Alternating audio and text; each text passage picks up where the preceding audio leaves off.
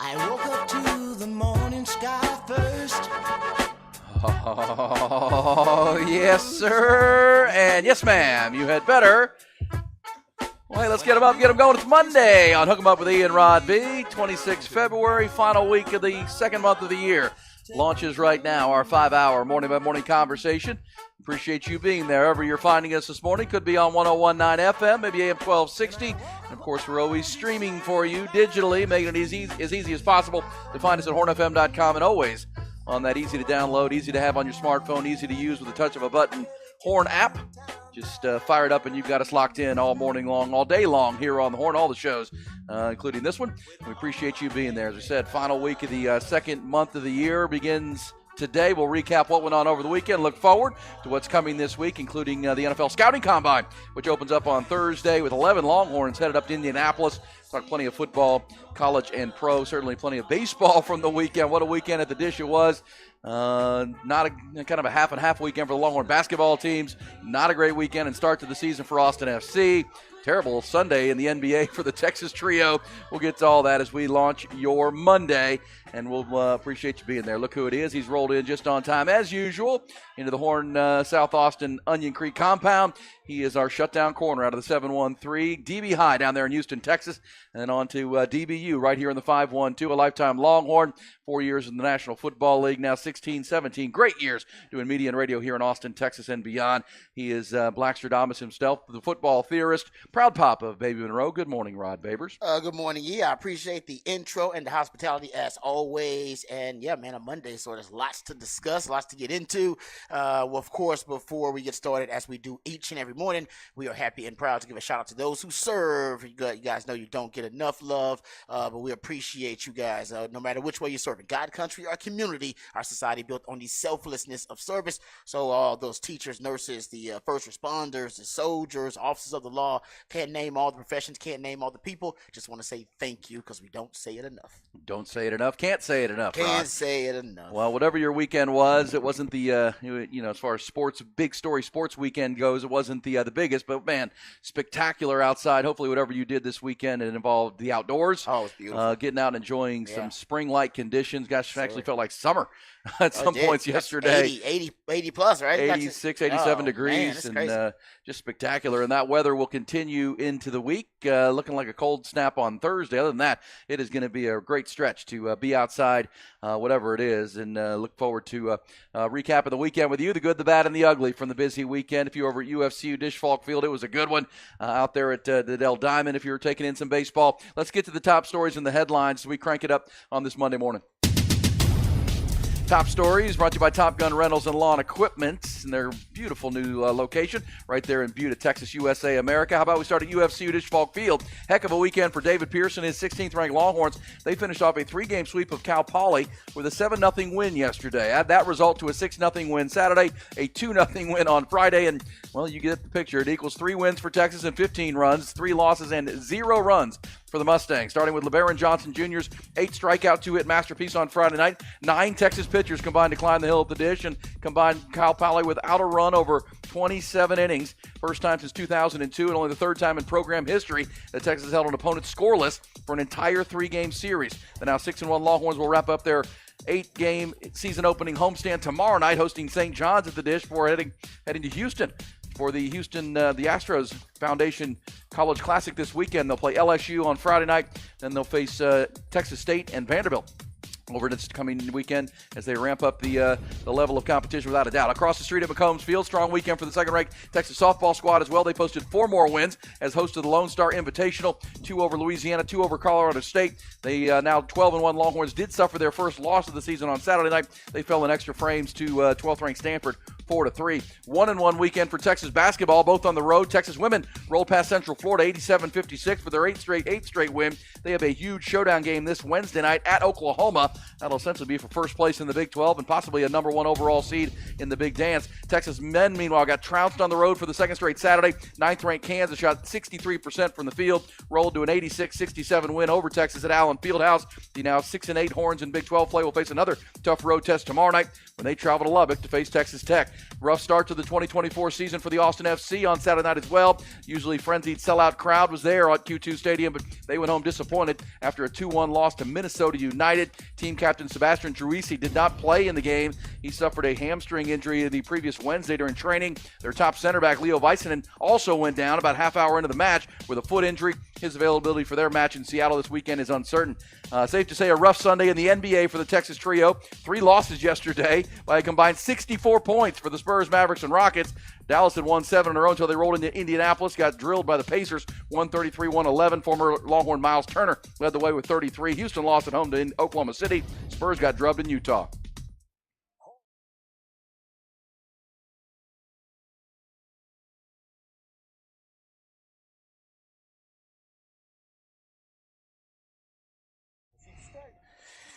Did you, I think this was, man, it might have been Friday, late Friday, or maybe Saturday.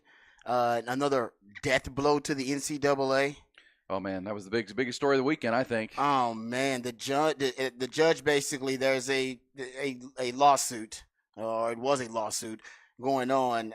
Basically, the NCAA was in a lawsuit with Tennessee, basically, right? It's the state of Tennessee. State of Tennessee, the Attorney General. The Attorney General. Basically, they were disputing about the NCAA's NIL rules. And they basically were saying the NIL rules actually conflict with the NIL law of the state. Every state has an NIL law. The NCAA has their NIL rules. And essentially, they're saying law trumps rules. And the judge agreed with them. The judge granted the injunction in Tennessee versus NCAA as a federal court. They basically have to freeze their NIL rules for a while. And while they're frozen, I believe inducements now It's open season. are legal. I don't know exactly how they're going to, interpret it, but I believe now inducements for recruits are legal for the time being. Remember, it was the NCAA that sent word to Tennessee and the University of Tennessee that so state institution saying, hey, look, we're accusing you of violation of rules, violation of our rules, which would be inducements to recruits before they are on campus, which is not NIL, that's inducements. Yeah. And as you said, the university officially went We straight knew to the courts. Yeah, they were like, hey, man, straight to the courts. they were like, we're actually operating by the law. And the NCAA is like, nah, our rules trump your laws. And we knew this was going to happen. It was. I'm surprised actually the state of Texas didn't do it, but we knew one of the states were going to do it.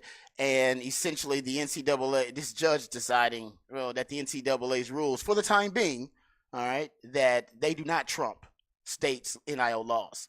And as you just mentioned, basically the rule was you can't get any NIL opportunities. They can't necessarily offer you any NIL deals at all until you sign on the dotted line your letter of intent and you are a student athlete. Once you're a student athlete for that school, then they can offer you all kind of stuff. The collectives can offer you, the directives can offer you, whatever it is. All right, but inducements were always illegal, even though we knew they were happening anyway.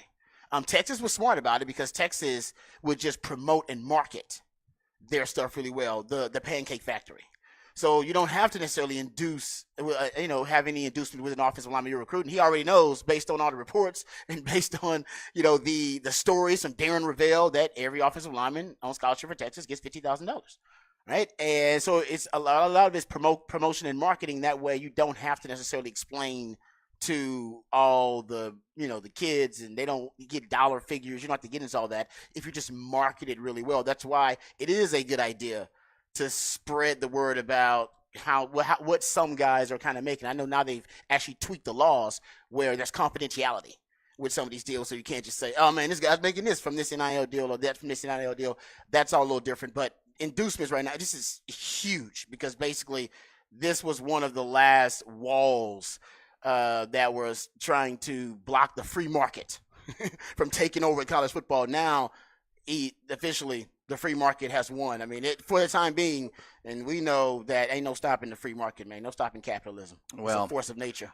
Without a doubt. I mean, and essentially what we saw on Friday with the judge in Tennessee, it took barely 3 weeks for Tennessee and 2 attorneys general to overturn what has been a bedrock principle in college athletics is you can't give recruits money. Period. Like even with NIL, well, you can give them money when they get on campus. Yeah. And they're playing for your school in whatever sport because, the previous judges in the Supreme Court ruled that you got to allow them to use their name, image, and likeness and be able to make some money and cash in on this pile of cash that's piling up. But there was still the bedrock principle: you can't give recruits money. Yep. Who aren't student athletes yet. Exactly. Well, now you can.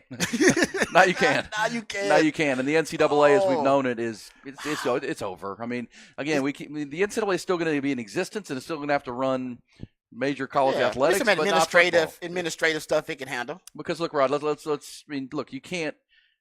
I've been an advocate for the players being paid for a long, long time. When it's your thesis? Yeah, those mid-'90s. You try to find that thing, E. I know. With the way things are going, you will find that thing, man. I'm never finding it. Damn it. But too many moves, too much. Yeah, I know it. I didn't even do it on a computer. I did it on a word processor.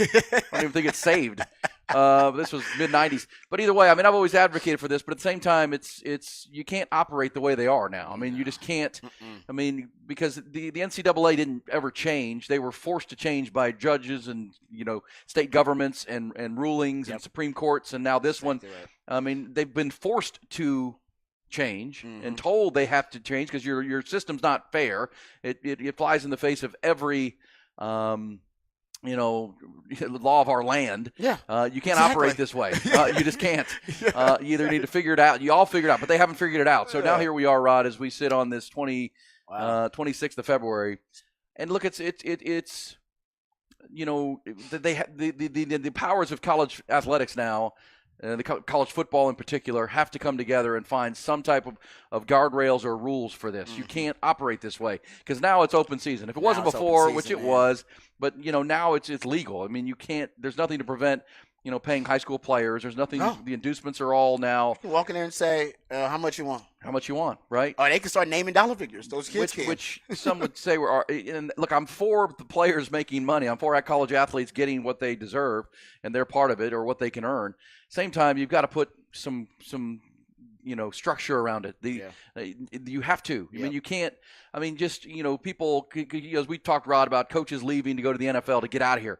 We can't operate this way. We can't maintain rosters. And I think it was Mike Greeny on ESPN last week talking about I don't feel sorry for the coaches at all. You guys have run this operation. You've always been in control. Now you're not in control. Look. We even advocates like me understand you can't operate this way. Yeah. Just take the NFL, right? If you had the NFL and when the season was over, if the entire Chiefs roster could sign anywhere they wanted to go, there were no rules about it. And there was no salary cap. You go wherever you want. Just basically you hit the free agency every year you want to. Just consider if the Chiefs just won another Super Bowl and then Patrick Mahomes can go wherever he wants. And by the way, NCAA has already said they do not penalize multi-time transfers. So you can transfer as much as you want without penalty anymore. Yeah. That's great. So it's wild. So you mean I was born way too early. So don't hit the text line with we told you so. This is a bad idea. No. Paying the athletes and allowing them to cash in where everyone else is cashing in is not the problem. The problem is they have no structure in place. They've done nothing to prepare for it. They don't have any. The NCAA wanted this. Don't forget that because they wanted this thing to crash and burn. Yes, they did. So that everybody's upset, and then everybody apparently would call back to the NCAA, please come save us. But nobody's doing that because we know this actually is still better than what the NCAA had been doing for the last 60 years, but 70, we would 80 agree years.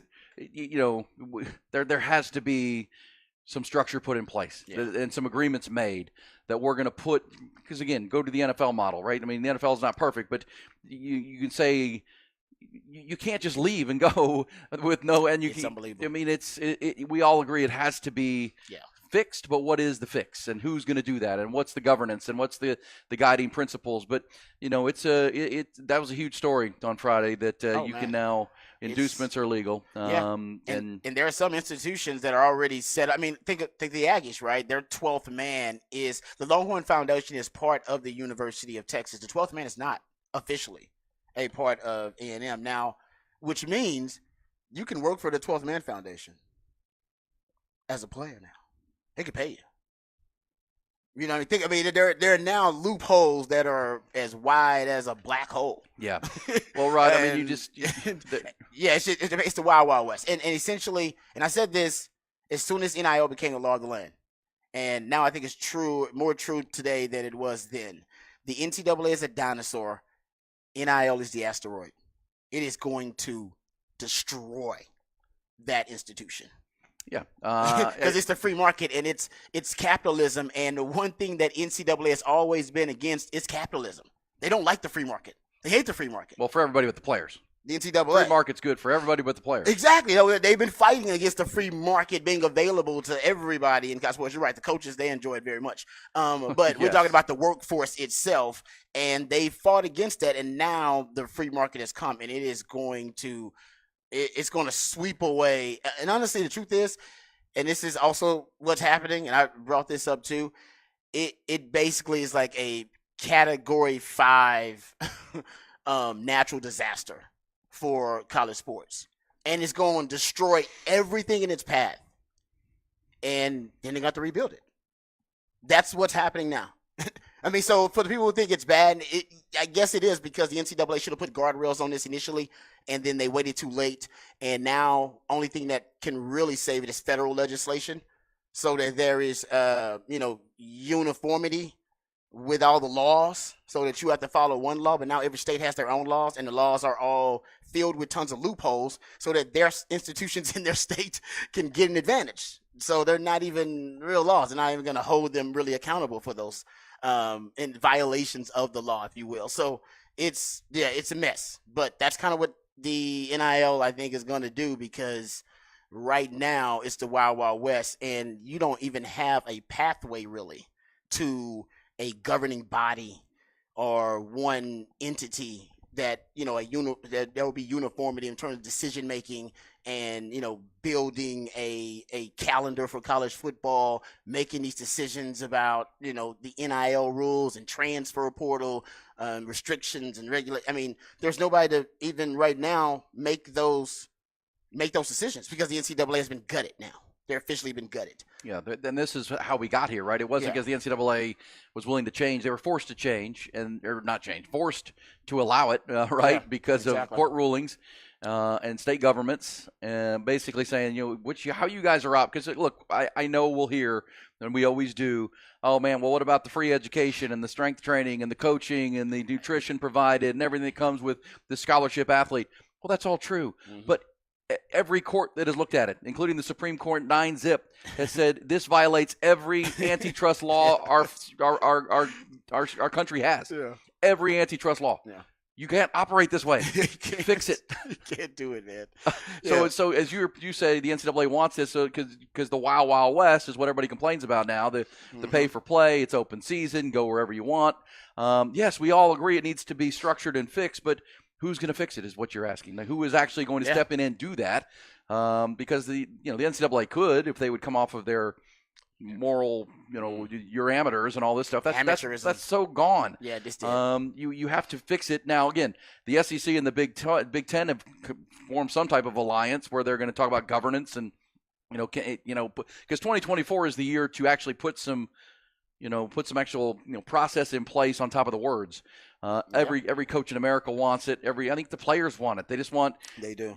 Because just like you can't, everything that was happening before NIL was a violation of antitrust laws across this country. This is also not sustainable. This also can't work. Just tearing the dam down and letting the river flood everything with no control. It's why you build a dam. That's why you put those processes in place and you open floodgates and you let water out. And just if you want to see that as a visual, but you can't do it this way. To use the dam, Rod. You build a dam. Yeah. You've got to have some floodgates. You can't just let it sit there because it's going to overflow at some point. That was what happening before. Now it's just tear the dam down. Yeah. You got to build something back in place. But to the point is, who's going to govern that? What's the agreement? How does it work? There's a lot of ground to cover here, right? Rod. How long is that's gonna take?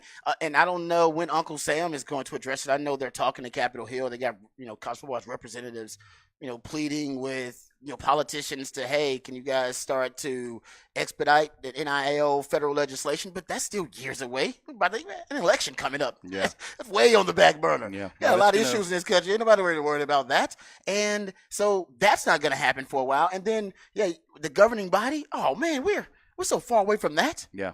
We're a decade from a governing body in college football. The true separation of the have and the have-nots, the restructuring and recalibration of it. This might be happening for a while. I don't know when it's going to stabilize. Something's going to stabilize it. I would say less than a decade. Look, I mean, who would have thought this time last year the Pac-12 would be gone? Like, I mean, well, we knew what. Actually, no, that's not true. We knew the Big 12 or the Pac-12 would be gone. We just thought it would be the Pac-12. We thought it would be the Big 12. So we knew a conference was gonna, basically dissolve. We knew that. But that's what I'm saying. We know it has to change. So I'm not saying. I would say you could do it sooner than a decade if you actually got people in a room and actually made some strong decisions. Yeah, you're right. And told, hey, then use this as the judge's ruling that came down on Friday, and say, look, guys, the NCAA is as we know it out, especially in college football. We, for the good of our sport, and because there's a lot of good things going, right? The 12-team playoff is coming. We're going to have a lot of good college football coming your way, but you cannot operate in this type of lawless environment. You just can't, or rule-less environment. You got to take what you've got and get people together, and let's all come to an agreement that this is how it needs to be, and what we have to do. I agree with you that it's not going to happen tomorrow, but I don't know if it's going to be a decade in the making. I think importance may push that there will be. It could happen sooner than that. It should. It should. Because I don't think anybody wants to operate in this environment. I really don't. It should, but I don't know. I don't know what the process is of emancipating yourself from the NCAA because you guys have been entangled for so long. I just don't know. Is it gonna? Everything ends up in the courts. But I just don't. I don't know between the presidents and the conference commissioners, and when they make that move, like I said, I don't know where it ends up, and I don't know how long it takes. But you're right. I mean, hopefully it happens before 10 years. They need it to happen. Well, they should be right now with a sense of urgency. Those leaders. Well, look, with the NCAA, while it's still whatever it is could do and should do is allow athletes economic rights and, consider signing them to contracts and bargain at arm's length and all those things. Yeah, but they're not going to do that. Well, you've been studying this organization for a long time. They're not going to do that. But I don't want to sit here and say I know. I'm just telling them what they should do. We've been I know, but they're not going to do the right thing. They're not going to do the right thing. They're not going to be progressive. They're not going to have a modern philosophy about it. They could have done if they had done what you said back when you said it when you wrote your thesis. Yeah. The NCAA right now would be one of the most powerful organizations in America because they would have taken a pro-player stance way before it became popular, and the players wouldn't have initially started to revolt. Correct. The workforce is going to be like, no, we're living good, man. We get a free education. We get these great stipends, cost of living. Got contracts. Yeah, you know what I mean? They would just keep it modern. Hey, you get your EA Sports stipend. You're going to get that. Yeah, you're going to get that. You're going to get this. But, they're making, a few $1,000s, every spring, that would be great. But they didn't. And so, and slowly but surely, everybody turned against these NCAA. Not just the workforce itself, but the coaches thought they were nonsensical, right? Because of the big, thick, yellow pages size rule book they have. The administrators turned against them. Conference commissioners turned against them. And the fans hated them. And by the time the NCAA looked up 30, 40 years later, they had nobody on their side. There was nobody advocating. Nobody was saying the NCAA. Now that's a quality organization. That's a great institution. And no, everybody was like they're a borderline criminal syndicate. Yeah, it's a cartel. Yeah, exactly. Because they never changed. Well, and of course the only thing that changed was the amount of money. Money just kept pouring in, right? Billions. Because the schools, the universities never said, hey, we don't want your money, TV networks. We don't want your money, Nike and Reebok and Under Armour. We don't want the money to pay our coaches $6, $8, $10 million a year. Now that started getting crazy. So I mean, back when I was writing these things and talking about it, it was the head coach at Texas was John Makovic, and he was making $700,000 a year, which was good money. A lot of money. I was just saying, but now the head coach is making $10 million a year here. So I was on the low side last year, making $5 million, and all the coordinators are making $1 and $2 million a year. Yeah, man. So that's what's the money kept pouring in, and this is. To your point of the NCAA incrementally could have actually controlled this and done it the right way, so for me to expect them. But we asked what could be done. Oh, yeah. What could be done is the power conferences can unite and agree to a governance body and some type and just, Heisman and 86, the NCAA completely from the conversation. It needs to happen. Or the NCAA could step in and finally do something right, which they're not going to do. 100% correct. Exactly. And that's where we are. It is. You can't. When I say you can't operate this way, I think we all know this way with no rules at all and you got to re-recruit your roster every year, and it's his highest bidder. It's this is nothing new. I mean, we heard Johnny Manziel last week in the interview with Shannon Sharp talking. I mean, there were a lot of highlights from that podcast, but him talking about his father asked for $3 million back in 2014 from Kevin Sumlin, and we'll stay for another year. Well, and just the casual nature of Manziel saying, well, that's just the way it was then. People were getting bags of money, and we talked about it, and we'd have people texting and calling saying, "Oh, that's not true." Well, you knew what was going on. Well, now it's just above board, so it's not. But the biggest change, Rod, is the transfers, right? So now there used to be penalties for transferring. No, now there's not. So now it's just open season, as I say. If you try to replicate this in any other sport, you can't manage that way. You can't navigate that way where at the end of each season, anybody can go anywhere with no penalty. There's no commitment from the player to the university or player to the team. Big picture, because they're not locked in by any measure. That has to change. I mean, now that the players, this is very favorable for the student athletes, there's got to be some rights, some restrictions put in place that as Nick Saban has said, Rod, we're committing to these players. They're not committing back to us. No.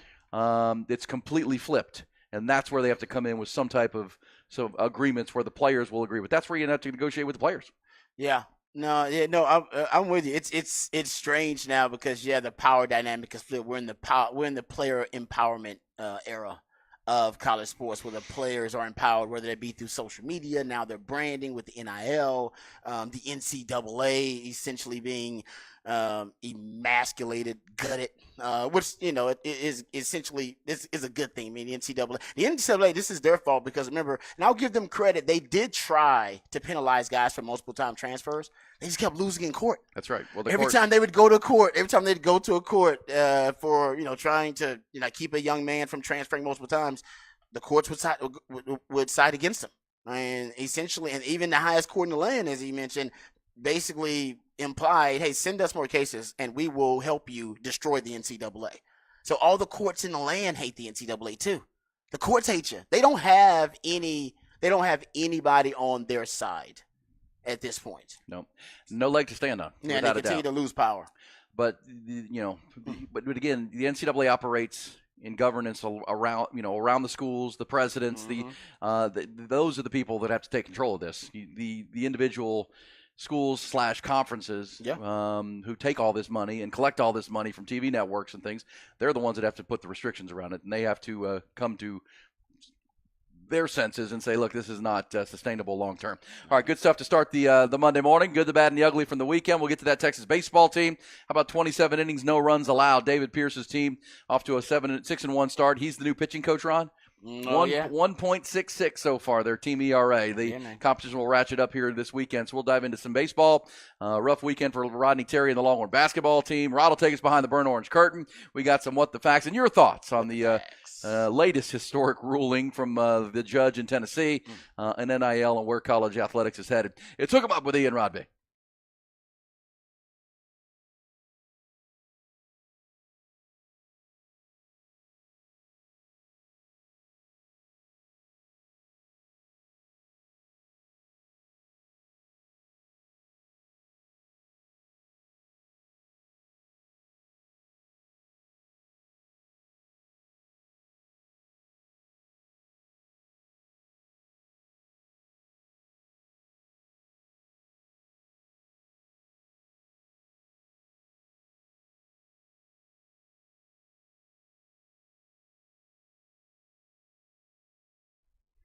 Hey, what's up, folks? Lifetime Longhorn Rod Babers here. Austin, Texas is a great city, aside from the traffic. But that's because so many people love Austin. They keep moving here, so the traffic gets a little worse. But that's right. It's totally worth sitting in traffic because Austin is such a fantastic city, whether you're talking about the food, the people, the culture, even the iconic landmarks around this town we all love. And what you may not know, so many of the iconic landmarks in this town that we love so much were actually created and built by the skilled craftsmanship by Ironworkers Local Union 482, like the Pennybacker Bridge and DKR Stadium. The folks at Ironworkers Local Union 482 right now are hiring over 3,000 people for a huge project right here in Central Texas. So if you're looking for an exciting employment opportunity or you want a refreshing career change, you can become a member of Ironworkers Local Union 482. Like I said, they're hiring 3,000 people for a huge project, and you can become one of these valued members.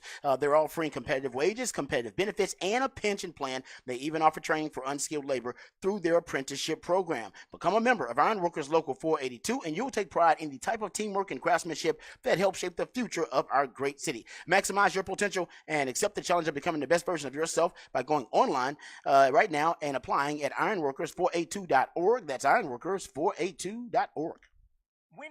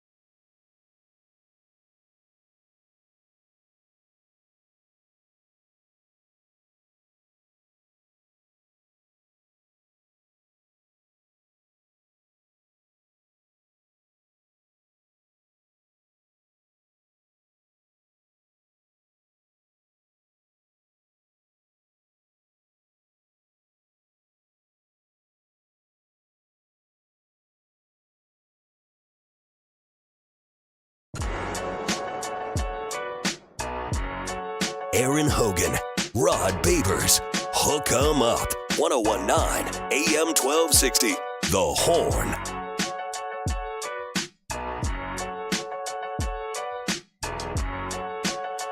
All right, Hook 'em Up with Ian. Rod B rolls on what's going to be a foggy commute this morning. The weather's been fabulous, but you're going to deal with some fog rolling in, especially south and southeast, as you roll on in here to Austin, Texas, USA, America, wherever you're headed. Out to the hill country, we'll not see as much, but certainly 35 and east and south. Fog will be the name of the game. Did you deal with some of that, Rod, on your way over to the compound? I didn't deal with much of it, but I can see it, though, because it was like precipitation in the air a little bit, so I could see that. Yeah, I didn't get too much of it though, which was good. But be careful out there. Drive slow. Take your time. Ain't no rush. Ain't no need to rush. Correct. Yeah, and look, we're talking college athletics and the ruling on Friday from a judge in Tennessee that it didn't take long. Of course, the NCAA alerted Tennessee that they're in violation of the rules, and as you said, the judge in Tennessee pretty much ruled that the state of Tennessee's laws trump your rules. Yeah. And we can go back to when this came down in the state of Texas when they the state legislature changed the rules, loosened the rules and restrictions on NIL, which the NCAA, of course, fired off letters to Texas and all the schools in Texas saying, look, we still expect you to follow our rules, not the state law in your state. And I mean, and by the way, Texas and Texas A&M, I believe they decided to cooperate with the NCAA. I think Chris Del Conte were not going to challenge them because Texas wins here regardless. They do. I mean, this wild west for now, where you can induce players. Texas has enough sugar daddies. Texas has enough collectives and directives. Texas is just going to help them. This is advantageous for the university in every way. And even if they put some restrictions on it and they operate by the NCAA rules, they're still the leader in the NIL space. So Texas really either way is going to come out on the winning end. They're going to benefit from this. Well, look, Either I mean, and here we Yeah. are now. It's like most things in our politics these days, and in our conversations, you're going to hear the folks who say,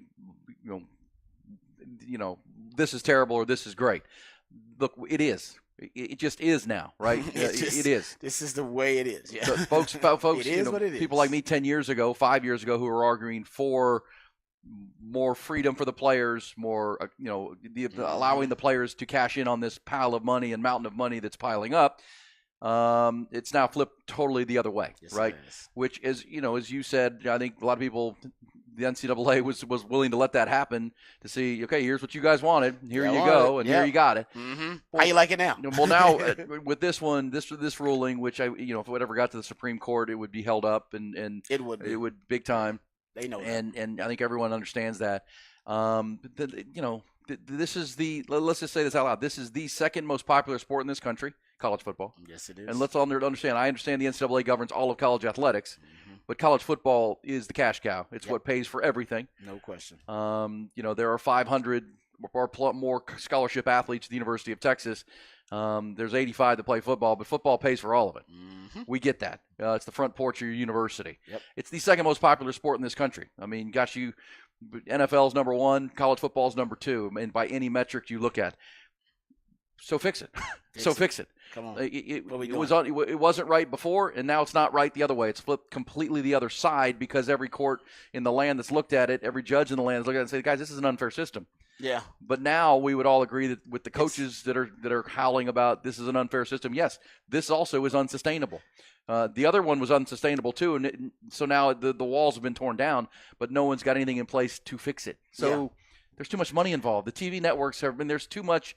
So get together, come up with common sense ideas and fix the problem. Ideas. Yeah. I mean, you got too many smart people Yes. in college football. With too much money to make. You're talking about basically a multi-billion-dollar business now. I mean, the sports industrial complex now. College football's, and like I said, nobody's ever asked the question. I'm sure somebody will. We know the NFL is worth annually $17 billion or something like that. On their way to $20 billion. I mean, that's what annually. That's what they're worth. And it's just that value just keeps increasing. Nobody's really asked the question. Maybe somebody has. What's major college football worth? Like, what is it worth if you can consolidate all the powers and all the big brands and value in college football? That's right, Rod. And it's honestly, it's probably worth as much as the NFL if you can get them together. Right. And that's what's happening, by the way. Well, and again, I know there's still some folks out there that hate that idea, but you have to now. There's no other option but and as this text says perfectly on the text line, we appreciate your messages at 447-3776. Rules are negotiated. You now have to empower the players to negotiate for the rules. That's true. You just do. That's what I mean. You have to. Yeah. Because the players had no rights before, unless they wanted to collect money under the table Yeah. and break the rules, which they were doing. Which they could do. Well, now they're into a power position. The players are the product, And they know it. and they know it. And so now you have to negotiate with them, and most specifically the football side of things. And because if you keep football growing and build from there, because look, even if the football players through these negotiations are no longer scholarship athletes, Rod, now they're employees Ooh, who yeah. pay for their own school but still play football for said school. Yeah. You're still paying for everything else, right? It's good for the entirety of the athletics department across this country if you negotiate properly now. But rules are negotiated. They are. But then the players are going to have to unionize to a certain extent, I right? understand To start to get into that negotiation. Oh, no, I see where you're going. And it might need, and maybe that's a path that needs to happen. Yeah. To try to get some type of stability in college football right now. Because it's too popular. It's right now. It's like you said. It's a passion. It's a place where you can find passion and commitment, and that's what these networks want. Because the fans are passionate about the product and they are committed to their product. You're committed to your college football team. Yes. You're committed to your NFL team, and that's what they want because they know you're going to be there to watch. Appointment viewing every time they're on. Yep. That's what they're purchasing. Well, and we knew, meaning I think people who were paying attention to this thing decades ago knew we were going to get to this point if they didn't change. Yeah. And you could say it's shame on this whole situation, but it's shame on them, It is. as you said, for not incrementally changing this as it went. They had the opportunity. Bending the rules or changing the rules and modernizing the system. Why did amateurism have to stay? So now you have to do it from the ground up, essentially, Yeah. because it's now the walls are completely torn down. All right, Rod, let's get behind the burnt orange curtain. Speaking of walls, we go behind curtains to talk Texas football. Let's hit it. And they were all asking themselves the same question. What is behind that curtain? All right, we're just going to get into Pro Football Focus did their ranking of every draft prospect coming out.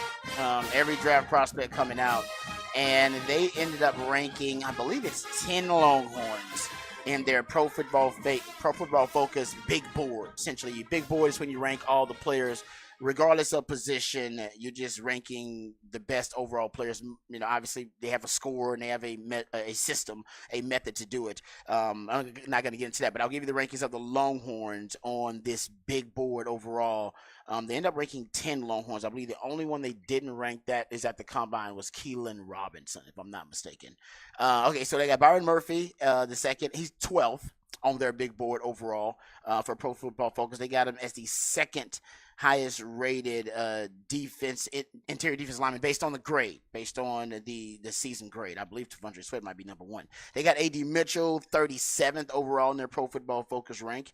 He has been considered by some to be the second best prospect coming out for Texas behind Byron Murphy. That seems to be unanimous that Byron Murphy is the top prospect coming out for Texas. They got J.T. Sanders ranked 41st overall coming out. They have Xavier Worthy 49th overall. So they got Xavier Worthy kind of as a second round guy, even though I think Matt Miller had him getting drafted in the first round. Matt Miller really likes Xavier Worthy. He kind of thinks he's underrated. Mel Kiper actually really likes the Texas receivers too. I heard him remark about that. And I heard him remark that he likes T'Vondre Sweat actually a lot. And actually, he believes T'Vondre Sweat may be his top defensive tackle on the board. Heard him remark about that this past weekend. So Xavier Worthy is 49 on this board. Jonathan Brooks is 59 overall, a little bit lower actually than he has been in some of the rankings overall. They got him 59th, so they got him probably around that second round. They got T'Vondre Sweat, Pro Football Focus, ranked as the 90th overall prospect. To me, that's way too low. Even though he's got the best grade of any interior defensive lineman in the country by Pro Football Focus, they still got him 90 on the board. That's I don't know how you justify that, because I think multiple scouts, Jim Nagy being one of them, executive at the Senior Bowl. Like I said, I heard Mel Kiper talking about it this weekend with T'Vondre Sweat. They think T'Vondre Sweat could potentially sneak into the first round. Well, he shouldn't drop out of the first round. There's no way I see him the bottom of the second round. I think if he drops to the second round, some team's going to trade up and try to get him. They got Christian Jones, 120th overall as a prospect, which for Christian Jones actually is pretty good considering what a developmental project he was in college. And they also, I think, project him as a guard in the NFL. That's helping him too, because at the Senior Bowl, he did play some guard as well. He's a high football IQ guy, got great football acumen. I'm sure he's very coachable, got better every year he was at Texas. So actually, I think that place right there, 120th overall, may be pretty good for Christian Jones. They have Ryan Watts actually at ranked here as well, which is a little surprising. They got Ryan Watts. They got Ryan Watts above Jalen Ford. Jalen Ford's at 217. So they actually really like Ryan Watts based on their Pro Football Focus score. Jalen Ford, I think, is way too low too at 217. But I will say off-ball linebackers are drafted usually anywhere from 3rd to 5th round. That'll be the sweet spot for Jalen Ford. I mean, you go look at all the best linebackers in the NFL right now. You're Fred Warner, you're Dre Greenlaw. I mean, those are 3rd and 5th round picks. You go look at the linebackers for the Kansas City Chiefs. I think Bowden was a 2nd round pick, but the other guy, what's his name? Chanel, I believe. He's a a third round pick. That's usually third to fifth round is usually where your off ball linebackers are going to drop, and that's where they get them. Jordan Whittington they ranked as 221st on their big board overall, and he's the last Longhorn ranked. Jordan Whittington actually, with the lack of talent in the draft because underclassmen are now and juniors are staying in college more because of the NIL opportunities that we talked about. You're getting fewer underclassmen in the draft, which means it's not as deep. And, if it's not as deep, Jordan Whittington, who knows, team may take a flyer on him in the 7th round or something like that because they're just, there's not enough guys. There's just not enough quality talent and depth in this draft, and that's going to continue to be the case. So that's good for guys at the back of the draft like Texas with Jordan Whittington.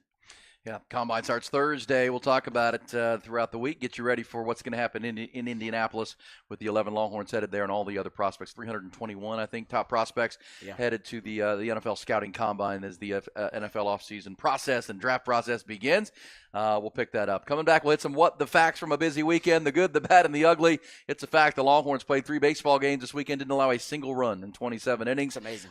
Pretty darn good. We'll talk about it coming up. If you were part of the huge crowds at the Dish, want to hear from you, we'll talk with you as we get rolling on this Monday morning. If you're in the fog, be careful out there. Hook 'em up with Ian Rodby.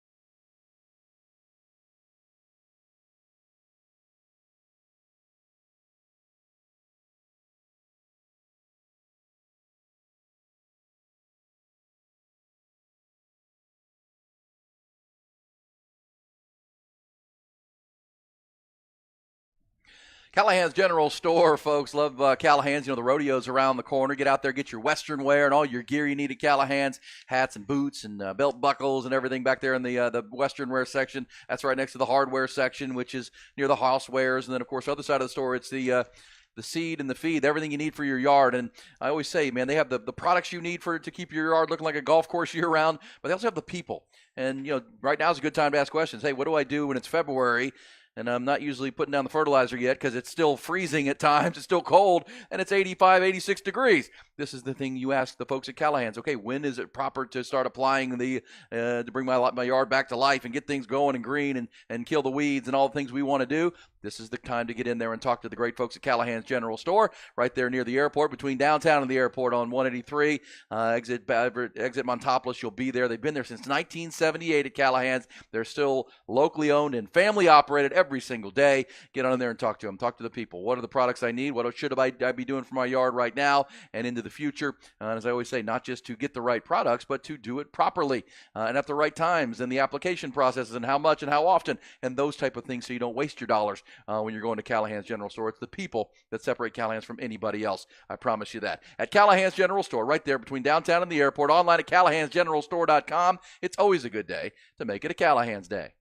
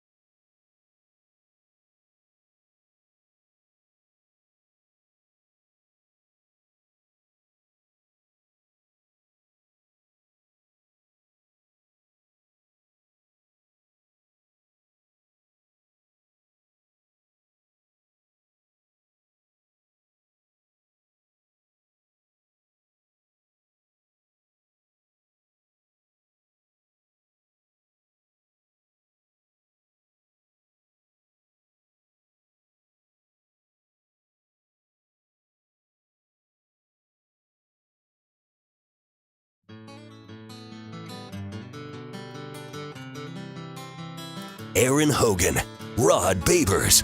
Hook 'em up. 1019 AM 1260. The Horn. Monday on the Horn, Hook 'em Up with Ian. Rod B rolls on. Time for What the Facts as we wrap up hour one of our 5-hour conversation this morning. And Rod facts in, as we said, Longhorn baseball off to a 6-1 start. They'll play the 8th game of their season opening homestand tomorrow night against St. John's before heading down to Houston. But man, if you're looking for What the Facts, no runs in 27 innings. First time since 2002 the Longhorns have shut out an opponent in a 3-game series. 3 consecutive games. They finished it off yesterday with a 7-0 total. And I'll say this, the most encouraging thing, and the competition will ramp up. Cal Poly's not a great offensive team, but a few guys in our lineup that can really hit. But I think the Longhorns did an incredible job. But remember last year when they were struggling as a pitching staff and kind of maddening as a pitching staff because they walked a lot of batters and a lot of free passes and base runners. Here's a fact you'll like if you're a Texas fan. All weekend long, Longhorn pitching walked 8 batters. Damn. I think is the total number. 2 might be 7. That's efficient, man. Yes, That's efficient. they're throwing strikes, right? Like Which is that. what you want. They had 7 total walks all weekend. So 7 free passes in 27 innings.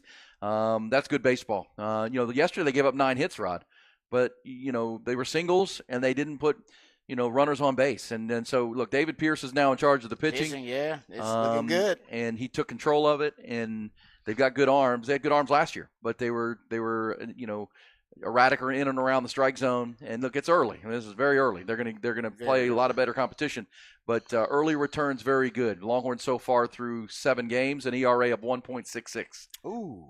In a 6-1 start. The one loss was that extra innings loss in weekend 1. But so off to a real good start, and looking forward to this week. And then this weekend down in Houston, that series at Minute Maid Park where they play LSU, Texas Start that State. sexy stretch now. Yeah, real sexy. I mean, Oh, man. starting It'll be March fun. 1st will be a 10-game stretch against 7 games over 10 games, Rod. It's a fact. They'll play LSU, Texas State, then Vanderbilt.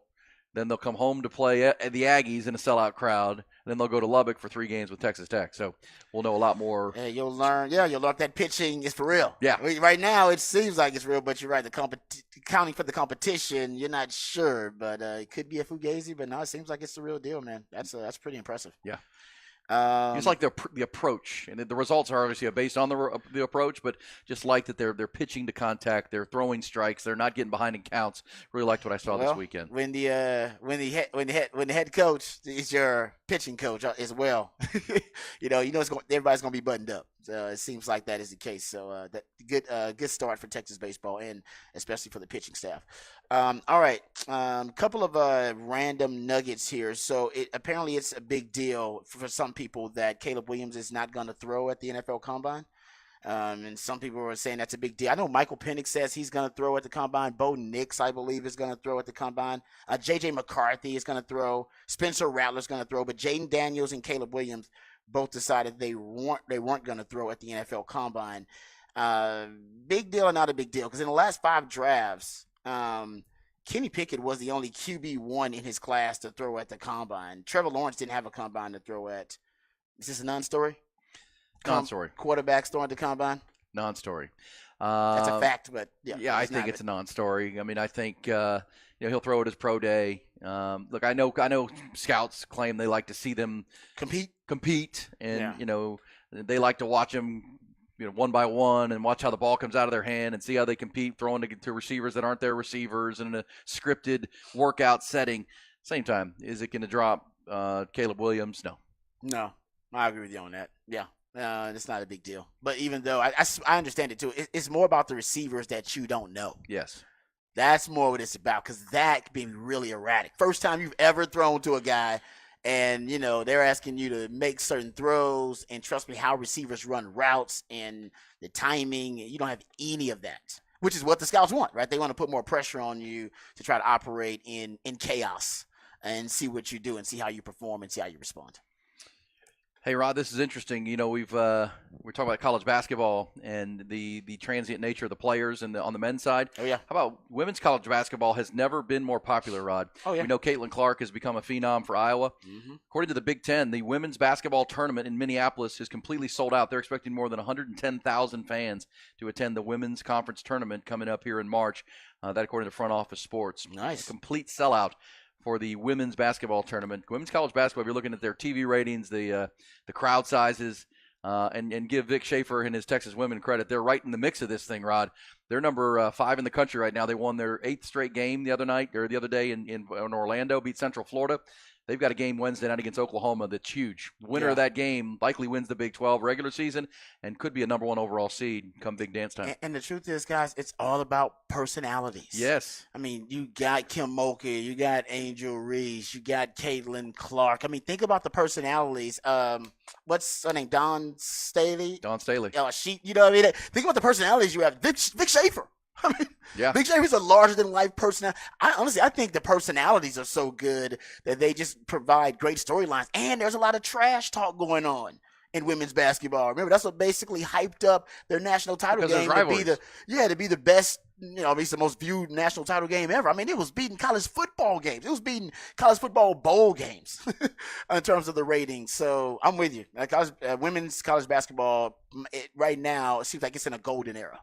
It really does. Well, and it's because we know in the men's side, they leave early. They're bouncing from team to team. Yeah. Longhorns seem to be building a new roster every year. Everybody is. Everybody is. And we see it here locally, but everybody does the same thing. So you don't get to know the faces. They're not rivalries as much. And they're capitalizing on it in the women's side for sure. Okay, how about this? If you look at the number of quarterbacks who have played at least 95% of their team's dropbacks over the 12 NFL seasons, there is a shift, a trend that develops after the 17-game season. So since the 17-game season, only 11 quarterbacks in 2021, 10 in 2022, and 8 in 2023 played at least 95% of their team's dropbacks. Prior to that, in 2012, I'll go from 2012 to 2020. 19, 16, 15, 15, 14, 14, 15, 13, 12, and now you're at 8. Better have a backup quarterback in the 17-game season. And as he says, they're going to 18. They're going to 18. You better have a backup quarterback. You better have a good one. And he better be able to win you 1 or 2 games, because the likelihood of your quarterback making it through a 17-game season ain't really high. And 18, it's even lower. Yeah.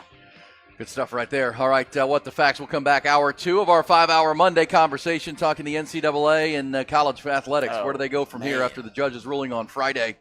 Inducements are legal. Ooh-wee, I was born too soon. Too soon, right? I was born too soon. Inducements. I'm happy for these young completely kids. legal. Yeah, good for y'all, man. Players in control now. What do they do? What's Damn next? right. We also will pick up hour 2, Rod's first rant of this Monday morning. We'll talk with you. What were you up to this week on this beautiful weekend in Central Texas? The good, the bad, and the ugly on Hook 'em Up with Ian Rod B.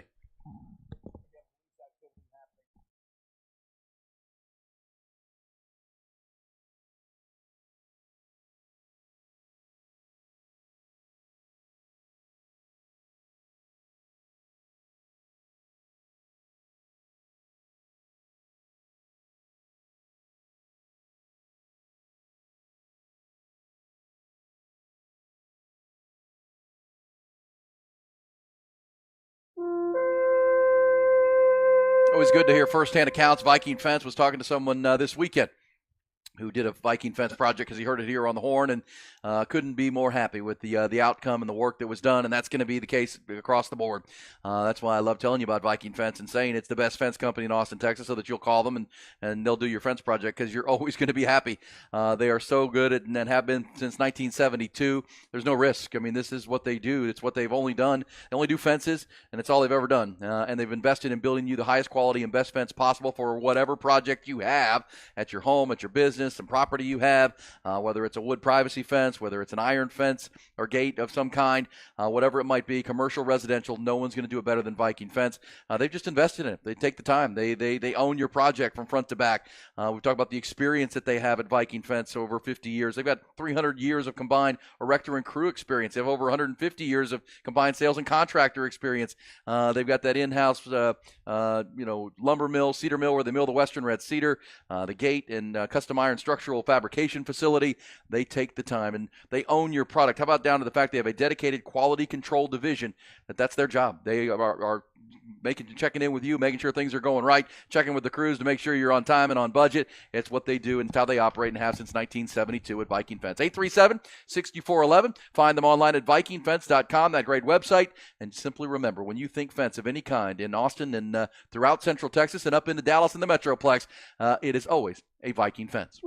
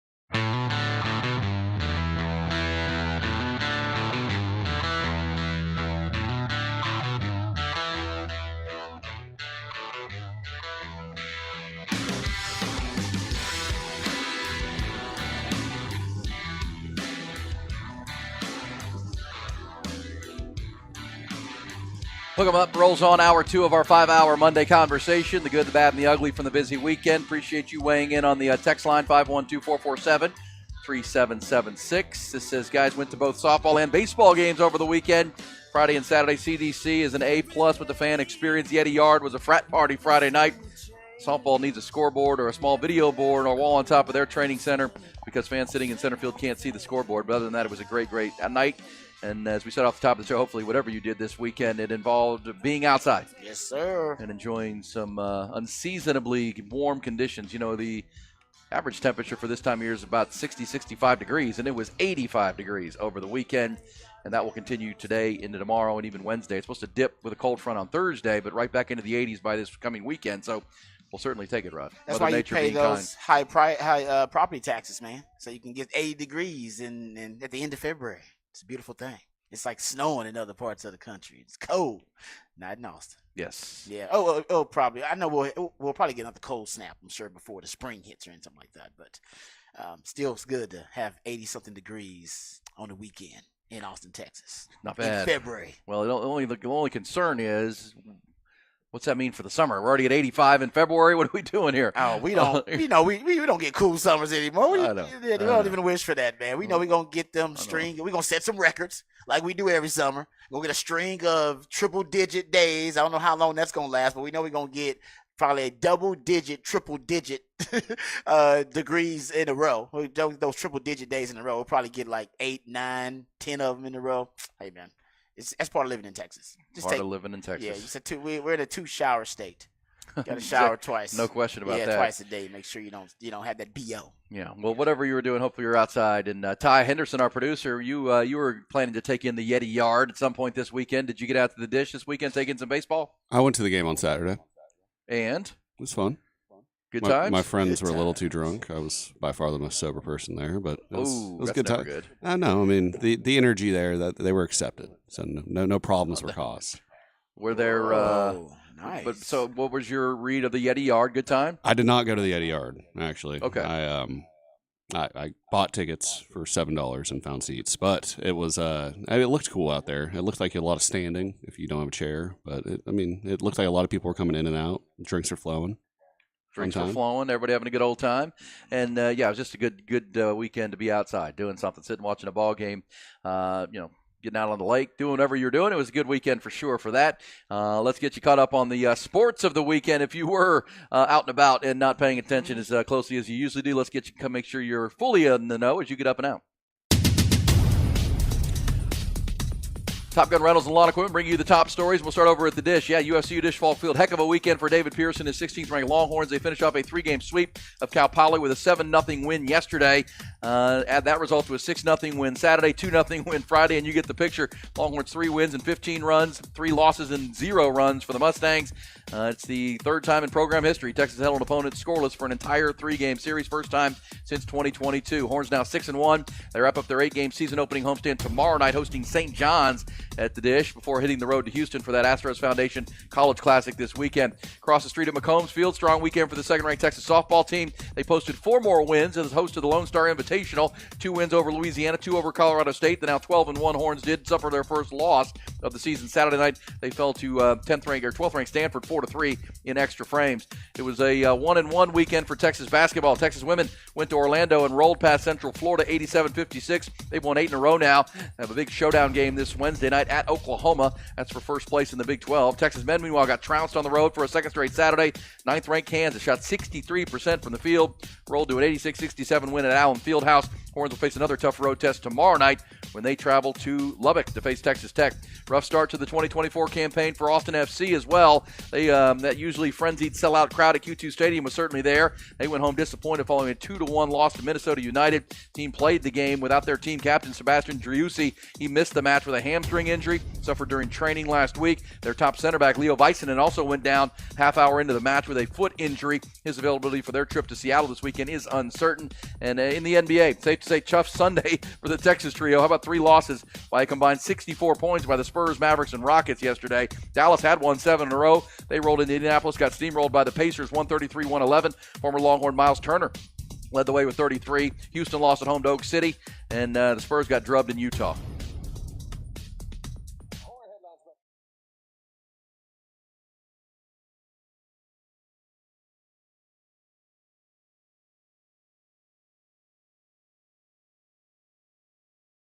All right, we'll get to my rant because I got a piece of sound, a piece of audio that I sent Todd that's going to be, I think, pretty surprising to people.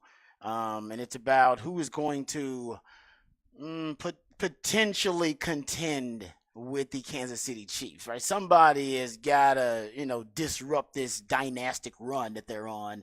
And there's an analyst who, he's got a prediction on what team that could be. Okay. So we'll talk about that in Route Round today. But of course, we've been ranting all day, and so far talking about the big news over the weekend that the state of Tennessee which was backing the University of Tennessee, the state institution, in their lawsuit against the NCAA. Just to throw it out there in layman's terms, because we don't know the legalese, there was an argument about whether the University of Tennessee broke NIL rules, NCAA's rules. So they sued the NCAA, and essentially their claim is that we followed NIL laws in our state, so our laws trump your rules. So yes, in your eyes, we may have broken your rules, but your rules don't apply because we're going by our state's laws. And this is probably going to come to a point of critical mass in almost every state where the NCAA's rules in some way conflict with the state laws. We even in Texas, right, there was a situation where the NCAA advised the schools, hey, follow our rules, not your state's laws. And I think the state institutions for Texas actually decided, hey, okay, NCAA, we'll follow your rules. But the state of Tennessee did not. So the judge granted an injunction in Tennessee versus the NCAA, as the federal court decided to freeze the NIL rules of the NCAA, which means now inducements, while this I don't know, this injunction is in place, the inducement rule does not apply, which means you can now use inducements to recruit players and transfers. There you go. I mean, what you couldn't do forever in college sports, now you could. I mean, essentially, depending on how you interpret the laws in your state and the NCAA rules, right now inducements are legal. Before, you could not get an NIL deal or couldn't be offered any NIL opportunity at all until you signed your letter of intent to be a student athlete on campus, and then they can shower you with NIL deals. But prior to that, there really couldn't be any conversation about dollar figures and about NIL deals specifically and opportunities. That was considered an inducement. Yes, it was going on anyway. But now it is totally above board. The way it's interpreted, there are some schools and institutes that may decide, no, we can just straight up start offering dollar figures, or we can negotiate dollar figures during recruitment. Well, and there's a reason the NCAA continues to lose in court, because you know they lived forever on the term amateurism, right? They're amateurs. Student athletes. So we can, gosh, the Olympics had to deal with this 30 years ago. When the Olympics was trying to call the athletes that participated amateurs, and we didn't have to pay them. While we're raking in a fortune, televising the Olympics worldwide, they're amateurs. They're amateurs. Well, look, that's been thrown out long ago. So once you can't hang in the NCAA and college athletics, you can't hang on the term amateur. Well, now you're in violation of antitrust laws. Yes, you are. Right? I mean, and most specifically the Sherman Act of 1890, Rod. Go on now. Long time ago. Which prohibits anti-competitive agreements, unilateral conduct that monopolizes or attempts to monopolize the relevant market. So essentially saying, if you guys are collecting all this money and not allowing the product, the players, to share in it, that's against the law. It's against the law. That's against the law. And it's against the Sherman. It's un-American. It's un-American. So we keep getting these texts from people saying, well, these judges are wrong. That's a fanboy judge in Tennessee. No, it's a judge who's reading the law. The law doesn't make sense. Yeah. Their system doesn't work. Quit saying free tuition and free education, and I'm paying for some kids in college right now. I get it. Yeah. It's a benefit without a doubt, but it's against the law. It's against the law, and they have not figured out a way. And this is a great text too, by the way, because I had not seen this. A texter of ours sent us. It says, guys, Darren Heitner, an NIL lawyer and University of Miami Law School professor, had this tweet over the weekend. A common immediate reaction to the NCAA losing a court battle is that the NCAA is dead. That is incorrect. While the NCAA continues to be weakened with each loss, it remains alive as long as schools continue to be voluntary members of the association. So, to just blame the NCAA is wrong. He's right. The schools who voluntarily, are members of the NCAA's association, create a new one. He's right. Get out and create a new one that's fair and and follows the law of our country. Yeah. You're the school presidents, and then vis-a-vis that, the conferences are the ones who have to change this. I agree with that. because they're going to continue to lose in court. They don't have a leg Yeah. to stand on once the word amateur is out. Yeah, that's why they no longer enforce the transfer portal rules about penalizing players for multiple time transfers, because every time they go to court, and Nick Saban said this, by the way, they lose. They lose. They lose because the courts are like, no, you're the one operating as a borderline criminal syndicate in this country. the players are just trying to get some freedom. We're going to side with the players on this. And like I said, the highest court in the land, as you mentioned, the Supreme Court, has also implied, send us more cases against the NCAA so we can help you destroy this organization, or at least we can continue to emasculate them and continue to take power away from them. And that's what's happening right now. So I'm with you. I don't know when the powers that be in college football are going to decide to emancipate themselves from the NCAA, but yeah, sooner rather than later. I mean, the time is now. They're weak now. Well, this is because now we're getting the text and the messages, people saying, well, this new system sucks. Well, it does. It does. It does. No, there's that's no true. doubt about Yeah, that. no, yeah. And it's unsustainable, but the old system was illegal. This is honestly, this is an overcorrection. Yeah, 100%. This is an overcorrection for all the years that they abused the system, and they essentially were, basically using these student athletes, right, as a workforce to make millions. To make millions, now billions, and not paying them what their actual market value may be. And now the free market, which is the NIL, the great compromise, the free market has now penetrated college sports.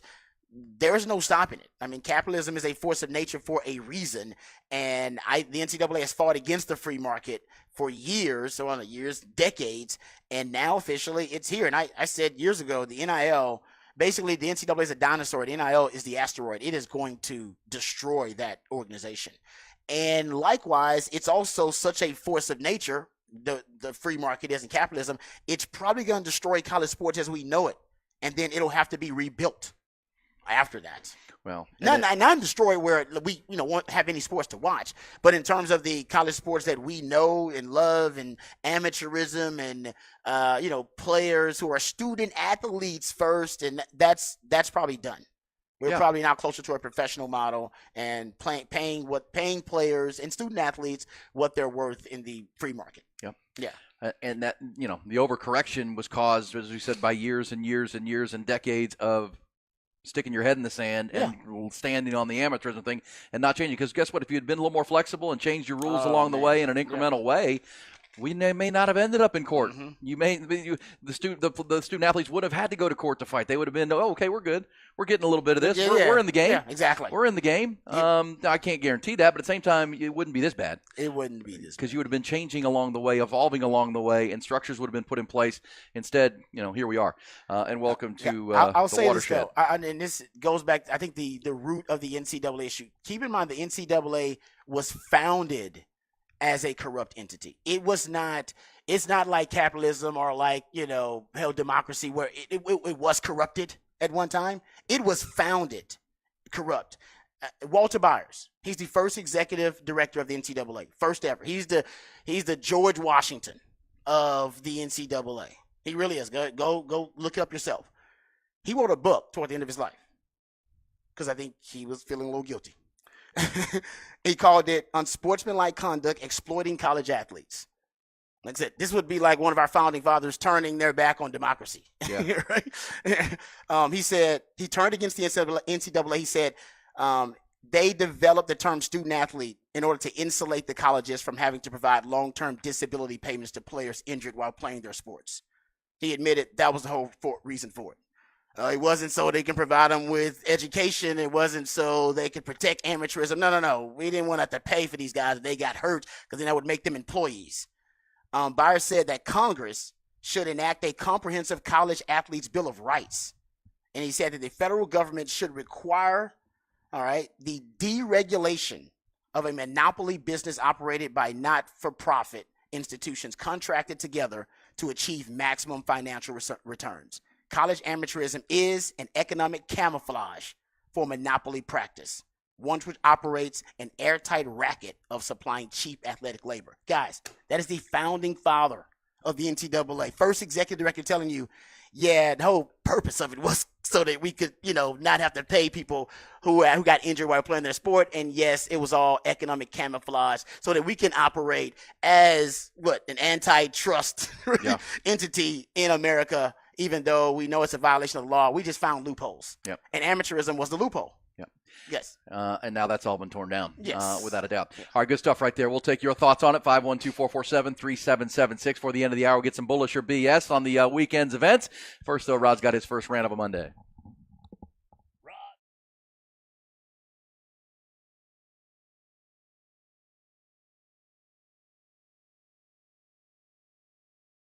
I'm as mad as hell, and I'm not gonna take this anymore! Find out what happens when people stop being polite and start getting real. You ain't keeping it real. My God! Okay, it's happening. Everybody stay calm. Oh, you've done it now. It's time for Rod's Rant of the Day. Hold on to your butts. All right, let's get into my rant here. I heard this audio of Nick Wright, and Nick Wright does a great job. Used to do radio in H-Town.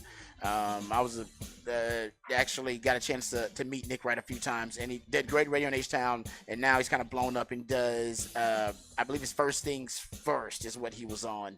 And he was talking about the Kansas City Chiefs, which he often does. He's probably the biggest Kansas City Chiefs homer out there.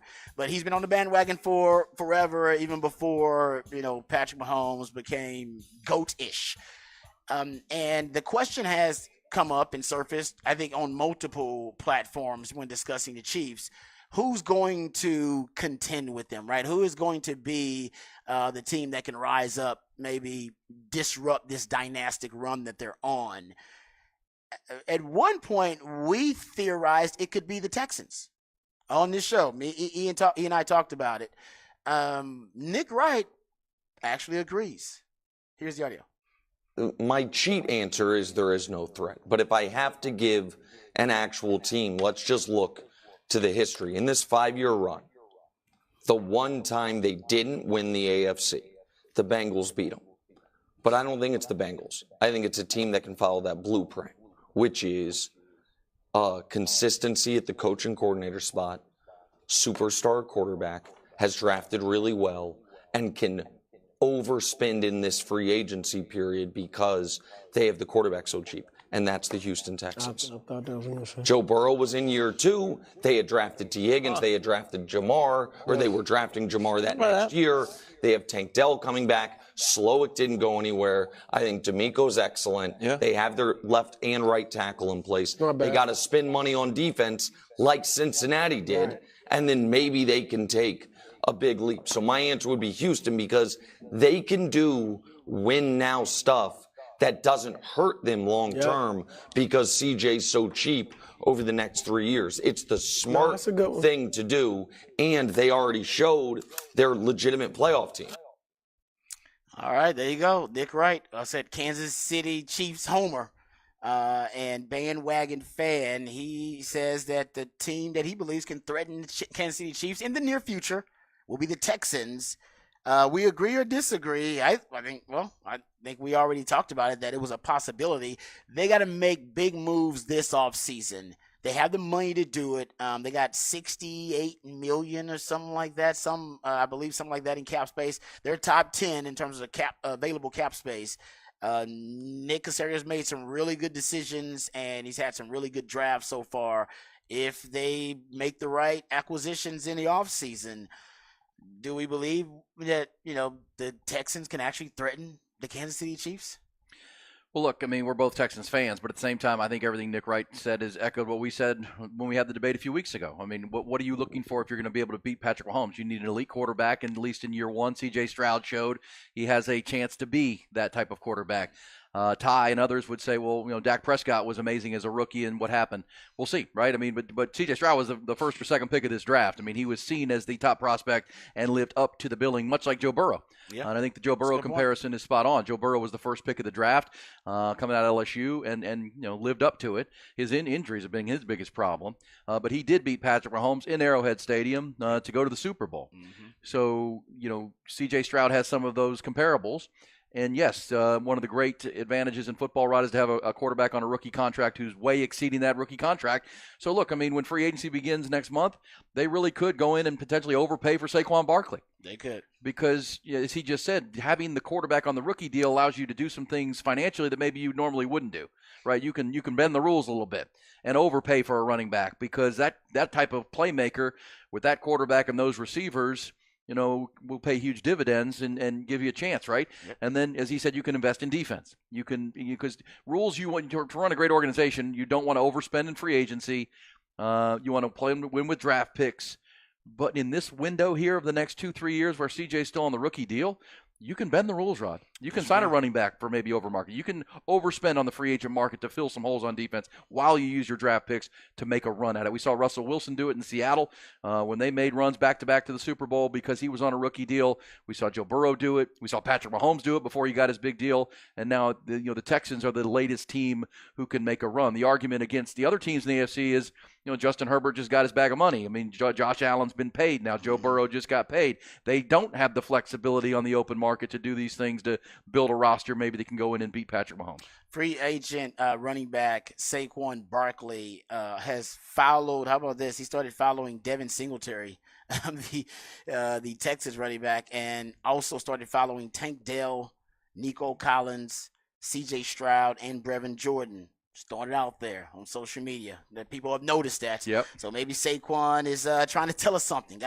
Throwing some clues out there about where he's going to end up. And I was wrong. Texans have $64 million in cap space. So they have the 7th most cap space. That $68 million was a projection. But right now, since the cap is in, and by the way, the NFL cap is unprecedented. Now it's at $255 million. It went up more than $30 million. It had not gone up that much. That was the biggest increase in the history of the NFL salary cap. So teams had a lot more money than they thought. So Texans will have $64 million in cap space, the 7th most cap space in the league. And if they have another really good draft, because Nick Caceres had some really good drafts, this draft class could be really important for the Texans because they've had a lot of rookies contribute. And now they're starting to try to draft more foundational pieces. And remember, Caserio signed a lot of guys to 1- and 2-year deals, mercenary deals. Texas is actually one of the oldest teams in the NFL. It's because they had so many mercenary deals with older players. I think that's why a lot of talk about them letting, Grenard walk. They're letting a lot of players leave because now they have these young players they want to start building with. You're C.J. Stroud, you're Nico Collins, you're Tank Dales, the offensive line's pretty much done. But on the defensive side, you're Will Anderson, you're, Derek Stingley, you're Jalen Petrie. You got your young core nucleus now. And now you got to start building younger guys around that core already. Right. Yeah. Well, and look, CJ's got to continue to get better and evolve. D'Amico Ryans has to continue to evolve as a coach. But when you talk about 5-year windows, right? All the time. The window is just opening for Houston. And that's what I think Nick Wright is talking about. That's what we're talking about. Can you capitalize? That's why we talk about the Cowboys and say they didn't capitalize on their window. No, they missed it. They missed the window. And now you're to a point where, your quarterback is a $60 million cap hit and you got to figure that out and you're going to lose some good players. The team in the NFC that's got the window now is San Francisco because they've got a quarterback on a rookie deal. Exactly right. And, they weren't able to finish the deal on Super Bowl Sunday. Your quarterback ends up the best quarterback in the league like Patrick Mahomes, and the window doesn't apply to you anymore. That's exactly right. The window no longer applies. Your guy's just that damn good. And he picked up the baton from a guy named Tom Brady. Yeah, the window didn't apply to Brady. And much like Brady, the word is from Patrick Mahomes, he's willing to take less money than market value to keep good players and keep winning because he's intoxicated by the winning now. Oh, son of a gun. You got one of those. Like Tim Duncan. He's like, I'll take a little less money. I'm cool. And Brady did it for year after year. Tim Duncan did it like twice, I think, too, for the Spurs. Yes, he did. Helped them keep it together, too. Yes, he did. Those kind of athletes are rare. They're rare these days. Yeah.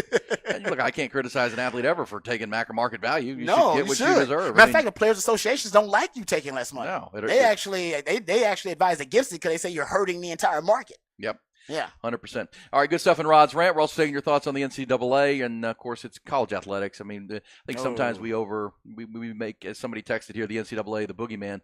It's true. The NCAA is a front for the colleges and the presidents to put it on to somebody else. That's It's them. true. They're the ones that run this operation. You're right. It's They're like the owners in Goodell. Yes, You're like, it is. It's Goodell's part. It's like, what's the owners? Yes. Those guys. It's the school presidents, Yeah, folks. It's the yeah. school presidents, That's a good administrators, point. conference commissioners, because school presidents elect the conference commissioners. Yeah. They hire the conference commissioner. So the commissioner is a shield for the school presidents. The NCAA, it's a voluntary organization. The school president, the schools that That's are true. taking the billions Yeah. can change it. They're the ones to fix it. Yeah. I know it's weird when you say voluntary, but it is. Yes. Like, they could leave. They could leave. They could. They just don't. You're right, because they kind of like that. They like having that cover. Oh, for sure. They like that cover. They want because there's some unpopular decision. They were like, man, NCAA did. It's like, well, no, y'all did it. Y'all are the ones who appointed those people. Y'all supported all this. Correct. Oh, it's good. That was put in place by the schools to give them some governing, right? Yeah. And oversight. All right, we'll come back. We'll take your thoughts there. Plus, we got Bullish or BS for the end of the hour. Good, bad, and ugly Monday. I'll hook 'em up with Ian Rodby.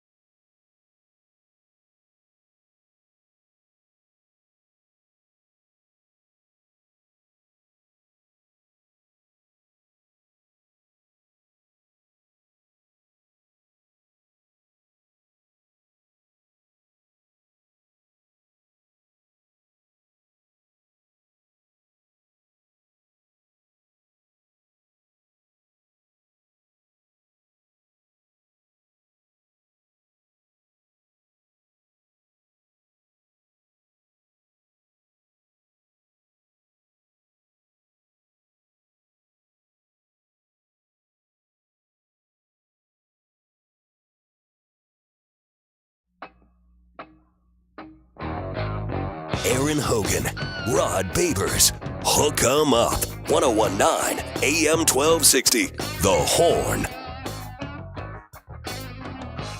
Hope you had a great weekend. If you're outside, you probably did. It was beautiful in Austin, Texas, all through Central Texas, and great weekend. We're talking all things college football, college athletics, the NCAA on the latest ruling that came down on Friday. Another hit to the NCAA and its governance of college athletics. The judge ruling that inducements are legal. The state law in Tennessee trumps the NCAA's rules on inducing players with financial gain. Yep. So the bag of money is now legal in Tennessee, at least. In Tennessee it is, and I guarantee other states are going to say, well, if Tennessee won, Yeah. we can win. Well, Why don't we challenge it? all right. There you So go. we'll see. I mean, more questions and answers on how they proceed and move forward in the wild, wild west of college athletics. Also, Rod, it's fair to say we'll do some bullish or BS coming up, the bullish and BS topics of the weekend, including some videos that have surfaced over the weekend. Wildest video, though, came from Cam Newton. Did you see the Cam Newton video? I did see that. I don't know Cam if Newton you haven't video. seen this. This is crazy. Cam Newton was at a 7-on-7 youth football tournament in Atlanta. Mm-hmm. And looks like video shows Newton. He's wearing one of his trademark goofy looking hats, He like is. one of his big Dr. Seuss hats. I don't understand. what's happening here. And he got like jumped by 3 people at the top of some steps. I don't get And big old 6'5", 240-pound Cam Newton getting jumped by 3 dudes, but he treated them like ragdolls, Rod. Man, they don't understand how big that dude is. They obviously they miscalculated because Cam is huge. Cam's a big boy. Cam Newton was bigger than most NFL defenders. Here, I'll give you a Cam Newton stat here. This comes from 2015, all right? So keep in mind 2015. Cam Newton stands at 6'5". He's like 6'5", 250. Yeah. And solid, like built like a superhero. In that season, 2015, there were 828 players to log a snap on defense. Cam Newton was taller than 90% of those 828. And NFL players. NFL defenders. There were 828 players in 2015 that logged a snap on defense. Cam Newton was taller than 90% of them, and he outweighed 52% of them. And of those 828 defensive players, only 9.5% matched his height and weight combination. So less than 10% of NFL defenders are as big and as tall as Cam Newton. Dude, he's mammoth. He's huge. He's huge. Well, what are you doing? There's 3 of us. We can take him. Wrong. Wrong. Wrong. The video lasts about 30 seconds. Oh, man. Before the altercation is broken up by a policeman. Wrong. And event security at the Wii Ball Sports and Dynasty U, the 7-on-7 tournament at Best Academy in Atlanta. What are you doing? The 7-on-7 tournament. And so Cam, he ragdolls one guy who comes after him. He's got another guy by his dreadlocks. They're trying to land blows, but they can't reach him because he's so damn tall.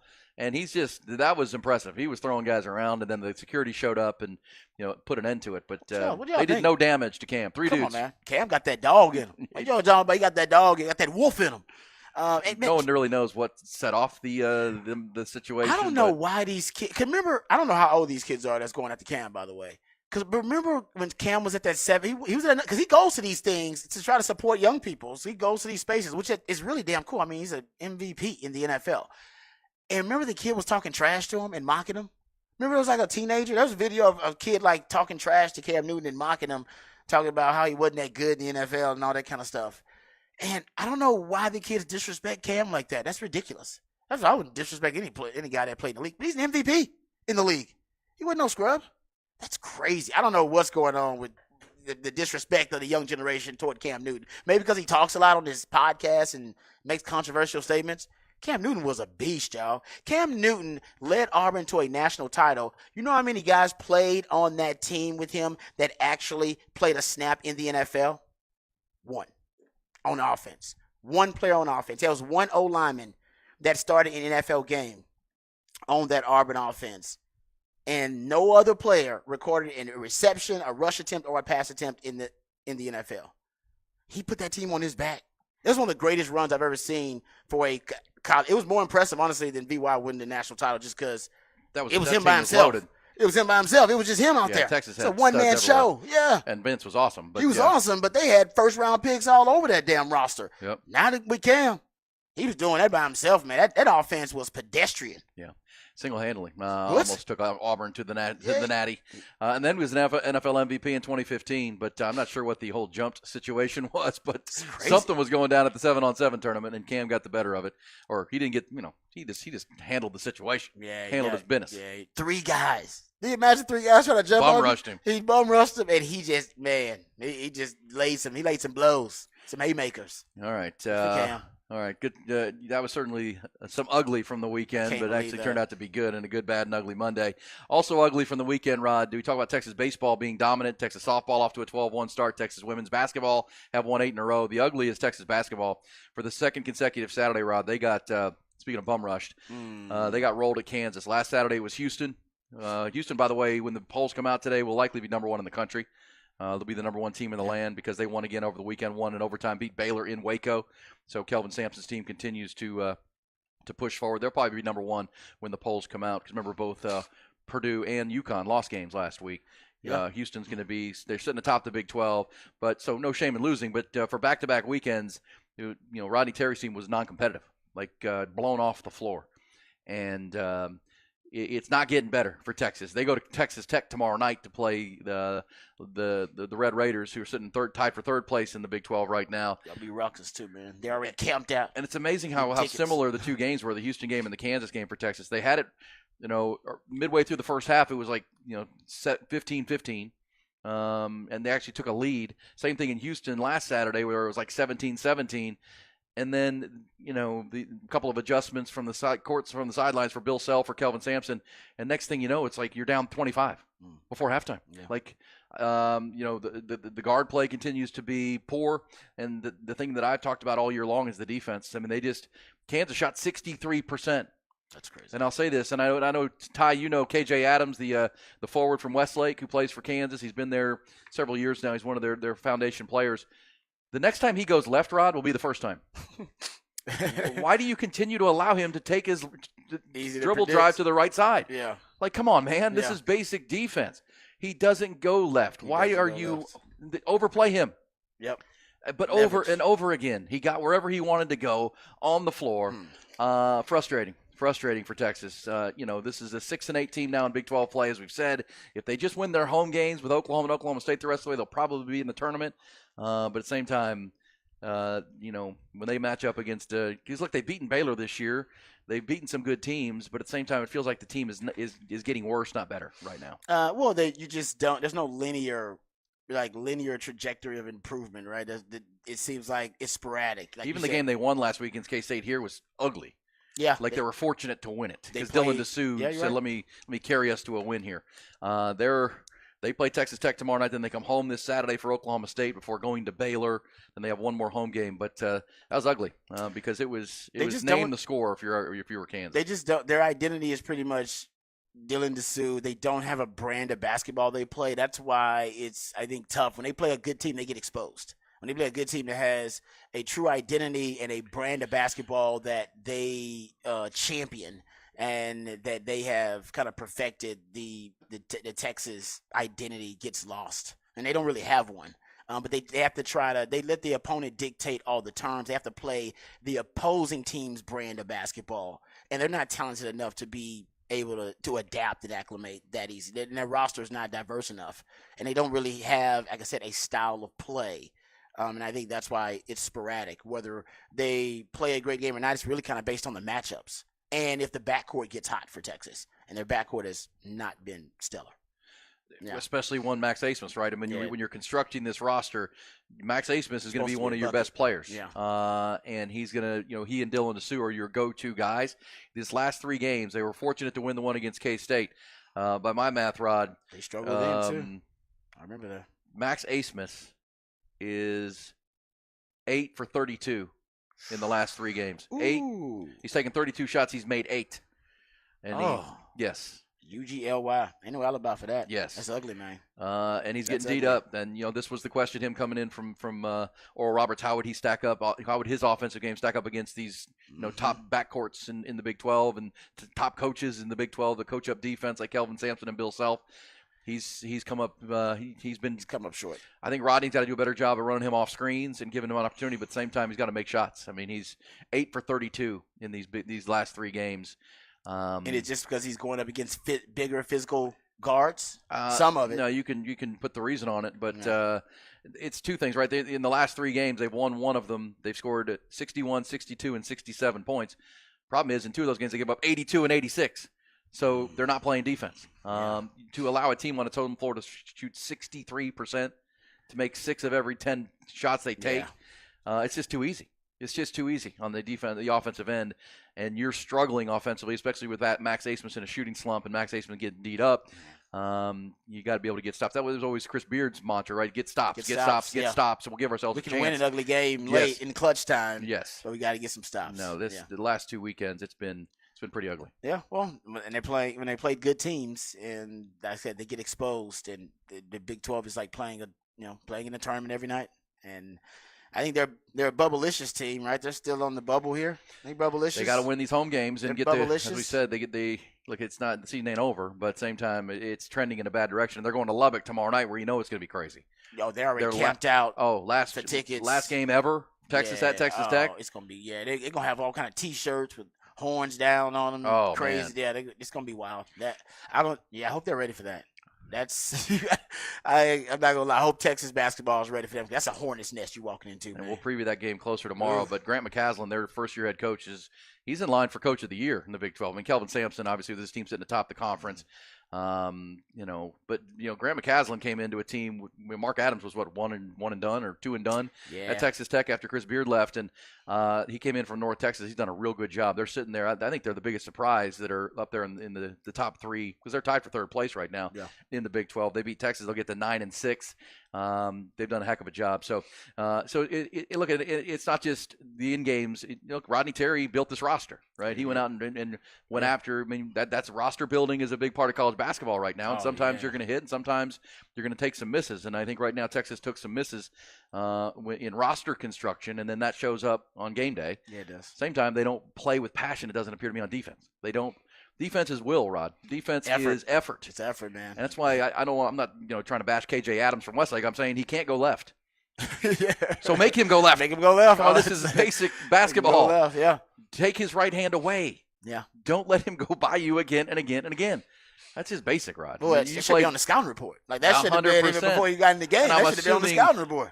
Rodney Terry and Frank Haith, they're good enough coaches. That was on the scouting report. It was on the scouting report, man. So that's will. Come on, man. Oh, yeah, that's just a simple attention to detail and executing.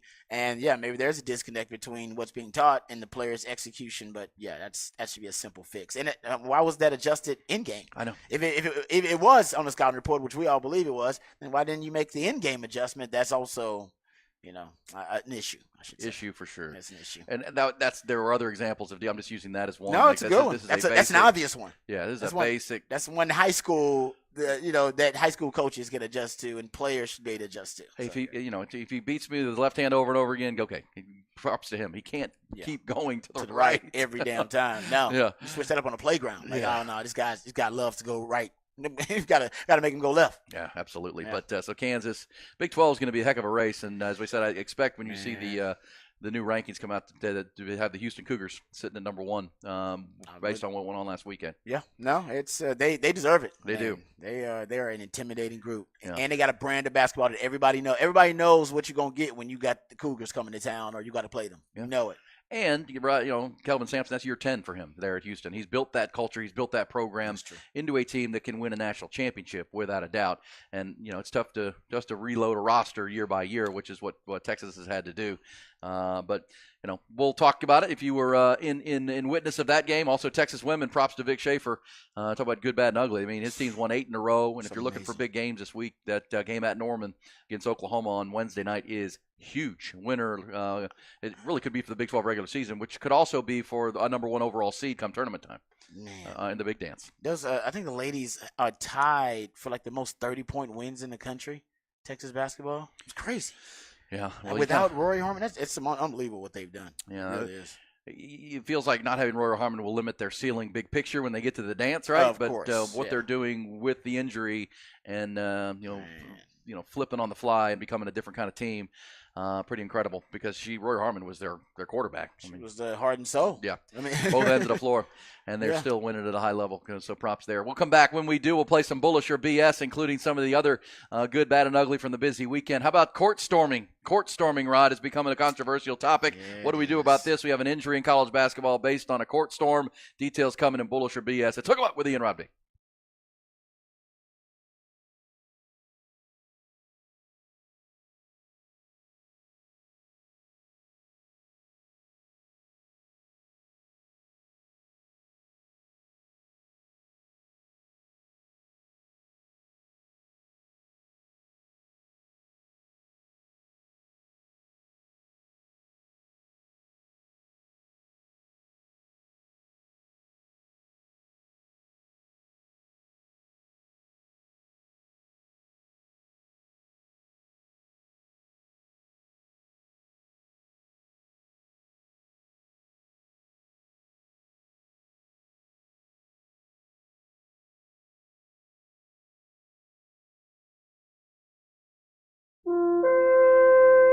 All right, Viking fence since 1972. It is a Viking fence every single time, right? Commitment is what they're all about. The commitment to your project and every project they have going. They're committed to bringing you the highest quality fencing in Austin and beyond, and they understand the only way to do that is to be involved in every step of the process, from inception of your project to installation. That's what they do. They're from the quote to the design to the manufacturers with their own materials that we talk about all the time, coming out of their own cedar mill, their own custom iron equipment there, the pre-staining equipment. They control their own materials, so they do the quality control, then build and assemble and install each and every fence project to their standard, and that's what it's about. They don't hand it off to a subcontractor of some kind. It's a Viking fence all the way through. That's why that brand means a lot. You need to know that about them. There's no other fence company in Texas that goes to this level to build you the highest quality fence. But by the way, controlling those raw materials like they do with their own cedar mill, the investment they've made there, the custom iron workshop, the pre-staining equipment, that also brings you the best value because they control the raw materials so they can bring you the best quality and get you the best value on any fence project you have.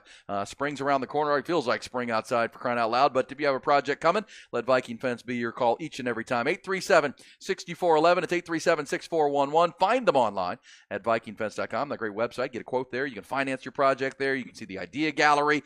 Get to vikingfence.com. When you think fence in the ATX and beyond, always think Viking.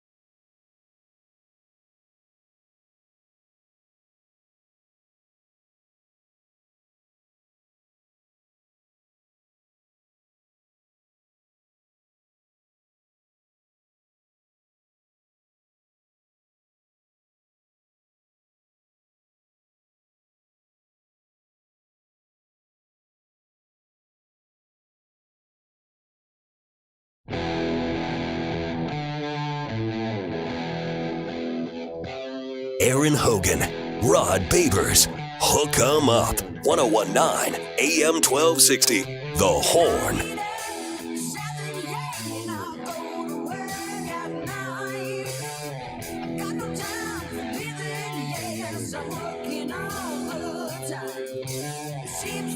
Yeah, back to work after a beautiful weekend in the ATX. If you worked all weekend, sorry. Hope you got to get outside and enjoy some of the 80-degree temperatures. Oh, yeah. He says, guys, took my 6-year-old to his first Texas softball game Sunday. Louisiana took an early 4-0 lead, but we never had a doubt they would come back. My boy was so hyped he wants to get to a baseball game soon. There you go. That's how you do it. I like that. Start them early. Start them early. Get them on it. Get out there. Get the sunshine, the vitamin D, Rod. That's what was all over the place this weekend. And, all right, Rod, bullish or BS time, according to a report. The Kansas City Chiefs, according to Tom Pelissero of the NFL Network, the Chiefs are in talks to make Andy Reid the NFL's highest-paid coach ever. Bullish on that? No problem with it? Yeah, I'm bullish on that. I mean, he's earned it. I mean, him and Patrick Mahomes have formed this unholy bond that is now taking over the NFL. I mean, between his genius and creativity and play calling and Patrick Mahomes' ability to execute and make any throw and then also be able to improvise and his clutch gene. I mean, I don't know if there's any stopping those two. And then they got Spags in there, and we've discussed he's the best defensive coordinator in the league, we believe. So you got the best defensive coordinator, the best offensive play caller, and the best quarterback. And a hell of a GM in Brett Veach. I mean, that's a hell of – yeah, I don't know what you do to you just keep them up. That. Well, I mean, the 65-year-old Reed is reportedly believed to rank 8th among NFL coaches in terms of average salary. So time to bump that up. I mean, there's not 7 other better coaches than him. But because, coaches' salaries aren't as widely reported as players. No, they're not. You got to do some research for it to find it. But, yeah, I didn't realize he was 7th. That's too low. Yeah, according to Pelissaro, there are 6 coaches believed to earn more than $15 million per season. Wow. Reed's going to surpass all of them at this point. Yeah, it's about damn time. Yeah. Well, you know what? That's because they have guys who they don't have a lot of egos there. Just talked about Patrick Mahomes taking less money. Andy Reid probably should have demanded an increase in salary or a raise. But after the first Super Bowl, I don't know when the last time he signed a deal. So. He's not that concerned about Spags. We talked about Spags should be a head coach somewhere. Somebody should have given Spags a second chance. They haven't, even though he's admitted, I would like to be a head coach again. But he's fine, just sitting there being the defensive head coach for the Kansas City Chiefs. They just have guys that don't have huge egos. Feels like it, right? Everyone plays their role. Everybody plays their role. That's dangerous. Well, I think that's what the Spurs had. Well, again, and I think egoless. I think that attitude reflects leadership, and that's how Andy Reid is, right? Andy Reid is an egoless guy. Yeah, Think about the controversy in the Super Bowl when Travis Kelce ran into him and he was like downplayed it, no big deal. Yeah, right. He no pride played about along that. with it, laughed about it. A lot of people took exception to the man. You can't treat your coach like that. You can't bump into your coach. Andrew was like, "No, we're cool here. We're trying to win football games. Yeah, happens. Exactly. Like I think that's a big part of why they're so successful. Man, a lot of guys they put the team first. Yeah, a lot of guys are willing to put the team first. All right. How about this one here? You brought this up a couple of weeks ago, but it's rearing its head again. This story, the competition committee discussed at length the XFL kickoff again. A source said there could be a proposal for a March vote on a version of the XFL model as a way to address the kickoff. Too few returns this season. NFL wants to keep the returns in the game while making the play safer. And we've talked about that XFL kickoff makes perfect sense. It's safer, and the XFL they have proof that it works. It increases returns. They have way more returns and they have fewer touchbacks, I should say, than the NFL. I don't think they have any, actually. I don't know. The way it's set up, I don't even know if they do touchbacks. The way the XFL is set up. They're going to look into it. Last I saw from, what was it, Schefter, that they don't have the votes. They got to get 24 of the 32 votes. They keep pushing it. Yeah. And I'm glad they keep pushing it. Push it. It's good. You know who should be happy about this? Keelan Robinson. Yeah. Keelan Robinson be like, yes, push it through, please, immediately. So some team will go, all right, we need a kickoff return. Who's one of the best kickoff returners coming out right now? Keelan Robinson. This is the type of move, or at least rule change, that would really help guys like Keelan Robinson, because then a team would think about, all right, we can put him on the practice squad, which they've expanded, and you can keep guys on the practice squad longer, and maybe we can find a complementary role for him offensively. But as a kickoff returner, if you're that good, and they're going to actually keep it in the game and incentivize teams to return, guy may have a roster spot. There you go. So good for him. All right, Bullish or BS, Rod. We had an ugly incident in college basketball over the weekend. Duke lost at Wake Forest, and the Demon Deacon fans stormed the court. This. And Kyle Filipowski got collided with by a fan who was running full speed and took out his knee. Yeah, didn't he? Did he put a foot out there? Did he? Well, I didn't think he was walking, but yeah, he did look like he was going to push the student. Okay. But I mean, it begs the question of, what do we do about court storming? It's the second time this year we've seen one we saw in the Iowa game at Ohio State, where when the Buckeyes beat Iowa and Caitlin Clark got running off the floor. You got these kids running full speed across the floor. I'm not sure what the answer is, but that's ugly, and we'll see if Filipowski's knee is going to be okay. Too much court storming going on, by the way. First of all, it's happening too much frequency, and I think they need First of all, they need more armed policemen on the floor, because people wouldn't rush that floor. They see a policeman with a gun on them. They won't do that. They also need a countdown to get the opposing team off the floor. Yeah, let them get off the floor. Like a and then, 15 seconds. Like, all right, it's happening, guys. Oh, wait. It will happen. And then the other team can run off the floor real quick. And then they can like, let's go. Yeah, something. Because obviously the game's over. You do a handshake typically, and then you try to get off the floor, but it happens immediately. Yeah, they say no handshake in that situation. Let's just go. Yeah, get out. Yeah, we'll text you later. Talk to you Good later. game. Yeah. you and the other coach can agree to that ahead of the game, right? I agree. Yeah, exactly right. Because you know it's happening. Like, hey, we're getting out of here. We're getting out of here. All right. We'll come back. We'll hit our 8 o'clock hour. More Behind the Burnt Orange Curtain. We'll be at the turn as well, talking Texas baseball, talking NCAA and its issues. Talk about with Ian Rodby.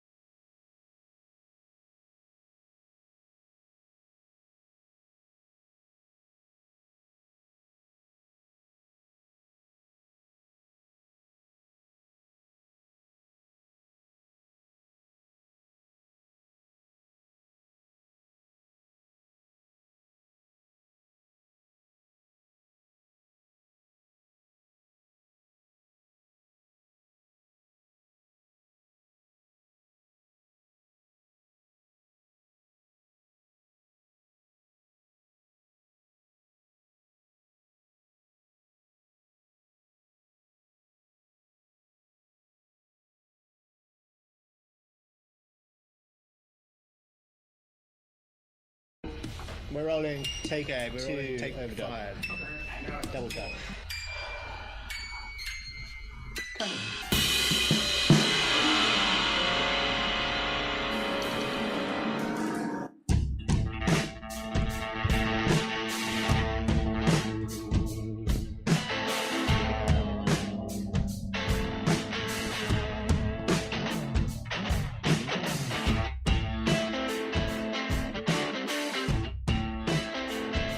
Oh, man, Hook 'em Up with Ian Rodby rolls on. Good, bad, and ugly from the weekend. There was plenty of good, including Texas baseball. How's 0 runs in 27 innings for good? That ain't bad. That ain't bad. Take that. 1.66 ERA so far for the Texas baseball pitching staff. Plus, they're getting good hitting, and Jared Thomas continues to be a rake at the top of the order. Really like this ball club. We'll get to see more, but this coming weekend, really a step up. But so far, so good for Texas baseball. So far, so good for the Texas women's basketball team. On the bad side, not so much for the men. By the way, Yeah. baseball, softball, women's basketball, good. They got some issues. Basketball on the men's side, not so good. Yeah. Also, not so good over the weekend. The Austin FC, Rob. Austin FC. Hey, the new general manager tried to tell y'all, right? Didn't he say? It's going to take some time. Well, We're building this thing right. It's going to take some time, y'all. Be patient. but even a novice soccer fan could see that their first half was pathetic. Their first half effort was lame, and even the head coach after the game, Josh Wolf, called a spade a spade. Said his team's first half performance was unrecognizable. He's the one that might be in trouble. Yeah, well, if you can't get team effort, can- we just yeah. talked about Rodney Terry on the defensive end. I mean, you can't. I mean, they if not for Brad Stuver, the goalkeeper, in that first half, they'd have been down 6 or 7 to nothing. He made some unbelievable saves because they were just they're getting rolled. In second half, they played better. Credit where credit's due. And Sebastian Driussi did not play. Unfortunately, hurt his hamstring. Remember, we talked on Friday to Eric Goodman, and he talked about their center back position where they had 8 different center backs last year. Well, because of injury. Well, in game 1, Leo Vyson, in their top center back, got hurt his foot, plantar fasciitis issue. So, yeah, not good if you're right at Q2 Stadium. You went home disappointed. Great crowd, though. Matthew McConaughey was there getting people fired up. The crowd's always lit. They sell it out again? Oh, man. I mean, they sell it out constantly. It's actually considered one of the best fan experiences in MLS. 100%. They love 100%. But the on-field performance, like I think what we talked about on Friday with Rodolfo Borrell, the new sporting manager, their roster doesn't stack up to win an MLS Cup probably this year, and kind of a work in progress. But playoffs, you got to play hard and smart. I mean, is playoffs. That's the goal. I mean, that's what Eric Goodman said to us on Friday. Was if they can make the playoffs, it would be a successful season according to the ownership. There you go. Because they know where their roster deficiencies are. They're just going to follow the plan. But either way, that first half was pretty lame, ugly, as we would say on a good, bad, and ugly Monday. And there was some ugly. There's talking about court storming. We're talking about Cam Newton getting jumped by some dudes and handling his business. You watch that video enough. It's 30 seconds.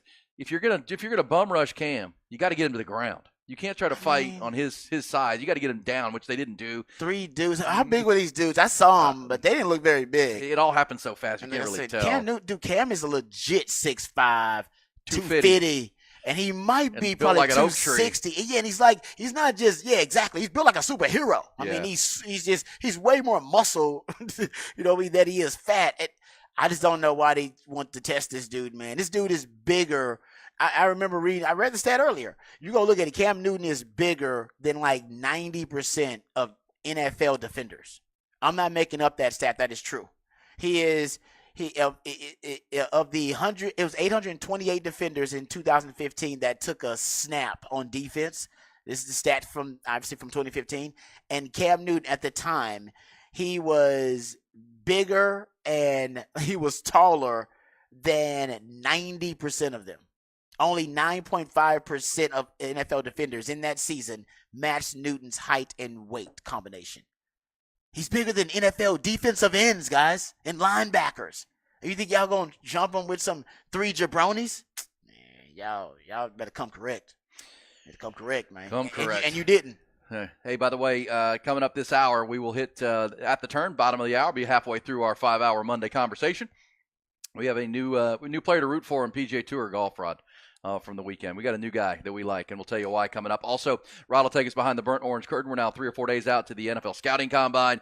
We'll hit some off the record, including apparently Taylor Swift has some new rules for her dude we got to get to.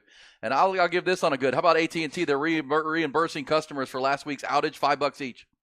$5 each for the inconvenience. $5 for inconvenience of what? Remember when Brock last week was here and his AT&T wasn't working? Oh, that's what they gave him? Everybody got $5? So according to a statement, AT&T says the average cost of daily full service is $5. So they're going to give everybody back $5. Wow. Reimbursed for the day I like of that. Is that enough? Misery. I have AT&T and I never lost service. Okay. But you were around a wireless network, right? I think there's people who weren't around a wireless network. I'm not sure. Well, I don't have I had AT&T and my phone worked. Yeah. Okay. Because like Brock, when he came in and produced for you, remember you had to leave during the middle of the show, Ty, and Brock had no service. Like he woke up and it said SOS. Yes. He couldn't do anything. He couldn't call. He couldn't text, and so he's getting $5 back. Okay. Well, so it's not everybody. It's only people whose service was disrupted. I'll take it. So are you gonna get $5? I hope. Yeah, I was gonna say, they give it to everybody, or we just talking only the people whose service was interrupted? Maybe you should just call and complain, and then maybe they'll give you $5. They probably will. Get it. Yeah, they definitely will. What are you talking about? They will definitely do that. Worth their trouble. Yeah, because that was like a national story. People were upset. People was on social media complaining about that, man. Because they can't get on social media and complain. My phone not working.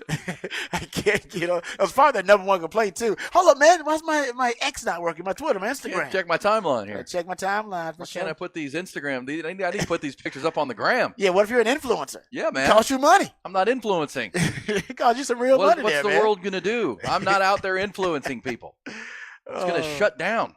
That's great. I mean, it's probably a good habit to adopt. Like once a week, just kind of put the phone away for a while. I try to do that on the weekends. I do. I try to put it down on the weekends do. and not look at it for a few hours. Oh, absolutely. Yeah, I try to go like it's 8 hours, just like without looking at it. Do stuff around the house, watch a good TV show, spend time with the baby and, That's right. and the wifey, whatever it may be. Yeah, you should disconnect. It's good. It's good for you. It is the challenge is you have kids, right? Especially my kids are all now adults, but at the same time, when they were little or younger, you wanted to be able to be near your phone just to make sure, right? If something happens. That's different. Now you're right. When you have got kids, you got to have their phone. They're with you. driving and out and about man. and whatnot. But it is a good thing to Some adopt. y'all tracking them. Yeah, I don't do that. You know where they going anyway. I don't. I know.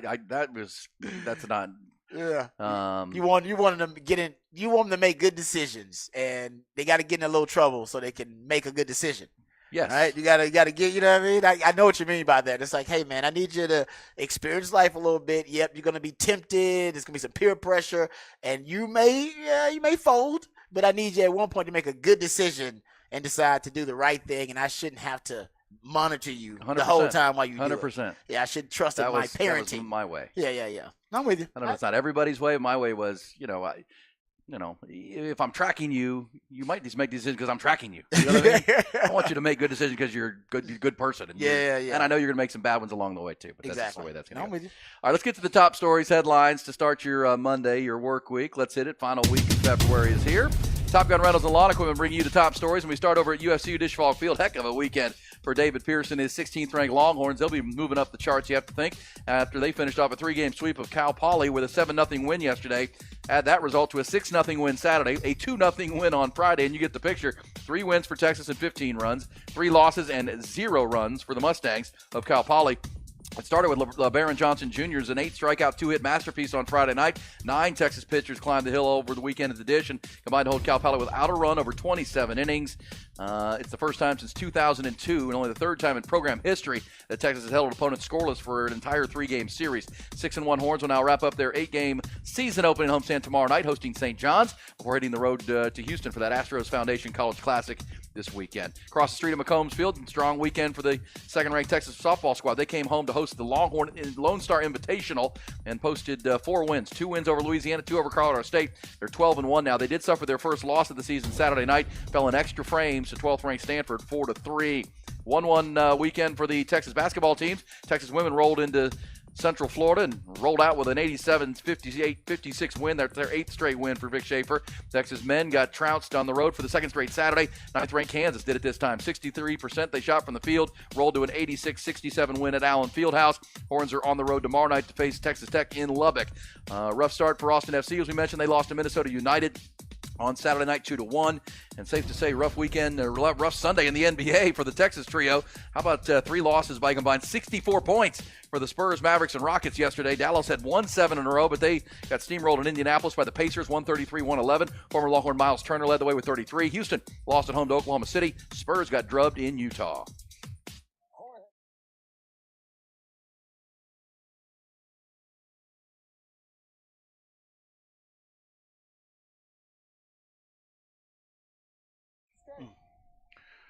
Biggest news over the weekend, we've been talking about it all morning, and it definitely affects the University of Texas in a positive way.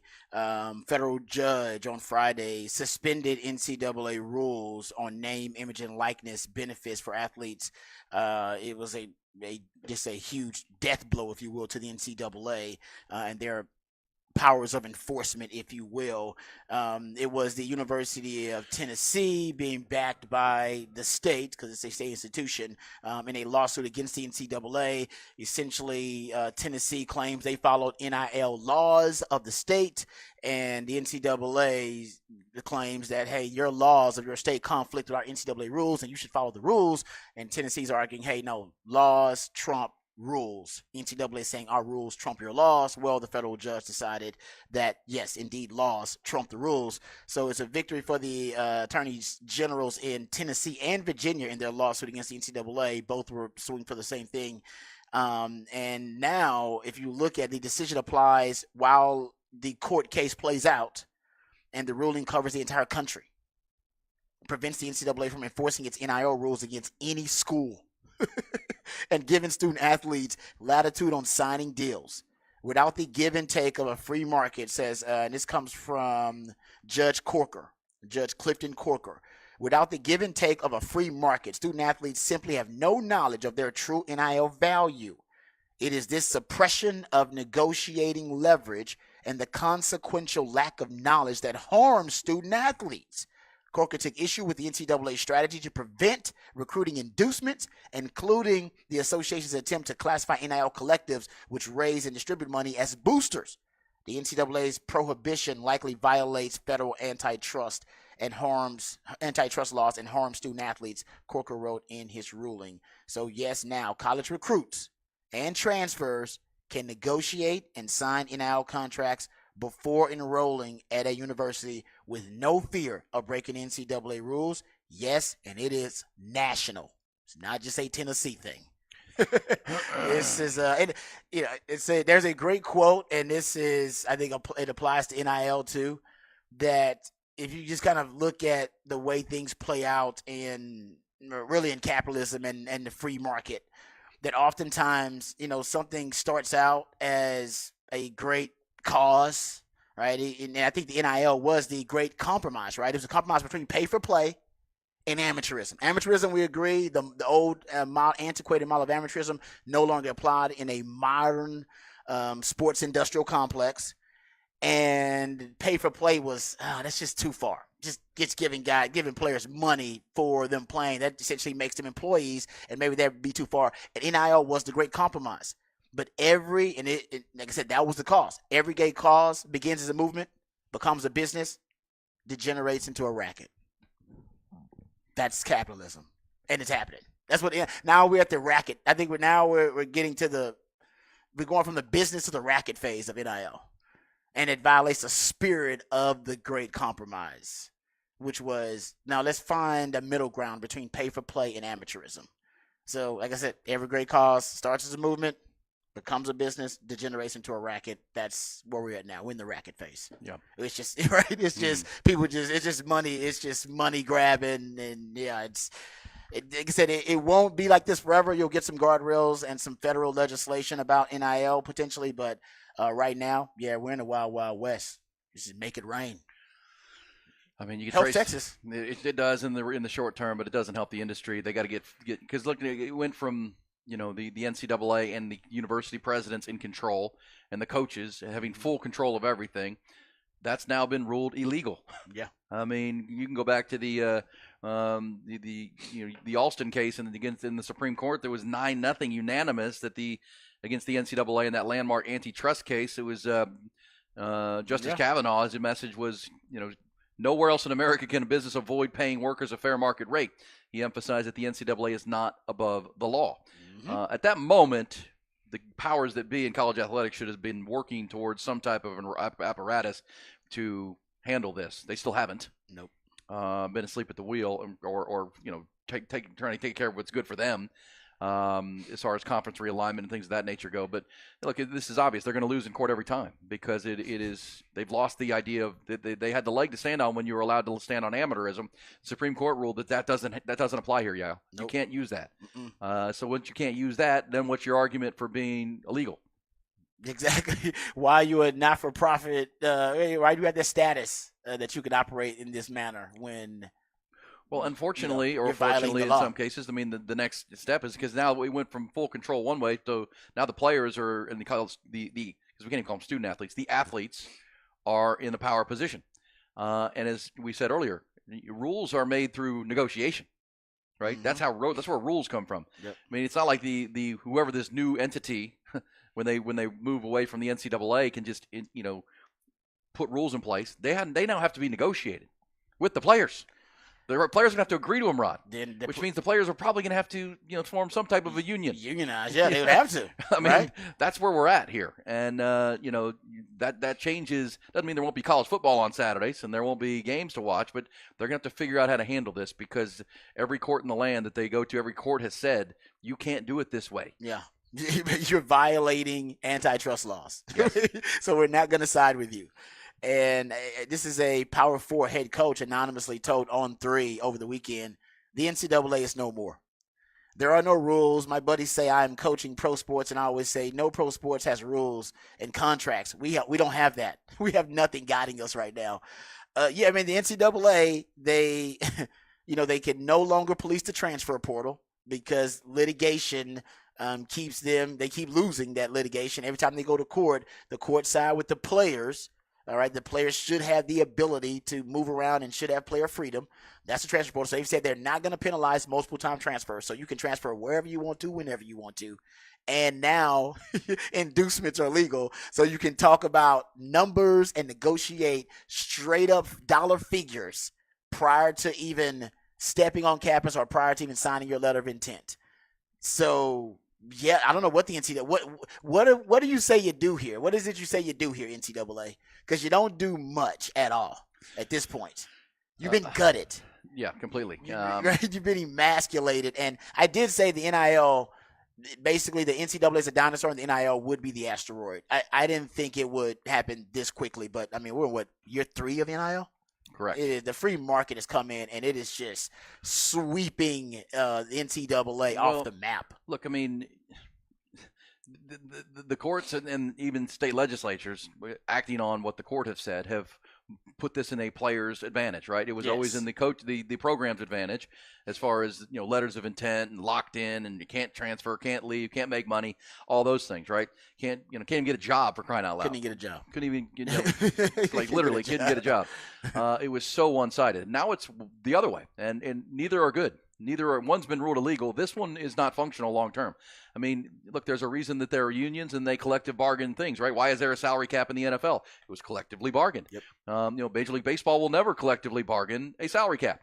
Football did for the good of the sport to keep parity, and they were convinced by the league that, no, this is good for you. Mm-hmm. Everybody's going to make a lot of money. We're going to have games, but the league will be more competitive, and franchise to franchise, year by year, it'll be good for the growth of the league. They've been right. Yep. And the salary cap just went up again. In the 2024. 30 million. Yeah, 30 million. So, and again, but remember, NFL players share 50-50 revenue with the owners. That's how that works. Yeah, they're invested. They get half of whatever gets made, and then that's distributed to them through salaries. Again, is that where we're headed in college athletics, or at least in college football? I think so. And the sooner they commit to that, the sooner that the NCAA can get along with controlling every other sport, not football, and letting football bankroll everything else, because it will. You're just going to have to cut the players in, and they're going to have a say in what the rules are. That's what the courts have said. And at this point, what are you going to argue? Because we can have people texting and yelling at me about moral high horses. The Supreme Court of the United States has ruled that this is illegal, y'all. Yes. You can like it or hate it, but it's illegal. Yes. You can't operate a business this way. No. It was a sham when it was happening. Some people have been saying it for a long, long time, and you never changed. And now you've been forced to change. So what are you going to do? To your question of what's next, I don't know. I've been saying for 25 years, smarter people than me can get in a room and figure this out. Yep. They haven't. I know. To this point. They haven't, and they need to, because, look, go back to the NFL. You cannot have a system where after every season, every player can go wherever he wants. You can't have a system like that. I mean, we would agree. So coaches who are complaining about the portal are right. You cannot have a system where the Chiefs just won the Super Bowl and their whole roster is an open season to go wherever they want to go. Oh, yeah. And there's no salary cap, so the Cowboys could call and say, we want to. They're the Sam Walton, the richest guy in the world. Well, hey, Patrick Mahomes, I'm going to give you $500 million to come play quarterback for me. Yeah, and by the way, you can't operate this way. And doesn't this negate the tampering rule too? Oh yeah, because if I can induce, then I can tamper. Yeah. Right? I mean, what? And by the way, the NCAA, what are they going to do? Are they going? How are they going to penalize me as an institution if I do tamper with your best players of your roster? What are they going to do? They can't. They can't do anything. No, that's why they're dead, right? They have They no enforcement powers. They have no enforcement They're a flashlight cop. You're a flashlight cop now, man. Sorry. That's right. You're the mall cop. You're the mall cop. But yes, and that's so. Again, people have to get real. I mean, you have to get real. I'll give credit to a guy like Jay Billis has been saying this for years and years and years, and he's been right. He's the very whole time. eloquent on and the topic. he's a lawyer I mean, he went to law school. He knows this stuff. It's illegal. So get together and figure it out. But you have to realize the new reality you're in. Yep. Instead of just sitting by and now watching, and you're right. It's an overcorrection, right? For 100%. all the commodification and the commercialization and the exploitation of these student athletes for decades now, and now the player empowerment movement has happened. And you're right. I'm glad the players are getting theirs, the student athletes, but this is the overcorrection now. Yeah. And now we're way too far extreme in the other way where, okay, well, now the players can do whatever the hell they want, look, and there's no guardrails.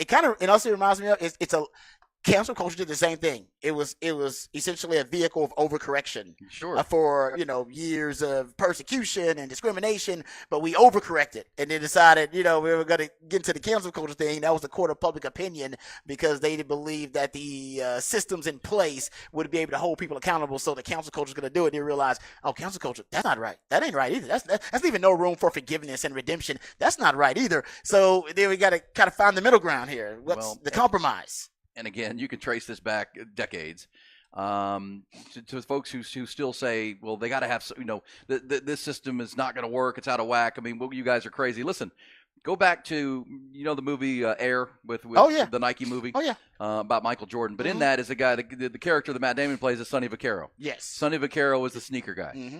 And in that thesis I wrote to get out of college, I quoted Sonny Vaccaro because Sonny Vaccaro, you can trace this all back to this.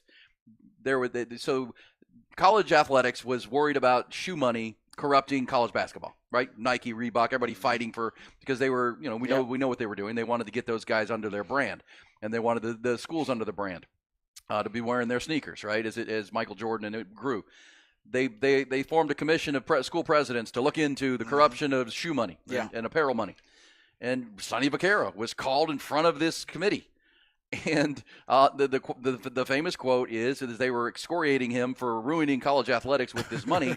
He said, y'all, I'm paraphrasing, I'm just offering you the money. You don't have to take it.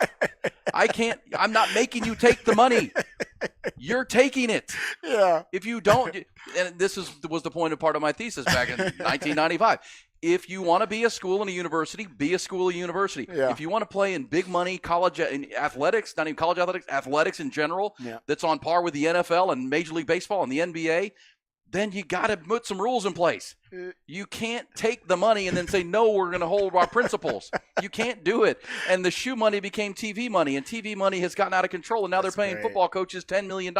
You can't have it both ways. That's so true, though. That's a great point. Yeah, you ain't got to take the money, man. You ain't got to take the money. It's almost like you said about the NCAA. Like you're a voluntary member of the NCAA. Yeah. You realize that you keep complaining about it, but you're a voluntary member of it. That's true. You don't have to take the money. But the academics, yeah, you're right. I mean, they want to be academic institutions, and they also want to be top-level athletic programs. It's not like there's not an example of this around the world. Go over to the UK. Go over to Europe. They have universities. Yeah. They play intramurals. Yeah. They don't play professional sports. That's for professional sports. And that's why, soccer players in the UK can start getting paid when they're 14 years old. They go to academies when they're young. Yes. Like, no, I'm a soccer player. They don't go through. I don't play school. They don't go through some university on their way to playing for Manchester U. That's true. Right? You're Manchester City. Yeah. They go through their own training, and their parents start receiving payment when they're 15. Yeah, they're like IMG academies. Lionel Messi signed his first professional contract when he was 13 years old. Yeah, they figured it out. It's like, no, academics needs to be separate from major major So revenue you're generating either a athletic. university that is for teaching and educating, or you're going to be in the big money. If you're going to do both, then you got to play by the rules, and that's what the Supreme Court is saying. That's what the courts are saying. You can't once you lose amateurism. I mean, I said this. The Olympics dealt with this. Remember when the Olympics were trying to not pay the athletes, where they were collecting huge TV dollars to broadcast the Olympics, and you're amateurs. No. Nope. You got to pay the guys. Yeah. They can make money. Yep. They have to be. They got to be pros. They got to be pros. Yeah, you No, you're right about just that. can't. Yep. And so it's disingenuous of the school presidents and all this teeth gnashing. You've known this for 35 years. Longer than that. Longer than that. Longer than that. Because, like I said, go study Walter Byers. Because everybody's done their deep dives and rabbit holing about this issue. Hell, he's got to find that thesis where he wrote about this issue. In college at a deep level. Go look at if you're not going to read the book that Walter Byers wrote, you can just go look up Walter Byers and you'll find the quotes. But he wrote a book at the end of his life. He was the first executive director of the NCAA. He's basically their founding father. Think of him like George Washington or Thomas Jefferson. He's considered one of those guys. In his book, Unsportsmanlike Conduct, Exploiting College Athletes. This was the name of the book. He turned against the NCAA, his own creation, by the way. He said they initially developed the term student athlete in order to insulate the colleges from having to provide long-term disability payments to players injured while playing their sport. This is a guy that created that term and told you the reason that it was created. It was created out of corruption. So that they could guard against having to pay guys like they were employees, right? Because they'll get workers' comp, and then you get into insurance, and then you get into a deep conversation about paying players and them becoming employees. He also advocated for a student-athlete bill of rights. He said that the federal government should require deregulation of a monopoly business operated by not-for-profit institutions contracting together to achieve maximum financial returns. College amateurism is an economic camouflage for monopoly practice, one which operates an airtight racket of supplying cheap athletic labor. This was the man that created the current model of amateurism and the term student athlete, and he's telling you, I did it out of corruption. I did it to hide what we were actually trying to do, which was exploit student athletes for cheap labor. Yep. He's told you. Well, and people still want to disagree. I don't like it. Well, okay, you not like it, but this is the law of the land here. It's un-American. That's un-American. Yeah. Go on. The Sherman Act, the Antitrust Sherman Act goes back to 1890. 1890. So do your research. And look, let's be honest. Most people are not real good at economics, and it's a basic economic factor that we're dealing with here and have been for a long time. Good stuff right there. We'll come back. When we do, we'll be at the turn. We may have a new PGA Pro that we all like a lot. The new hero on the horizon that not like the most. We get to that coming up. Also, Rod will take us behind the BOC. Good, bad, and ugly on a busy Monday.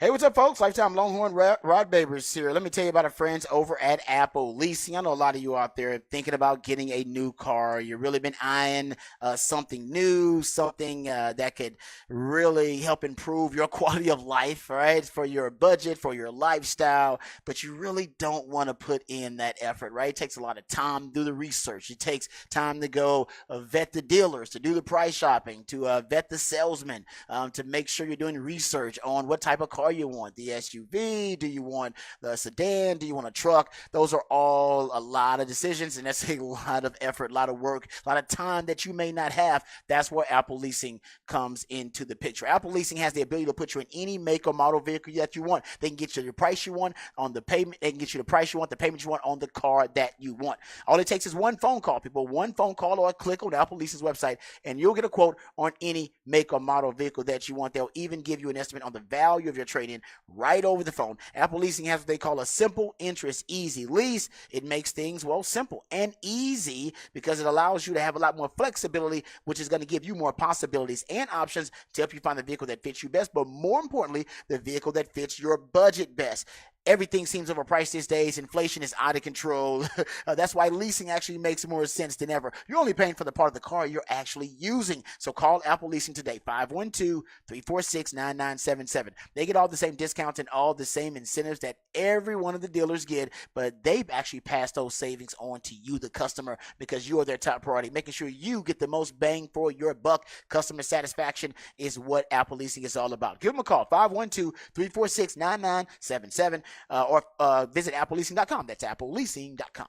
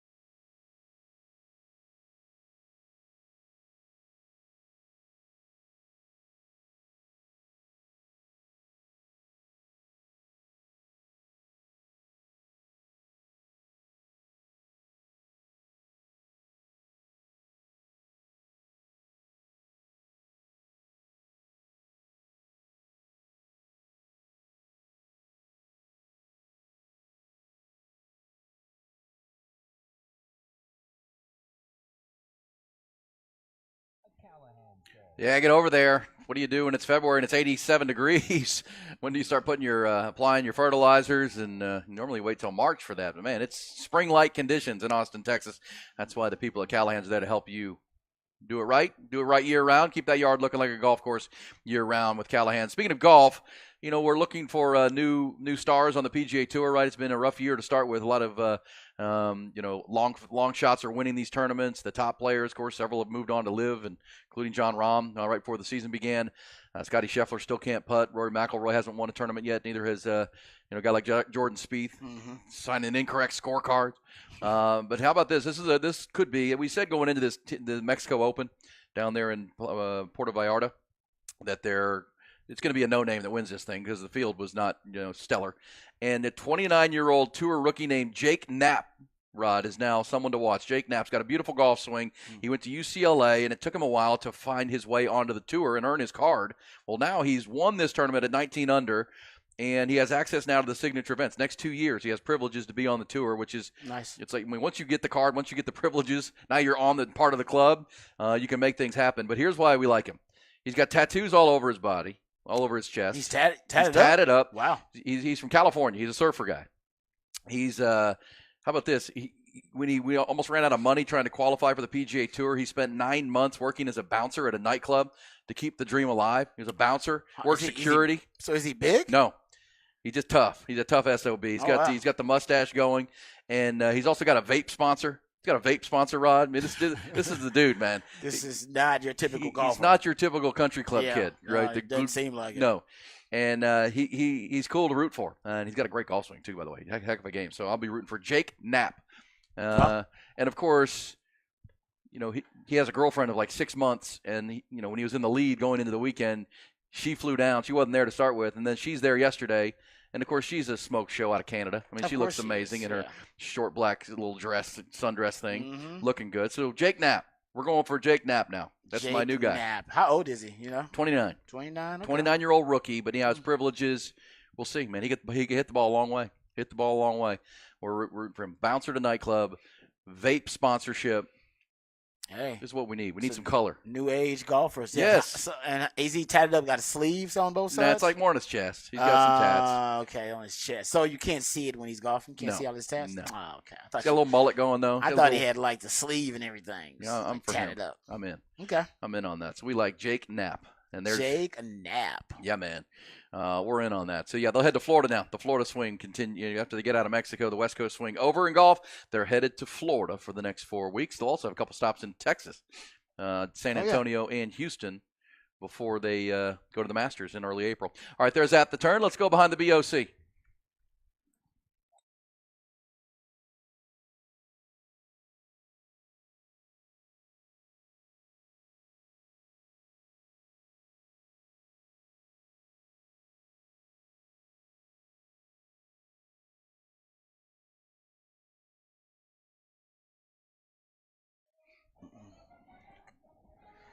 All right, everybody's excited about the Combine coming up later this week, and we're going to do a lot of discussion about the Combine too, breaking down, what each Longhorn needs to showcase at the Combine, how they can improve their draft stock. I actually think most of the Longhorns are going to improve their draft stock after the Combine. Byron Murphy is probably the best example. He is top Longhorn on most people's boards. I would say almost every board. I haven't seen a big board, which is the ranking of all the players. I haven't seen a big board where he's not the top player on the board overall. And even Bruce Feldman, remember prior to the season, Bruce Feldman had his freaks list, where he basically has a list of the freakiest athletes in college football. Byron Murphy made the list.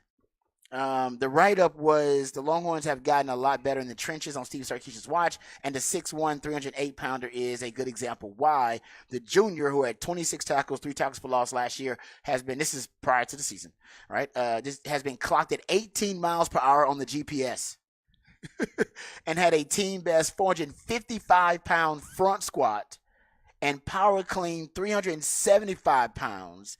He said he could have gone heavier, but Torrey Becton, the strength coach, shut him down. Becton says Murphy could have gotten 500 on the front squat and 405 in the power clean before they shut him down. And when I believe when he was asked about who's the strongest guy on the team, Byron Murphy said, "It's me." Just me. He's like, they were like, who's the strongest guy on the team? Byron Murphy. And he was like, well, he believes he's the strongest guy on the team. He said, squat, bench, I think it's me. He said, I just go in there and lift until I can't no more. That's probably why Coach Becton shut him down. He's like, dude, you need to shut down. There's no reason for you to be just power cleaning, 400 pounds. We good. Yeah, that's why Byron Murphy's shooting up draft boards because, people watch him on film, and as we heard from Matt Miller, the NFL draft scout, he was playing on top of a tackle a lot of times last year in that 3-down line. Yeah, they had with Devondre Sweat next to him. Basically playing a 3 technique a lot of times. Which is not what he's going to be doing in the NFL, right? He's going to be at the center, point of attack there, and so you like the projection of we get him into a normal NFL spot, and then he's relentless, Rod. He doesn't stop. Great motor. The motor is great motor. Unbelievable. Yeah. And it sounds like even in the weight room, like he doesn't. Yes. I mean, his work ethic is off the charts, and I think Sark used to talk about him being one of the leaders in their locker room, right? He and Devondre Sweat policed the locker room this year. And I think Devondre learned a lot from Byron Murphy watching him work. I mean, that's really what it takes. Because Devondre's question was, could he play with the engine every snap? That is still kind of the issue. Yeah, and Byron Murphy, there's never a playoff for that guy. Yeah, no, that's a great point. He does have a great motor, and Dane Brugler's had a little bit of a man crush on Byron Murphy, even going back to probably late last year. He started tweeting about Byron Murphy.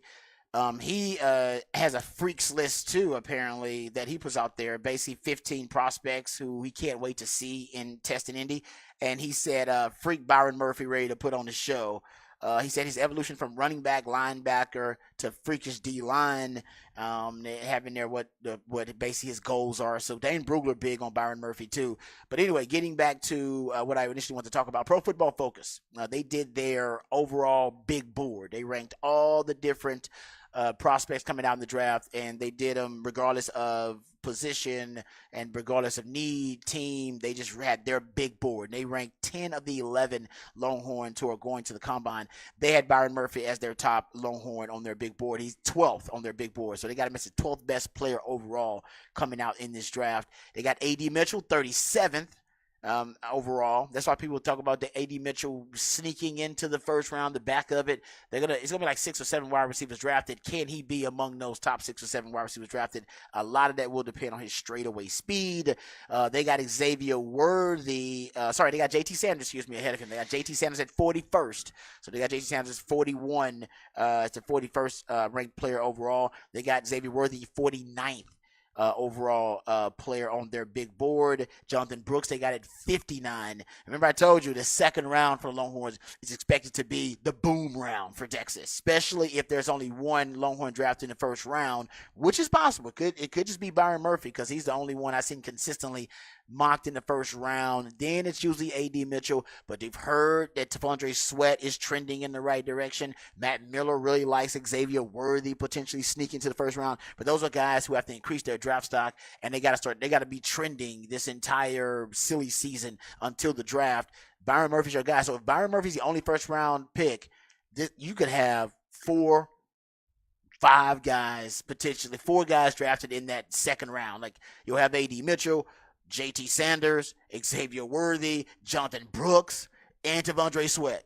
So if he's the only one, you're going to have that second round is going to be the round to watch if they only have 1 first-round pick. It's a good draft to watch no matter what you are as a Longhorn fan, but that second round, man, it could be a boom round for Texas. Speaking of Jonathan Brooks, he's 59th overall as a prospect by Pro Football Focus Big Board rankings. They got T'Vondre Sweat at 90, which I don't agree with. I don't respect that ranking at all. They got him with the best grade overall for an interior defensive lineman in all of college football. First out of 883.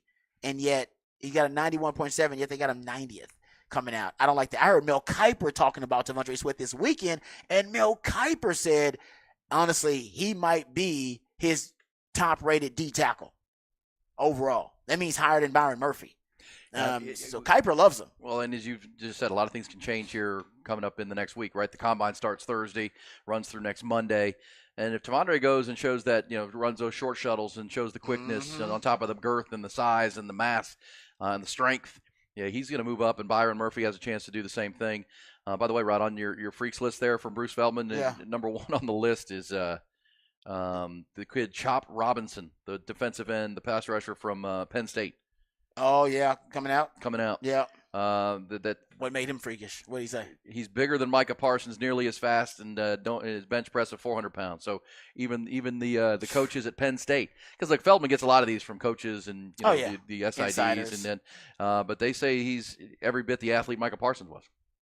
That's scary, and he might be stronger. That's at this crazy. point. Yeah. So he's on that list. Byron Murphy, 3rd on that list of freaks. Also on that list, Marvin Harrison Jr. from Ohio State at 5. On the list. Who's not working out the combine, he said. How about this? I saw this from Ian Rappaport. He's not even attending the combine. Yeah, Marvin Harrison likely the top. This is Ian Rappaport. Marvin Harrison Jr. likely the draft's top wide receiver. We'll do it differently. No agent, no testing at the combine, probably not at pro day either. He's like, I'm done with it. I ain't doing none Watch of the it. film. I ain't doing none of it. And you know what's interesting about that? And I said this when it happened. The Lamar Jackson effect. Now you got big time guys, top 5 picks, no agent. No, I'm good. Well, especially in the for that first contract, right? Yeah. You might want one for the next contract, but maybe not. I don't think they will. I think Lamar Jackson will be like, I'll get that to my mom. I'm good. I know what I'm going to negotiate my deal. I don't think they're going to. I think we'll have more and more guys who are not going to sign with agents, period. I'll tell you, I think they'll have advisors. You may have heard me tell the story before, but our friend Dan Neal, of course, the lifetime Longhorn Hall of Honor, offensive lineman. He, like you, went to the combine coming out of Texas because he had to go. Oh, right? yeah. He had to go prove himself. He's got an undersized guard. And he tells the story that he was in line, this long line to get checked in, and Orlando Pace from Ohio State had driven from Columbus, because Columbus to Indianapolis is not a very far drive, had driven to Columbus, walked in, looked at the line, and went, Said, "Oh hell no!" Turned around, left, drove back to Columbus, went 1-1. Y'all come see me. Y'all come see me. Yeah. I ain't good. No, hell no. I'm good. Yeah, exactly. And he went 1-1. There you go. And went to the Hall of Fame. Trust me. Now you got coaches who aren't even going to the combine. Sean McVay never goes. No. Channel skips. That's what we send scouts for. Yeah, we send scouts for him. It's really more, like I said, it's a TV show. It is. It's more and more of a TV show than ever before, and I think now players are starting to realize it, so they're not throwing at the combine like they used to, and then some guys have decided not to even go. That's a first. Mark, he's like, I'm not even gonna go. I'm not even gonna show my damn Orlando face. Pace No didn't. interviews, no nothing. You're right. I mean, that's, you know what? I respect that for that guy. You got that kind of leverage. I was a jabroni. I didn't have that kind of leverage. Yeah. Christian Jones ranked 120th, by the way, on these Pro Football Focus big board rankings. Jalen Ford 217th. They're really low on Jalen Ford. They got Jordan Whittington 221st. They also ranked Ryan Watts on here too. So that's good for Ryan Watts. He runs well. Ryan Watts got a chance to potentially get drafted late too. I mean, because the talent pool for the draft has shrunk because of the NIL opportunities at the college level, extra years of eligibility for the college level. So more and more guys are staying in college longer. The underclassmen aren't leaving at the rate that they once were. So the talent pool is not as deep as it was.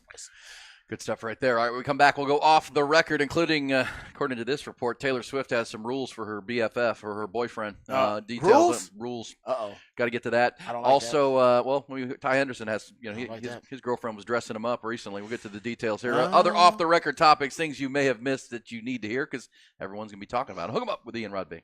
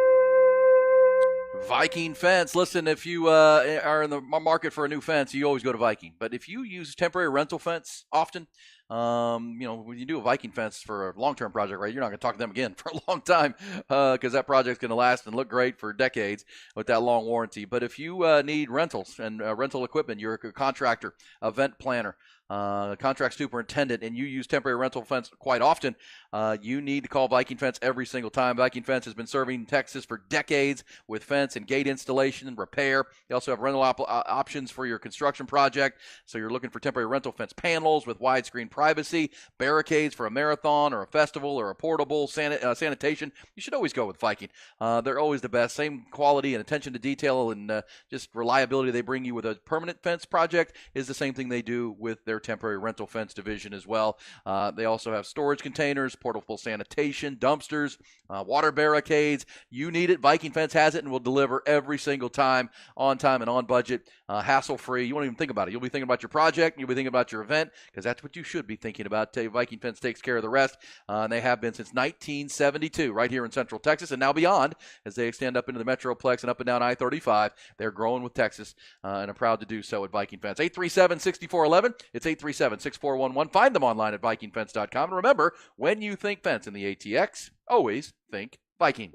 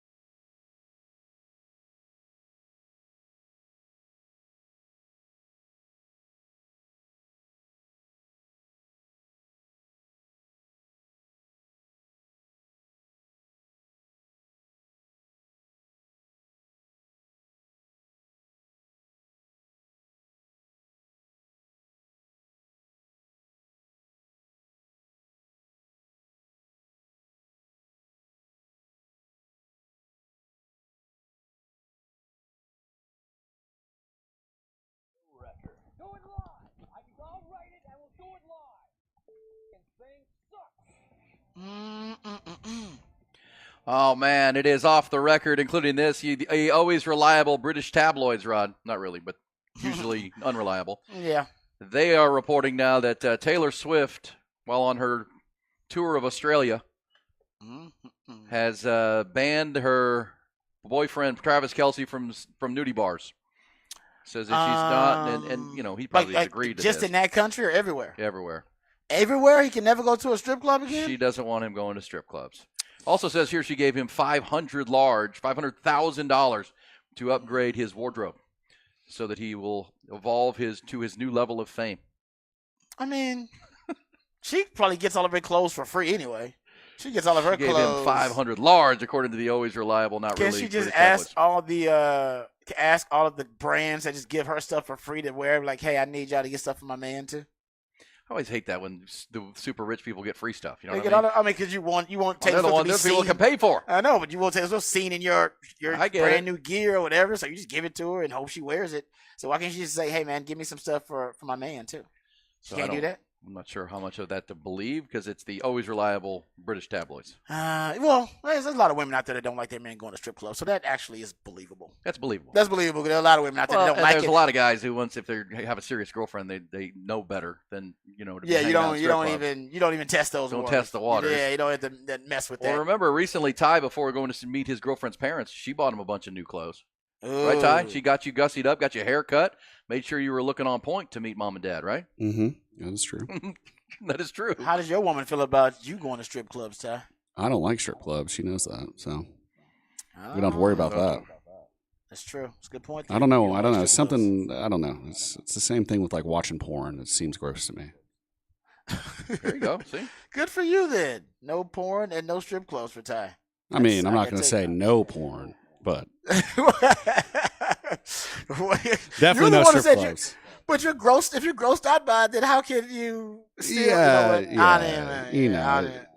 mean, we don't have to get into it, but I'm not gonna. I have a mental spank bank that I use. That's okay. Yep, there we go. Off the record. That was way out. Is it the 5th hour yet? Where are we going here? It's close. It's off the record.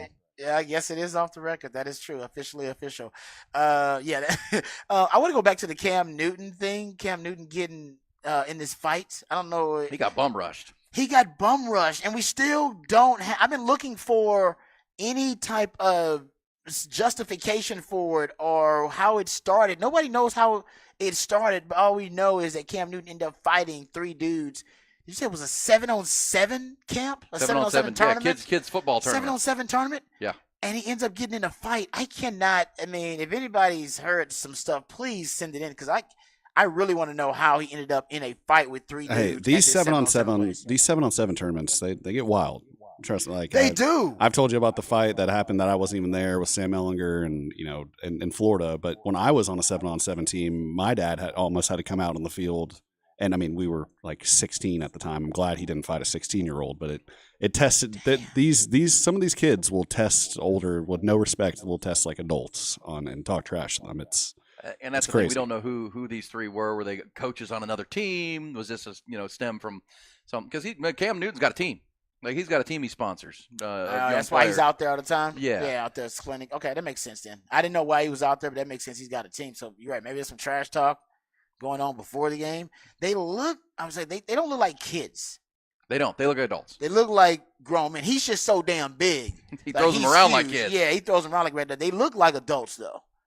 And good. Like I said, people just don't realize how big Cam Newton is. That dude's 6'5", 250, 260, and carries it like I said, like a Marvel character, pretty much. So I wanted to get to the bottom. I'm sure by tomorrow we'll know why Cam Newton ended up in a melee, in a brawl with 3 dudes. But right now it's all over my timeline. It's everywhere. Yeah. Cam defending. Well, and Cam will explain because his business. He's got a podcast that he breaks down everything on. So I'm sure we'll get the explanation here within the next 24 to 48 hours. But that is a wild scene, man. And remember when he went there, but there was another scene where Cam Newton got into it with like a teenager because a teenager was disrespecting him at that 7-on-7 camp, and he was talking about how he was a scrub and couldn't throw. It was, trust me, it's really disrespectful. And the kid looked stupid because, I mean, Cam was an MVP at one point. But I don't know. Maybe Cam should stop going to these little things. Maybe just send his team and stop showing up. It is great that he's there, though. I mean, I don't see any other real athletes out there to 7-on-7 tournaments like that. All right, taking It's wild. the de-evolution of our society. Uh-oh. The Florida Man games were over the weekend, Rod. Oh, the Florida gosh. games, Florida Man games. This is a thing? St. Augustine, Florida on Saturday. Organizers called it a huge success. Oh, no. It's basically the Olympics for Floridian fools. The events included a mullet contest, a mud duel with pool noodles, Wow. an evading arrest obstacle course where actual cops chase people. Oh, okay. There you go. It's not clear how many fans ultimately showed up, but tickets cost $50, and they were expecting over 5,000 people. It might be entertaining. And, of course, because we're very open-minded and evolving, the only women's division game in the Florida Man games was the Florida Man pinup contest. Oh, they wear bathing suits or something? I guess. Oh, no. Is there a champion of these games? I think each event there was a winner. Okay. I thought there was like an overall champion. Best quote came from a guy named James Gordon, who won the barbecue pork sausage eating contest. Quote, I've lived in Florida my whole life. They're calling these events, but I'm calling it friggin' Tuesday. I'm calling it life. This is what I do every damn day of my life. Tuesday. Oh man, did they have anything involving exotic animals that they had to? I don't see any animals. See, but that's part of being Florida man. You know, always have some exotic animal around. Some gator, alligators. some python or some snake. Oh yeah. Well, we Weird. can add to it. This is the first year, Rod. Oh, that's true. We can grow. We got to start somewhere. You could grow. All right, Grow that mullet. We're back. Hook 'em up with Ian. Rod B rolls on.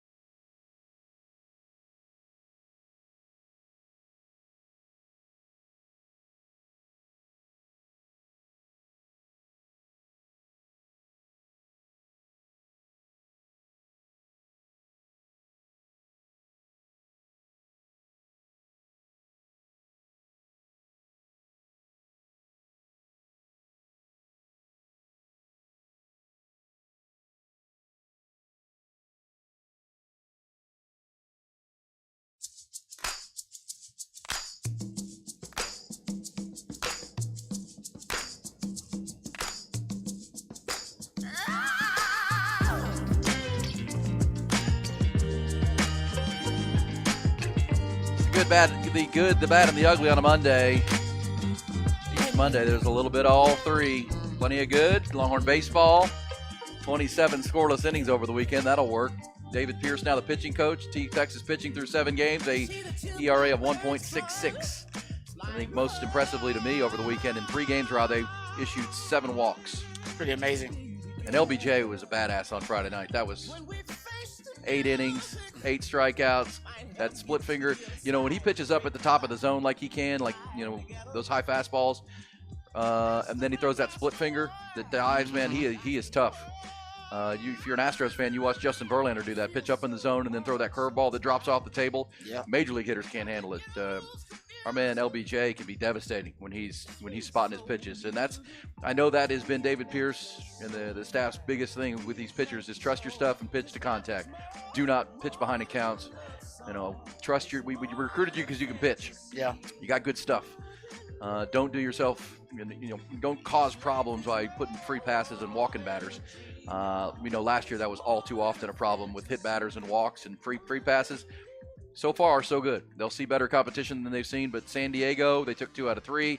And then this past weekend against Cal Poly. That's not a great offensive team, but at the same time, you hold a team with 0 runs in 27 innings, that's doing good work right there. And playing great defense. Playing great defense behind it. No, the new pitching coach is doing a good job. Yeah, that guy knows what he's doing. That new pitching coach knows what he's doing, man. That was a great hire. Yeah, we'll see. Obviously, this weekend you'll see St. John's tomorrow night. They'll be coming out of the cold there, St. John's, to get some. They might be in shock leaving New York where they are in St. John's coming here and heat. And it's gonna be 80-something degrees. They'll be like, they're dang, gonna love it. They're gonna be trying to move down here. Is what they're gonna be trying to do. Like 150 a day now. Still trying to move down here. But that was certainly good, and boy, looking forward to this coming weekend when they go down to Houston at Minute Maid Park for the Astros College Classic. We're talking LSU, defending national champs, reports that could be a sellout, Rod, 40,000 plus down there in Houston. They've got Texas State on Saturday night, and then Vanderbilt, Commodores on Sunday. Some of that SEC. And if we come in here, baseball, if next Monday we're talking about Texas being, ERA of 1.66. Now we're talking with that competition. Yeah, they're shutting out those guys. Then maybe we can start projecting something special for this group. I do like this team a lot. I really do. I like their makeup. I like the athleticism at the top of the order. They can really run. Jared Thomas is, as we say, going to be I just think he's going to be there all year long, sitting at the top of the statistics as far as batting average and on base. I mean, he's the perfect igniter at the top of the order. Yeah. He had a home run, and the Longhorns took advantage of the wind. Wind was blowing out to the left field, and they would, a couple opposite field home runs over the weekend, just getting it up in that jet stream and letting it fly out. That's the other thing about all these shutouts. I mean, you can be playing a team that's not great offensively, but the wind was blowing out, Rod. Yeah. I mean, this was all you got to do is one bad pitch, and it's a home run. Yeah. Don't have to hit it well to get it up into that wind. And Cal Poly was not able to do that, which means they were spotting their pitches, and good for Texas. So we'll see. That was certainly good. Texas women's basketball, Texas softball off to a real good start. We've also talked about the bad. How about this, Rod, from something we have talked about in college in pro football? We've talked about, college football and where it's going, the ruling on Friday a lot this morning. Yeah. And we know the coaches are running out of college football to get to the NFL. That is that seems to be a trend. Without a doubt. But how about this? How about Eric Bieniemy? I saw that. Signing on to be the new offensive coordinator of the UCLA Bruins. That's big, man. Good for him. It is. He's almost got to restart. Because remember, he wasn't a running backs coach at UCLA way back after playing running back at Colorado back in the day. Yeah, man. And now he's gone back to UCLA. He's going to be the associate head coach under Deshaun Foster and call plays there. So he's coming back to college. And, I think we're past, Rod, and you can correct me if you think I'm wrong, where this is about the color of his skin. I mean, this guy, because, Raheem Morris just got another job. D'Amico Ryan's just got a job. The NFL is more open and more than ever before. It's not perfect yet. No one's saying that. But I think this is about Eric Bieniemy's personality. It has to be. Because he's interviewed 15 times, Rod, for NFL job. 15. He's been called back for a second interview 1 time by the New York Jets. There's something he's doing in the interviews that is not playing well, whatever the reason is. We're not in the interview, but he's gotten 15 interviews. Yeah. And only 1 callback. That would tell you there might be something that's he's just not delivering when he gets in front of the hiring committee or the owner, right? I mean, I agree with you. I mean, it's almost worth asking him. Yeah. I mean, if I was Eric Bieniemy at that point, once I got past I don't know, interview 7, 8, I'd probably at this point be like, hey, what am I doing wrong? What am I doing wrong? Yeah, I mean, after I initially, they hire somebody, I probably would call them back like, hey, I just want to know what I did wrong. And then not that you were going to hire me, but can you help me improve in this process? Like, how can I get better? Because you're right, you would assume you get better at the interviewing process the more you interview. You saying he's interviewing 15 times, you think, okay, he's going to get better and better. And then by the 10th one, he's mastered the interview process. And that's why they bring him in. So it's, I mean, that's crazy. I mean, for him to get that many interviews and not get the second interview, but one time out of the 15. Jets were the one team that called him back. Yeah, so And maybe they hired Robert Saleh, I believe. Yeah, it could be really simple, or it could be something a little bit more complicated. I don't know. I mean, he's in the friend zone of coaching. Like, he can't. He's stuck in his coordinator role. And even when he left the one time to go to Washington, that was with a lot of instability there, so that didn't last long. And he can't go back to Kansas City, even though I'm sure they would accept him with open arms. So he spoke to the team during the playoffs. Yeah. Gave him like a motivational speech during the playoffs. They love him, but he knows if he goes there, you're back in the friend zone. Yeah. And the friend zone is, Andy Reid calls the plays. This is Andy Reid's genius. Andy Reid's the man. And you got to go somewhere and almost prove your own worth and start your own narrative. And I'm glad he went to college because, if UCLA is in dire straits right now. They're in a bit of a crisis. Financially, yeah. Financially, everything. You go there and have success, and then people will attribute that success to you. Or at least you'll get a lot of credit for it, because if you go hang out with Andy Reid and Patrick Mahomes, you ain't getting no credit at all for what they did. And he's not even getting credit for improving the Washington offense, which he did. Washington offense actually did improve, but he's not getting credit for that either. So, go somewhere where you can get some credit, and then you can start to work your way up to a head coaching position. And maybe he figures, I can't get a head coaching job in the NFL. Maybe I can get one in college. And maybe that's part of this move by Eric Bieniemy. Yeah, and somewhere where you can have an impact and, coach ball, but also, get yourself – because, look, it doesn't have to be a career path. It can just be a job that you do really well. It could just be a job. And I know he wanted to be a head coach. He wants to be a head coach. That's pretty obvious. That's why he keeps interviewing for the jobs. Otherwise, he wouldn't even interview for the jobs. You know what I mean? If he didn't want to be a head coach. I think he wants to be a head coach. Like you said, there's something lost in translation there. There's a disconnect between him getting those interviews and not getting those second interviews. Yeah. What is it? Yeah. Is it scheme? Does he not break down the scheme really well? Is it, like I said, X's and O's stuff? Like you said, is it? Yeah, the owners want to see a plan, right? What's your? And your I'm not vision? saying he does. Yeah, what's your vision? Yeah. But real organized. Like, here's how I'm going to do this. Here's how I'm going to do this. Each step of it. Yeah. Even you said if you're a defensive coach, you better know who your offensive guy is going to be, right? Who you're going to be targeting to run your offense. And again, we don't know. Is it personality? Is it lack of, the organization that we're talking about? Who knows? But the numbers are what they are. Yeah, they don't lie. Like, he's having trouble impressing the owners in these GMs in these interviews. Yep. 100%. 100%. All right, now I wanted to play this too, Rod, because this is going to be a debate the rest of the show too. But before we get to your rant, your second rant of the day, Steve Kerr. Oh, what happened with Steve Kerr? Well, I like Steve Kerr. I like Steve Kerr too. Okay. But he was talking about Steph Curry over the weekend. And, of course, Steve Kerr played with Michael Jordan.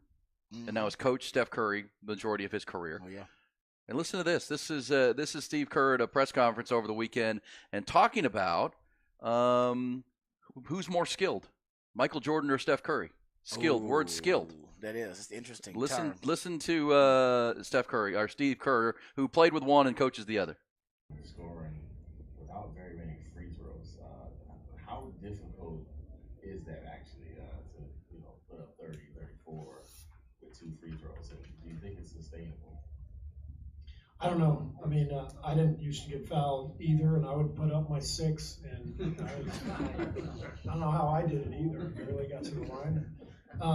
No, I just think that he's the most skilled player I think I've ever seen, and so this is a league where the game is geared towards the offensive player, as we know, and so there's a lot of guys who are taking advantage of that and seeking fouls, and Steph has just never played like that. He doesn't do all that stuff. He just tries to get space because he knows when he gets space, he's going to more than likely knock down a shot, and he's yeah, he doesn't spend a lot of time at the line unless, we have a lead and people are fouling down the stretch. But all right, there's Steve Kerr, so good and he was appreciate that, Ty. But he was then asked about, well, what about Jordan? He said, well, Jordan was the best player ever, but Steph's more skilled. At getting space, making shots. He's the best shooter of all time, which is a skill unto itself. Yeah, he's the best shot maker. Yes, he's a shot maker. Because even when he gets to the rim, sometimes he does some weird, freaky stuff. And he's so small that he's got to be creative. Well, and his shot making. And we go back and I've seen the scouting report of Steph Curry. Too small, not athletic enough. Yeah. I mean, he's worked his way into a Hall of Famer. Michael Jordan was the most skilled player on any court he ever stepped on. Remember, the most athletic player. Yeah, he was explosive, man. Oh, yeah. I mean, just the long arms, the great size, the great what was his vertical leap? I mean, 45, 50 inches.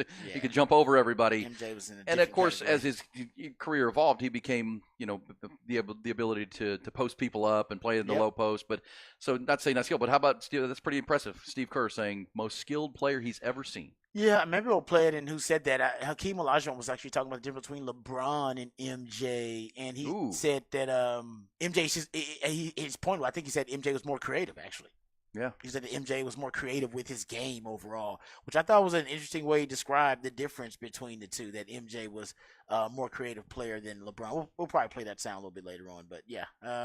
I read a dream talking about that. I mean, it's Steph, and I would say that Steph and the MJ, that's never really come up, though. I would say nobody's ever really compared. They always compare Steph and LeBron. Or LeBron and MJ. Well, I mean, I think it's an interesting conversation because, LeBron James is one of the greatest players of all time. But Steph Curry, you would argue, of this generation, has done more to change the game. He's more influential. He's changed the game. Yeah. I mean, the game is different because of Steph Curry. Yeah. The game is played differently. Kids grow up playing the game differently because of Steph Curry. There's just kids can't do what LeBron does. No. Most people can't do it. He's just too big and too powerful. He's a freak of nature. Yeah, you weren't built athletically. Like that. And Steph Curry, his ability to shoot the basketball. We're now seeing Caitlin Clark in the women's game, kind of emulating and playing a game like Steph Curry does. He is. I mean, you can find very few players in sports who have changed their sport. Yeah, I agree with that. The game changers. He is certainly one of them. Yeah, no, I agree with that about Steph, and that's because the 3-point kind of evolution where young kids now are trying to chunk it up from damn near half court. That's Steph's influence, right? That's a direct Steph Curry influence. And I remember when MJ had that influence because everybody wanted to play above the rim like MJ. Yep. And now it's weird. You're right. LeBron didn't have that impact. It's strange because MJ was a freakish athlete, so you can't do what MJ does, but everybody still want to be like Mike. Yeah, that's right. But it's weird that being like LeBron wasn't really a thing. Well, that's why Steph for the young kids. Well, and look, I was in the Jordan era, and we had all of our team was walking around. Remember those shoes that used to have like the risers on it, trying to build your calf muscles so you could get up and dunk the ball? These look so weird, yeah. So you could build your calf muscles walking with them all day. I remember that. There's a guy from Seinfeld had that. And Jimmy. Jimmy. Us white guys still couldn't dunk. Had big calves though. Because that's what you wanted to be, big calves. But everybody can shoot. Mm-hmm. And so there's kind of an everyman kind of thing to Steph Curry that everyone could be Steph Curry. I can shoot. I can shoot the basketball. You're skilled. And look at the game now. Now it's all spread out. You got to cover 40 feet from the basket, which opens the game up, which leads to a lot more offense. And, Steph Curry largely gets a lot of credit for the change in the game. Yeah, you can cultivate that skill. Yes, you can. You got to work it over and over again. Now, will you be as good as Steph? No, but you definitely will improve the more you shoot. Well, it's almost like quarterback play in football, right? It used to be a running league and 3 yards in a cloud of dust, and everybody played near the line of scrimmage. Well, now it's a passing league, and quarterbacks rule the game, and offenses rule the game. All right, Rod, let's get to your – well, by the way, we'll take your thoughts on those topics, the Eric Bieniemy conversation, the Steve Kerr conversation, NCAA, of course, taking a big hit on Friday. We talked about that a lot this morning. We'll get back to it at 447-3776. But first, one more rant from Rod on this Monday.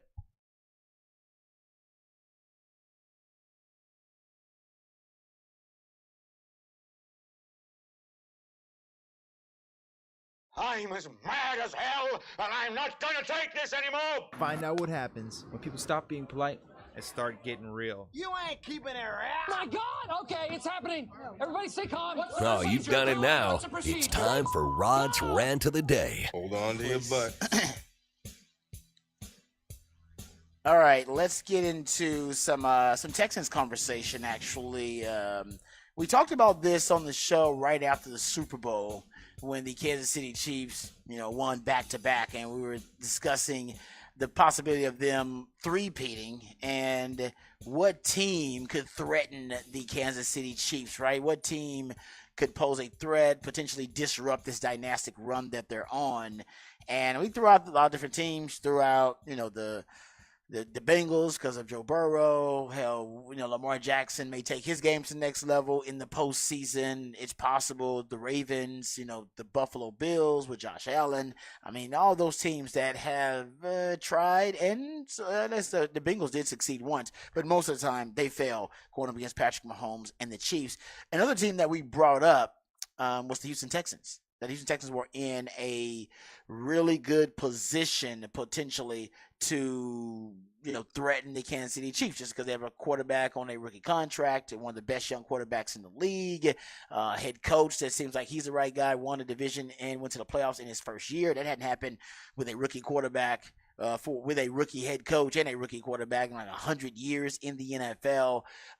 Nick Caserio doing a really good job of being able to build the roster now and hitting on the draft picks he needs to hit on. Nick Wright agrees. Nick Wright's he does great work for Fox, but I think this clip comes from First Things First. Used to do radio down in H-Town, so he knows Houston really well. And is a big Kansas City Chiefs fan, has been on that bandwagon for a long time. Here's what Nick Wright had to say on First Things First about the biggest threat potentially to the Kansas City Chiefs dynasty. My cheat answer is there is no threat. But if I have to give an actual team, let's just look to the history. In this 5-year run, the one time they didn't win the AFC, the Bengals beat them. But I don't think it's the Bengals. I think it's a team that can follow that blueprint, which is consistency at the coach and coordinator spot, superstar quarterback, has drafted really well, and can overspend in this free agency period because they have the quarterback so cheap. And that's the Houston Texans. Joe Burrow was in year 2. They had drafted T. Higgins. They had drafted Jamar, or they were drafting Jamar that next year. They have Tank Dell coming back. Slowick didn't go anywhere. I think D'Amico's excellent. Yeah. They have their left and right tackle in place. They got to spend money on defense like Cincinnati did, right, and then maybe they can take a big leap. So my answer would be Houston because they can do win now stuff that doesn't hurt them long term because CJ's so cheap over the next 3 years. It's the smart thing to do, and they already showed they're a legitimate playoff team. That's Nick Wright. Like I said, he's about as big a homer for Kansas City as you can get. He spent time in H-Towns. He did radio down there in Houston at 610, so he knows the Houston market well, follows the Texans still really closely, I'm assuming, because of his time there. And he agrees with something that we brought up on this show, he and I, who are also Texans fans, that the Texans play it right. If they make the right moves in free agency, right now they have about $64 million in cap space, which would put them 7th in the NFL in cap space. So they can be big spenders in free agency if they wanted to. Nick Caserio still got a hit on draft picks, which he's done a really good job of since he's been there with the Texans. But if C.J. Stroud takes a leap next year and D'Amico Ryans proves that also, he's the real deal as a coach, went to the playoffs, won division in his first year, the Texans could be in that realm to be a threat to the Kansas City Chiefs. Am I thinking it's a realistic threat? Not yet. I got to see the draft and I got to see the free agency period. Right now, it's not. But if they hit in free agency with the right pieces and they hit on this draft and they, get the offensive rookie of the year last year and damn near the defensive rookie of the year. Did Will Anderson win defensive rookie of the year? He did. Mm-hmm. Yeah. So they hit like that again, which I don't expect them to do that, but get two guys that can be starters for you and play an impact roles, then the Texans will end up in the conversation to threaten the Kansas City Chiefs. Yeah, they were a 10-win team this year in the playoffs and won a playoff game. Can you build on that? We know every year is different, and teams are going to, adjust it to C.J. Stroud. They're going to watch the film. But I do think, as we said a lot, because, again, I know a lot of people see the numbers, but, I understand it. A lot of people didn't watch the Texans a lot last year. Yeah. You just saw the highlights. C.J. Stroud put up the numbers he did without really a running game. I mean, they really couldn't run the football for most of the year. Devin Singletary gave them a punch, and they weren't great defensively for stretches. Now, and that's what you have to address. But so C.J. Stroud did what he did, not being a game manager, right? Cowboy fans remember when Dak Prescott won Rookie of the Year and was unbelievable, but that was built around Zeke Elliott, a strong running game, play action pass, and Dak flourished. This team was built around C.J. Stroud. The offense was. Last year. He had to carry them, and he still only threw 8 interceptions. He still, put the numbers up that he did. And that's the what if we give him a running game? And that's why you're hearing the name Saquon Barkley. You are hearing it. And what'd you say? Saquon's now following a bunch of Texans on social media? Yeah, the report is that the Texans, some of the Texans players, Nico Collins, Tank Dell, Brevin Jordan, C.J. Stroud, recently have been followed by Saquon Barkley, and they are now following Saquon Barkley. He also followed Devin Singletary, the running back. Hey, maybe she's trying to be a good future teammate. And there's also a report, shout out to Aaron Wilson, who does a really good job. He does. He's been on the show before. Yeah, he does a great job.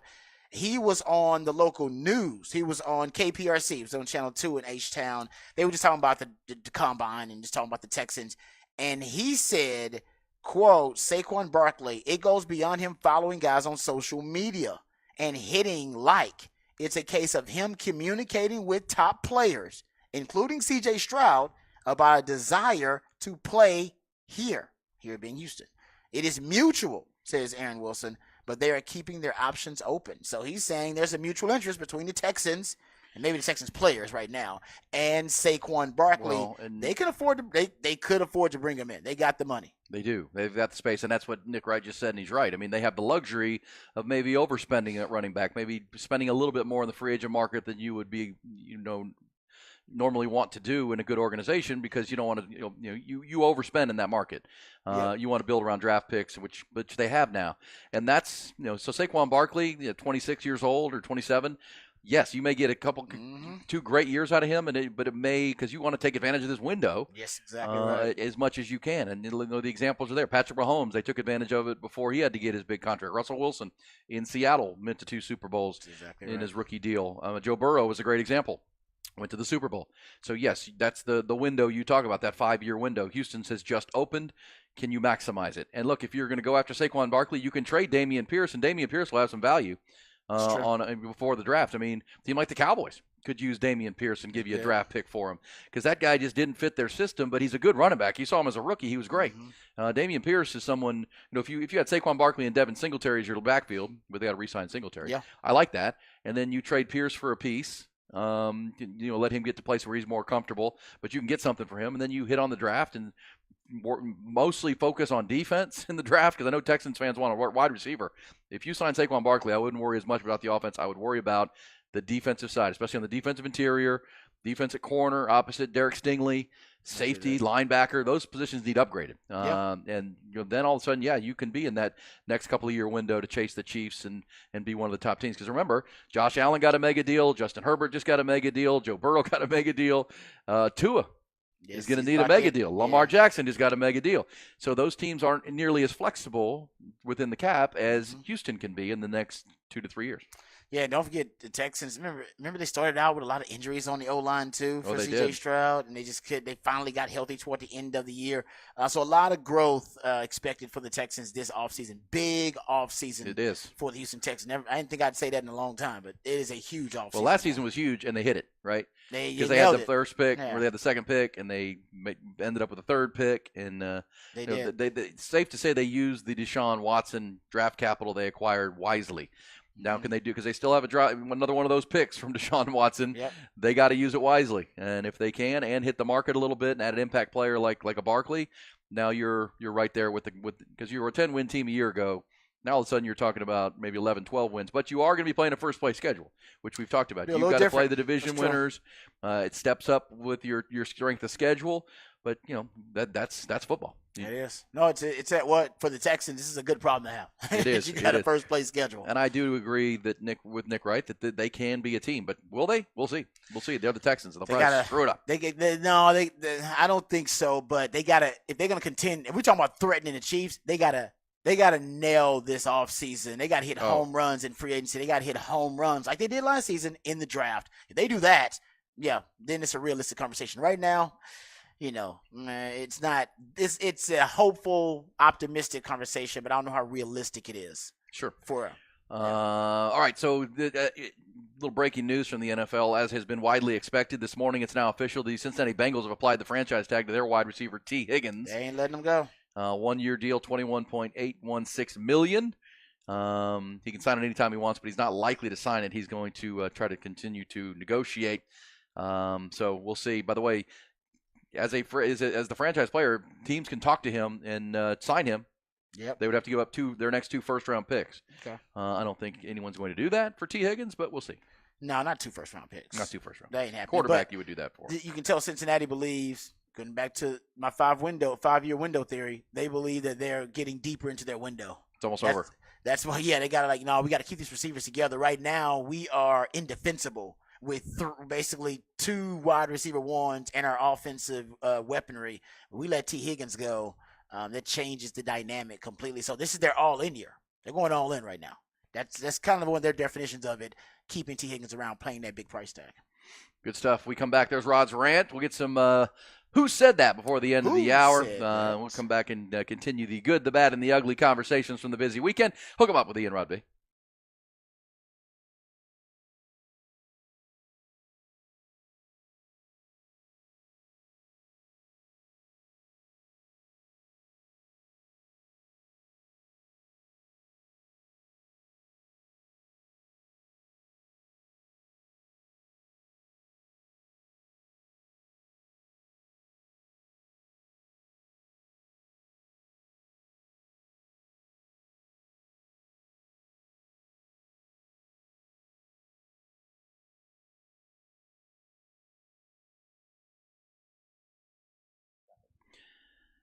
Underdog Fantasy, folks, UnderdogFantasy.com. Hope you had fun this weekend. Boys, a busy Sunday yesterday of NBA basketball. So many opportunities to get on that Underdog Fantasy app and win some real money. Legal here in the state of Texas just by the games you're going to watch anyhow. You got 4 NBA games tonight. All you do is you pick between 2 and 5 players on at least 2 teams.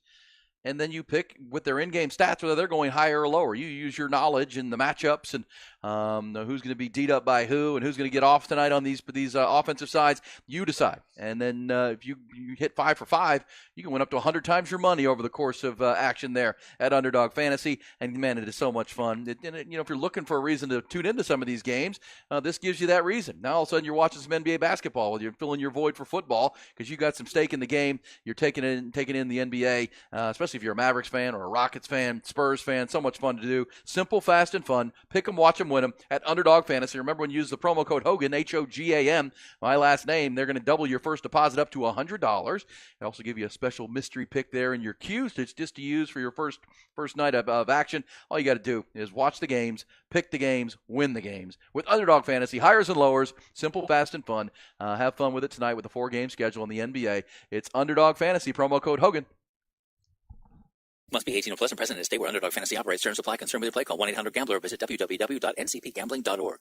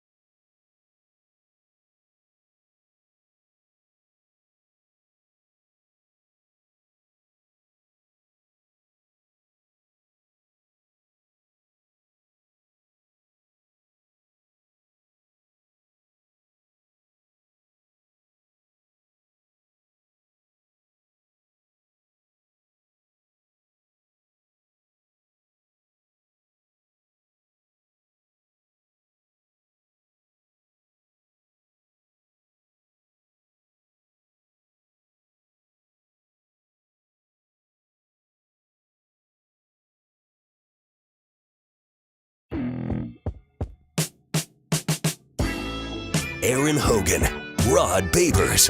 Hook 'em up. 1019 AM 1260. The Horn.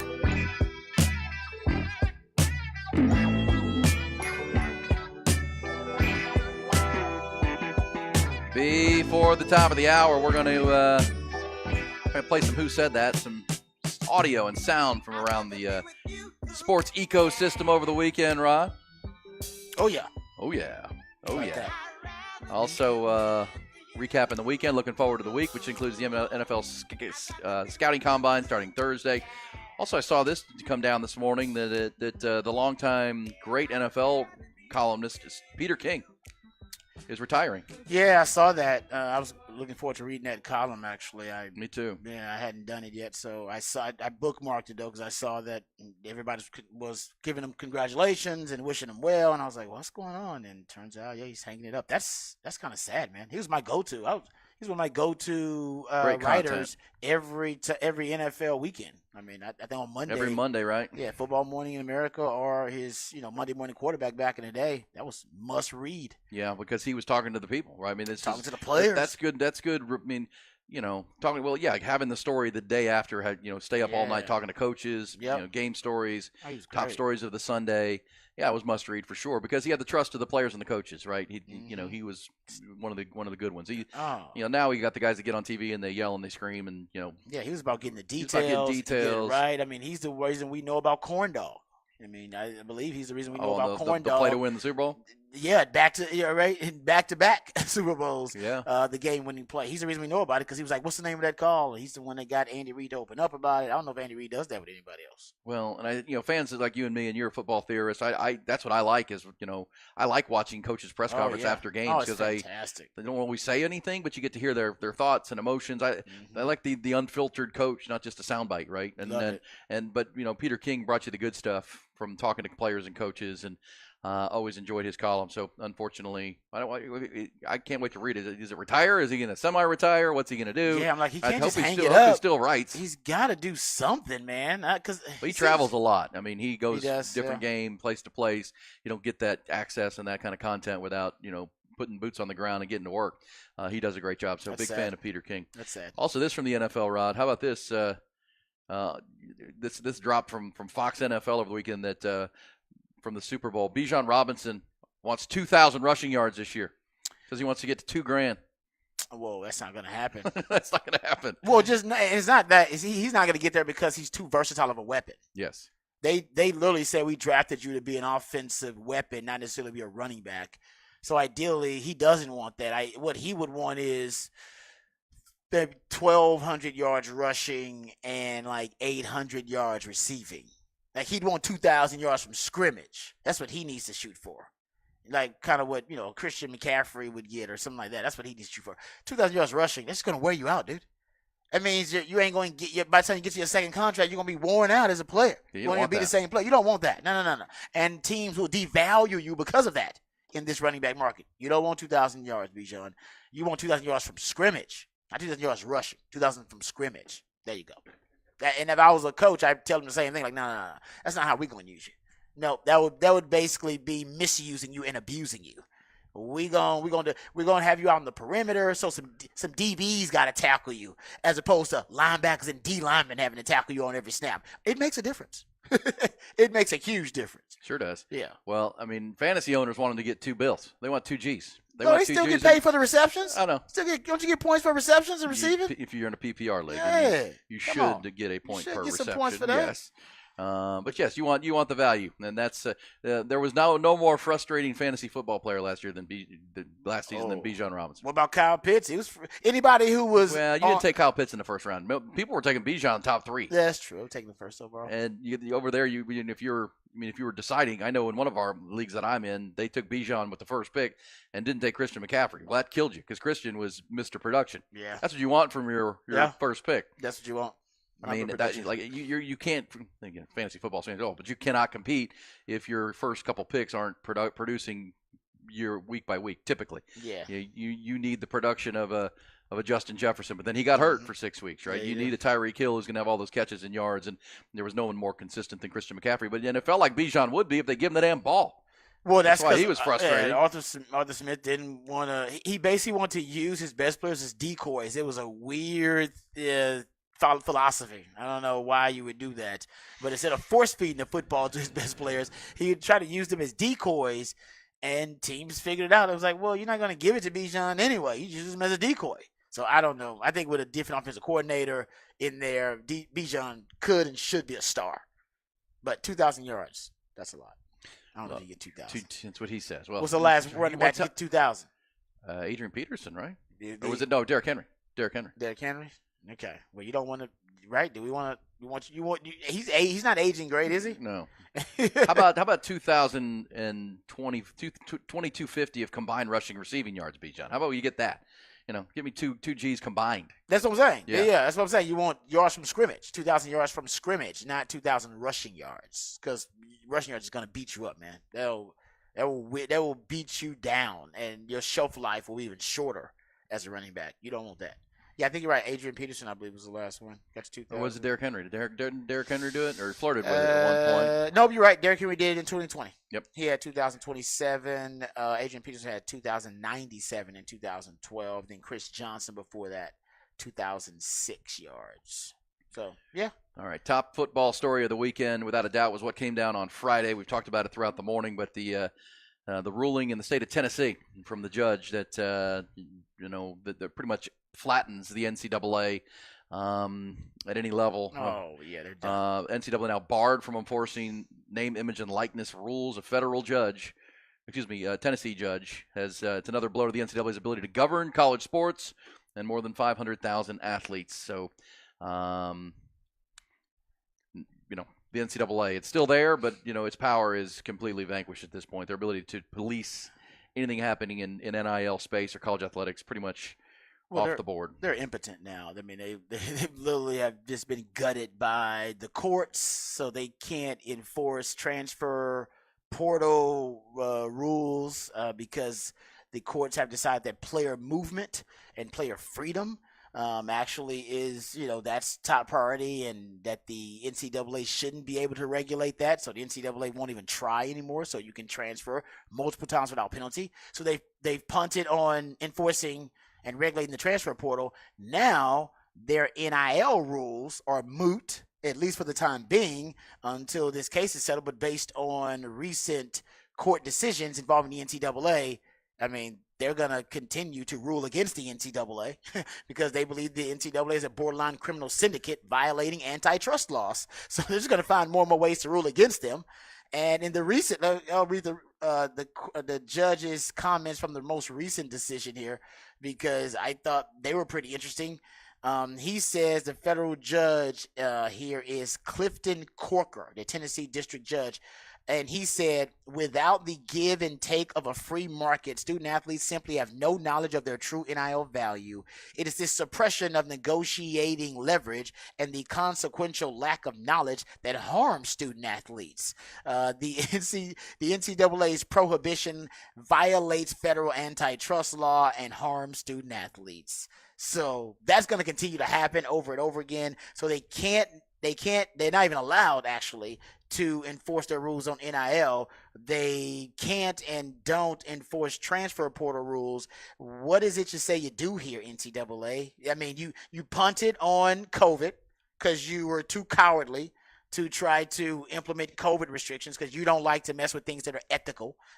Any ethical decisions or moral decisions you stay away from because you got a money compass, not a moral compass. So you punted on that.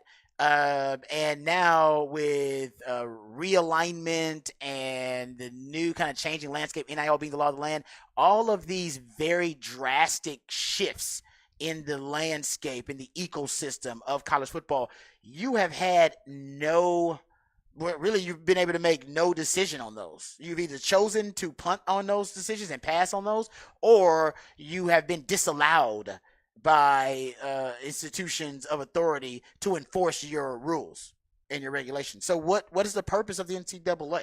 Right. At least as it relates to big-time college football. Yeah, that's the thing. As right? it relates to It's big-time other stuff, but big-time college football. Sure, and very little, which is why it's likely to break away. And we've already seen the Big Ten and the SEC form an alliance. Their commissioners, they're going to talk about these exact situations. How do we govern ourselves moving forward?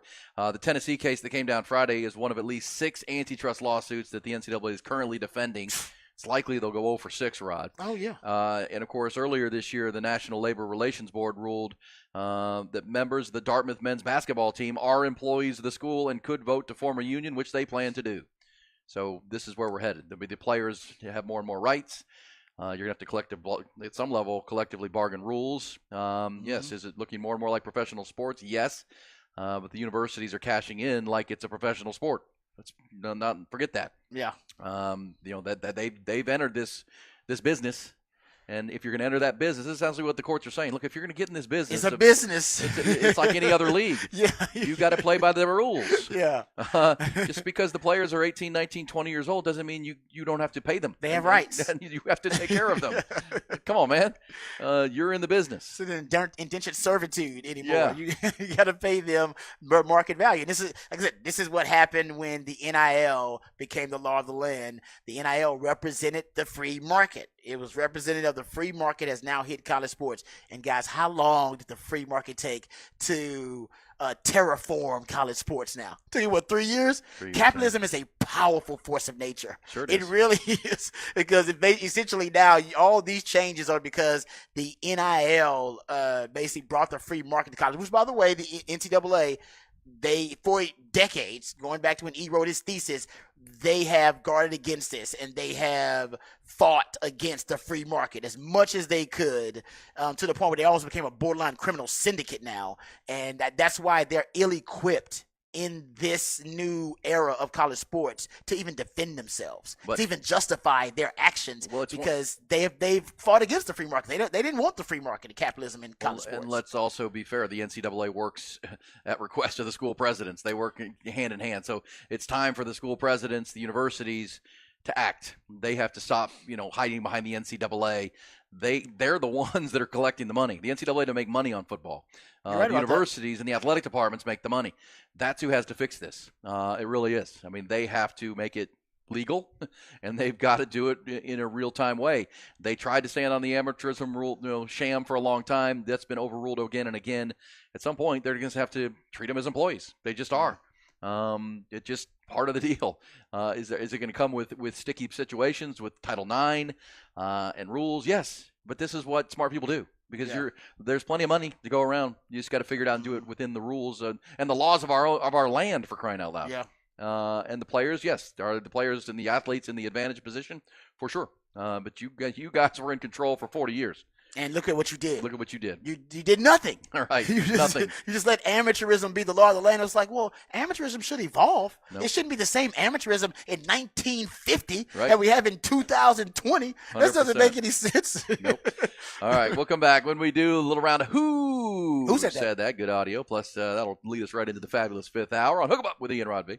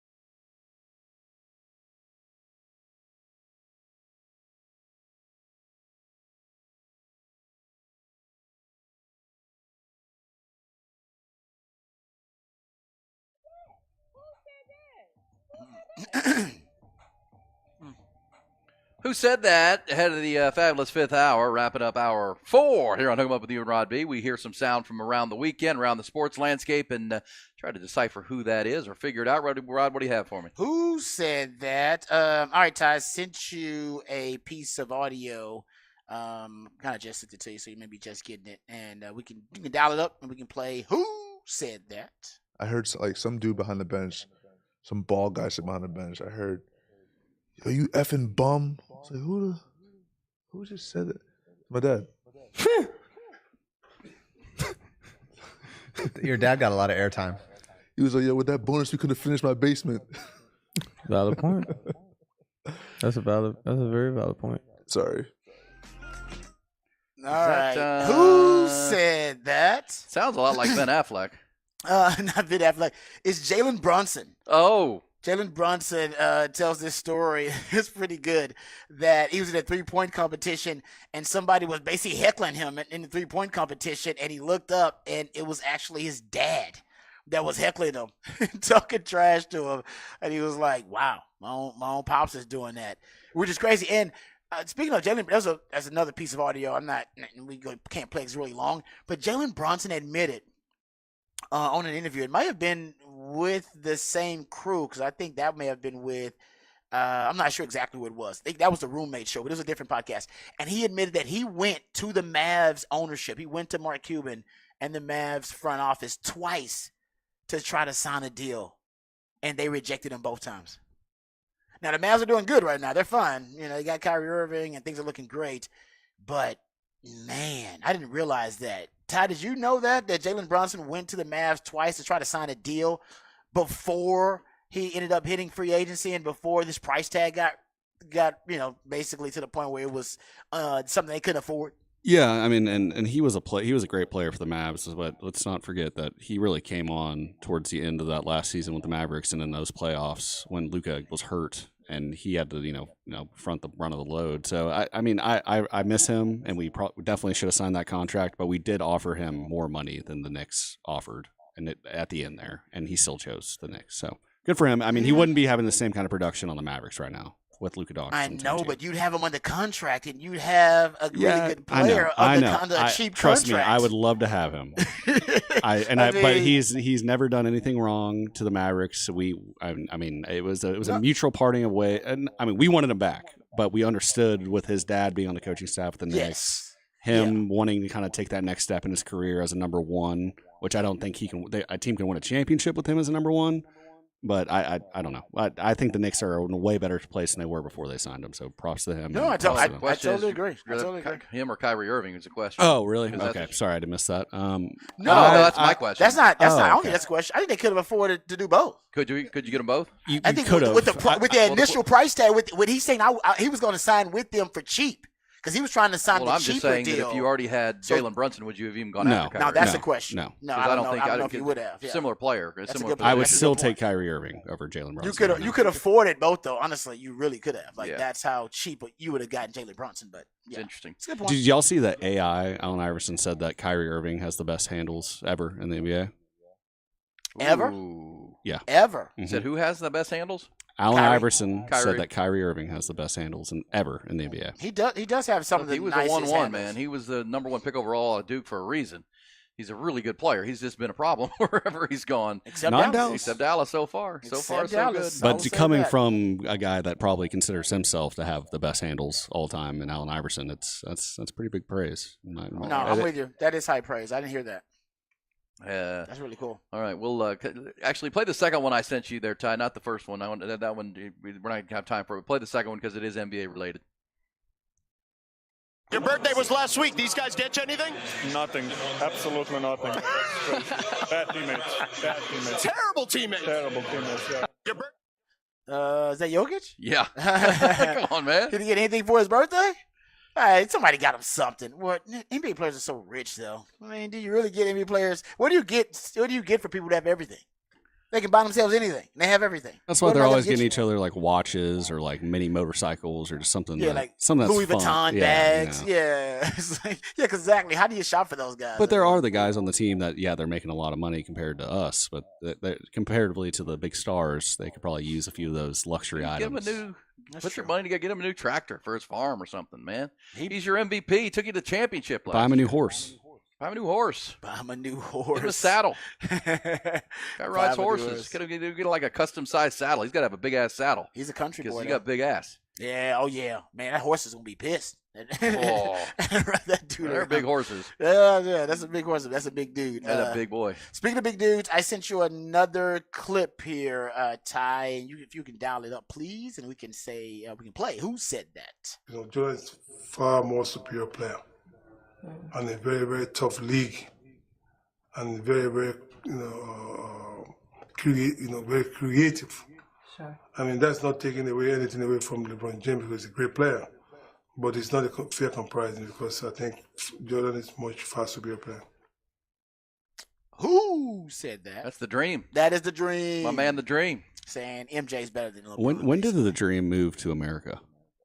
Right before college. Yeah, it's been here. So how? I'm confused on how he was identified as a talent. He was a soccer player growing up, and then he got into a basketball academy over in Nigeria. Spotted by a scout, and watching him play soccer. Like a and he Houston was- scout? No, NBA scouts.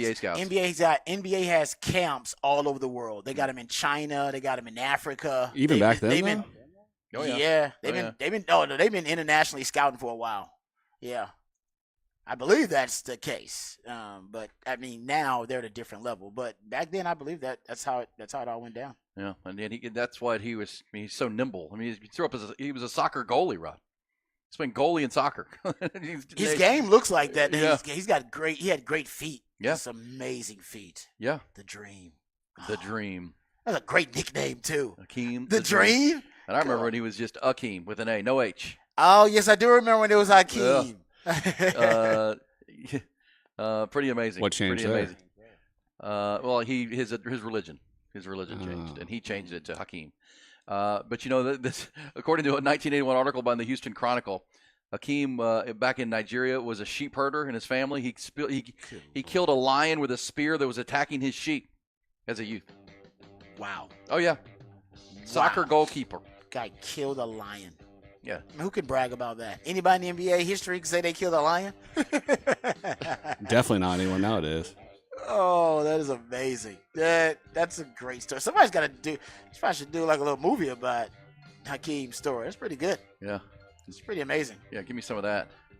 Yeah, the Dream. Yeah, remember the story? He was coming over. He was going to visit St. John's.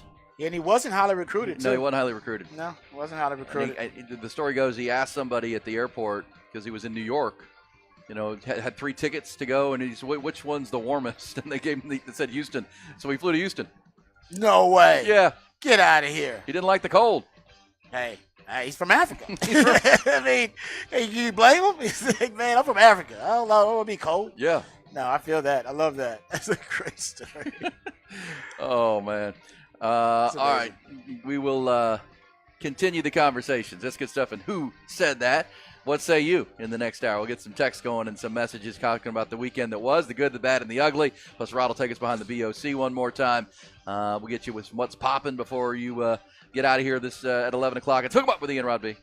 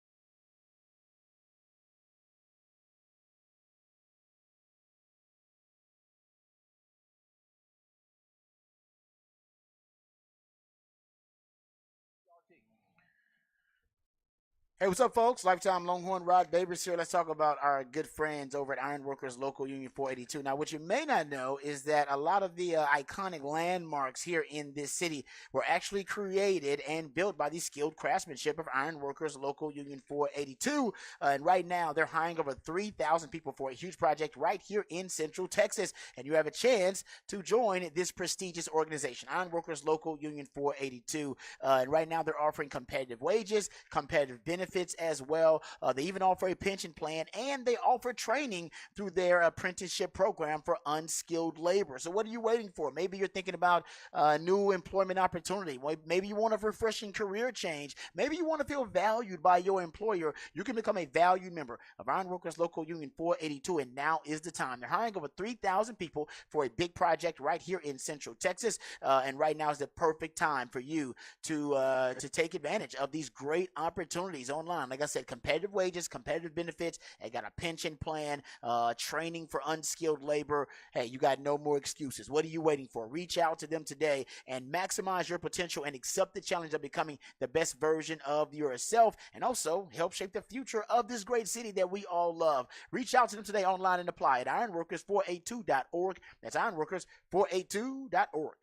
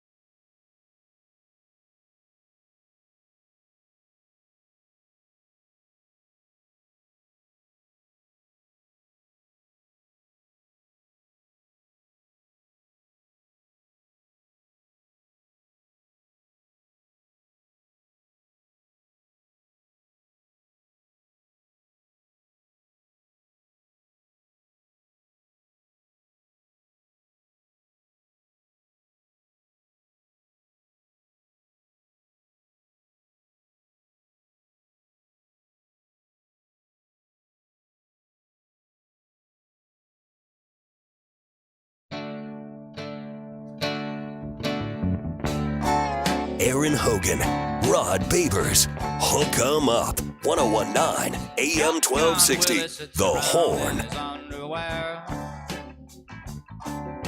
Biting on a bullet, pulling out all of his hair. Fabulous fifth hour. Willie Nelson Willie's got all of his family there. bringing us in. Oh, yeah. By the way, Shotgun Willie. part of the weekend, Rod. Thank you to our buddy Nick Shuley. I was able to go to that Texas Heritage Songwriters Hall of Fame show on Saturday night. How was that? Tremendous. And I love Nick Shuley. I was hooking it up. And I got to see Nick. I ran into him. We had a great time. It's a great event. The new class went in. Terry McBride, Eric Johnson, the great guitar player, Jack Ingram, Texas nice. Country, of course. Oh, yeah, there you go. Really a good class. And, of course, John Randall. John Randall is one of the best songwriters and really tremendous performer. So they all go in, great videos, and then, Miranda Lambert and Jack Ingram and John Randall did their song Tin Man. It was really great performances. Terry McBride's written a ton of #1 songs. It was a really cool event. But when they get put into the Hall of Fame, they get the Willie. They get the Willie. The Willie. So it's a Willie Nelson statue with a headband, and now they're nice. Hall of Famers. It's pretty cool. I popped in as well for a minute. Oh, you did? Did you What really? part did you check out? Did you get any good? Sadly, the tickets that Shuley also got for me, they weren't together.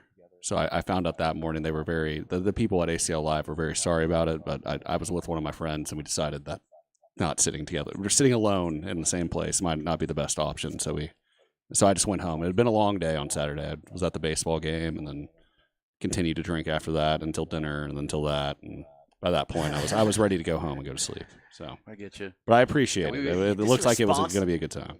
Ty is such a responsible person now. All of a sudden, all of a sudden he gets a girlfriend, and it's all different. Right? He's like going home early. He's the least drunk of all his friends. He's going home early. I mean, and she was out of town too. Wow. So one of my friends, he's a professional rugby player, and he just got traded. He just got traded from Atlanta to Seattle, and he was in town for like 4 days this week. And I saw him for the first time on Saturday in probably 2 years. Hasn't changed since high school. His nickname in high school was Hurricane Reese.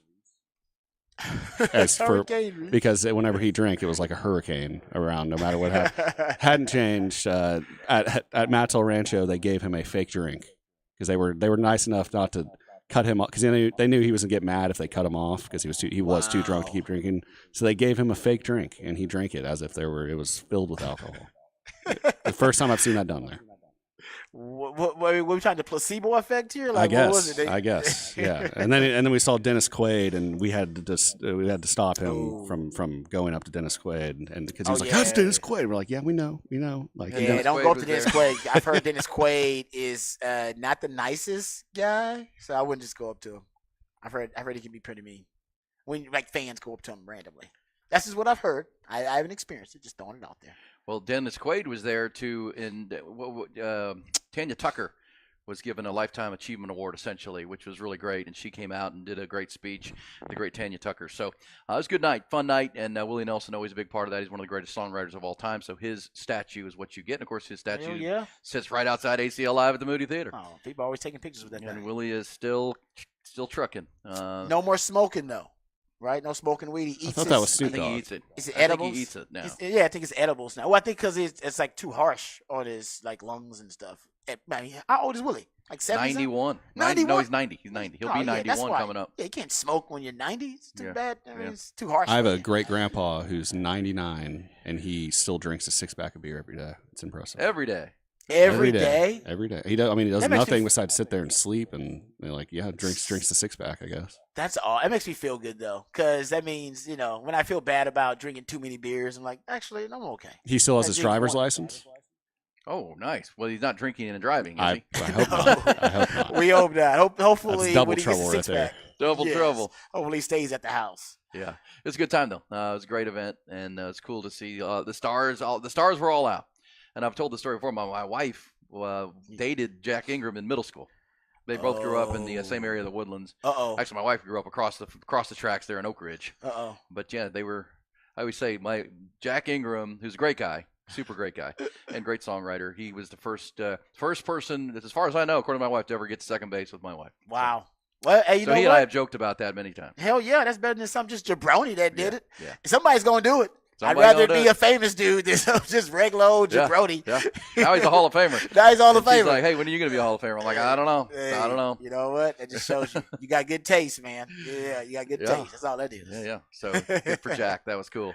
That is funny. And John Randall, man, if you don't know his music, and I don't know if you know the song "Whiskey Lullaby," which is I a don't think I very do. tragic, sad song. It's one of the best songs. Country song. Country song. Oh yeah, very sad. Yeah, sad country songs. Yes. Speaking of drinking, but yeah, he wrote that. He written so many great songs.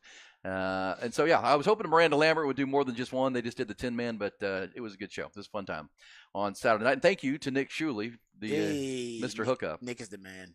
Nick is the man. Yeah. my dude. I would also say that before that, we went and had a drink over at La Condesa, the restaurant, which is right next to ACL Live at the Moody Theater, right downtown. Yeah. Me and my wife, I think our first date was actually at La Condesa.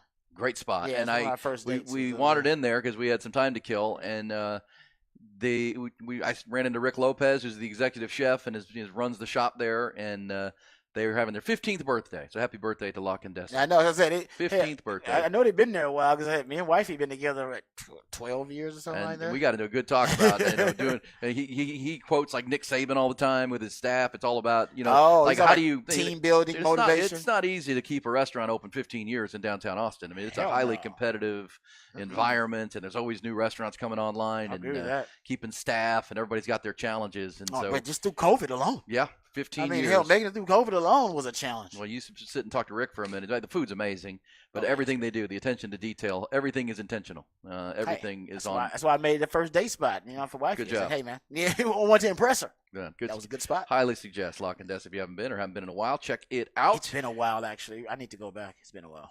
Need to do that. Good spot. So didn't run into Ty, but it was a good time. So thank you to Nick. That was a good weekend. What'd you do? Did you do any fun this weekend? I mean, I said if you were unfortunately on Saturday morning we had to go to Houston for a funeral. Unfortunately, speaking to my wife, a good friend of her. It's a good friend good friend of hers growing up. Her mom, his mom passed away, so we made the trip and came back, so I didn't get to do as much outdoor activity as I had wanted to. Did you get to do anything fun? Take the baby on a walk or anything? Yeah, we went out. We went outside a few times. Had brunch outside. Kicked it a Ooh. little bit. Had a good time. Yeah, but I didn't. You know what I meant to do, and I never made it. I was trying to get to Hayes, and I never made it. Hay City Store. Come on now. I We didn't did make do it out that there. yesterday, I so- was upset. Well, I had made some reservations, and we had to break them because the baby's got her own schedule. Welcome to fatherhood. Yeah, and I'm trying to get out to Hayes. It's like a 20-minute drive, and then you get out there, to make sure that you enjoy yourself. So we're not trying to get out there and just get food and come right back. Want to stay out there a little bit. So we had to change the plan. So I'm getting out there though. I went to celebrate National Margarita Day, a belated one out there, but I just had to settle for hanging out in Austin. Yeah, Had a hanging good out in time. Austin. That's Nah, it not wasn't bad either. It wasn't bad. No, it was beautiful weather though. The weather was amazing. Ty, what was your thought on the baseball game? The crowd was great. I mean, they're getting huge crowds, and I know you said your buddies were all a little bit intoxicated, but good atmosphere, good stuff for a baseball team that's off to a 6-1 start. Yeah, I mean, I feel like when you have that kind of weather, the atmosphere out Oh, there is going man. to be great every time. It was for a Cal Poly game. It was packed. I will say that, and everyone pretty much stayed till the very end too. So I That enjoyed is myself. surprising. I'll definitely be back probably next weekend, or I guess and they're in that tournament next weekend, right? Yeah, they're in Houston, Yeah. Minute Maid Park. Minute Maid Park and that's a great ticket, man. If you love baseball, and I'm assuming if the weather's like it is, then it's supposed to be. The weather's supposed to be great next weekend. They'll open the roof. Oh, nice. I mean, the coaches would have to agree to it, but on a day like that, why wouldn't you close that roof down in Houston? But that'll be fun with those top end teams, Texas and LSU, Texas State, Vanderbilt will be down there. Mm-hmm. It's gonna be SEC good. folks gonna be in H-Town. You know, Oh. they wild. Well, and I'll say this. I mean, we hand bouquets to Chris Del Conte quite a lot, but it is amazing how the fan experience has changed at that ballpark. I mean, old school Texas fans know going to the Dish is just a tradition. You go to the Dish. But I remember having the conversation on morning shows when the Dell Diamond came along. It was like, man, why is that so much more fun than going – I mean, it's Texas baseball. I'd rather watch the baseball. But at this time, I had little kids. I had young kids. I was like, man, they would so much rather drive another 30 minutes to Round Rock and go to the Dell Diamond to see a ball game. Yeah. And it's amazing how it's all changed. I mean, it's that's the environment. Not that the Dell Diamond's not great, and they had their tournament this weekend, the Carbach Round Rock Classic, and all those games out there. But it's a place to be. It used to be kind of like the Irwin Center for outdoor. It was cold and hot, and there wasn't a lot going on. But boy, there's a lot of energy. That's where you want to when there's an event, Rod, whatever it is, music or a concert or a show or a festival, game. You just want energy. You want it to be like you can feel it. Yep. Baseball games are now palpable, and as Ty said, that's Cal Poly. That's not like some big name. Wait till they play the Aggies in 1 week from tomorrow. Oh, it's going to be crazy. No, I think CDC has a lot to do with it. I love his R&D approach, which is rip off and duplicate. He's not ashamed to say, hey, I just study great fan experiences and great environments around the country. He's got a great staff that works for him, sends those people out around the country to study the best in-game experiences for fans. And he's like, that's a good idea. Let's steal that idea. Let's take it. And he brings it. And I'll give him a lot of credit because he is so accessible. And he's just in touch with the common man, if you will, the Gen Pop. I always think he might be too in touch with him. He's just got to answer tweets from people who on Twitter that don't even really have real avatars or real names, but he'll answer a question about the restroom and the facilities and whether the toilets are up to speed, that kind of stuff. I mean, he is really into every detail of the program, and because he is actually so accessible and he is in touch with the fans, the fan experience, I think, is better because he listens. Well, and he goes to the fans. games. He listens to the fans on, and fans talk to him at games like, hey, CDC, can I ask you about this? Can we get this to come back? Can we get that? I used to love this. And he was like, you know what? I'm going to think about it. I'll tell somebody about it. And he does. I think he actually does. I think he actually has a group of people. He says, hey, look into this because I got a fan that asked me about it. I think that actually helps the fan experience because a lot of those small complaints or critiques, all right, they're just somebody who's gone there for a long time and has seen something that they think is negative, and they think, hey, man, if you can change this, it'll make the fan experience that much better. I think the fact that he listens to the fans really means a lot. Now, he steals great ideas, too, because he has his own great ideas, too, by the way. But I think the fact that he listens to the fans. Yeah. And importantly, goes to the games, right? I mean, yeah, it's he one of experiences those, it himself.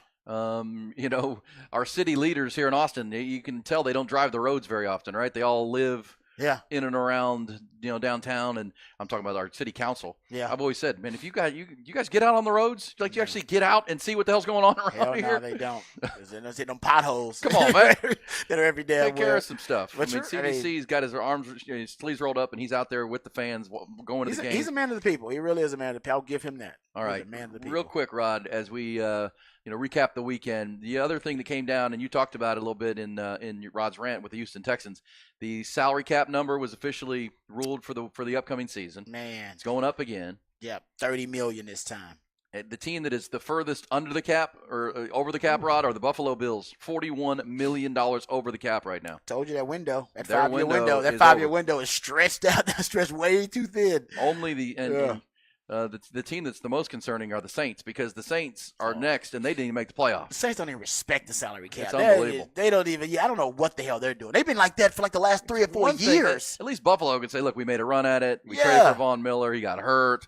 We lost this guy Mahomes again, for crying out loud. They were trying to go all in. That's why they are so cap strapped. And they're going to have to restructure. Cowboys are at 26th on the list. They're minus $3 million, but they're going to restructure Dak, and they're going to restructure a lot of contracts. Yeah, They'll Cowboys have will be cap fine. space. Yeah. But you're going to be married to Dak Prescott. They might cut Gallup.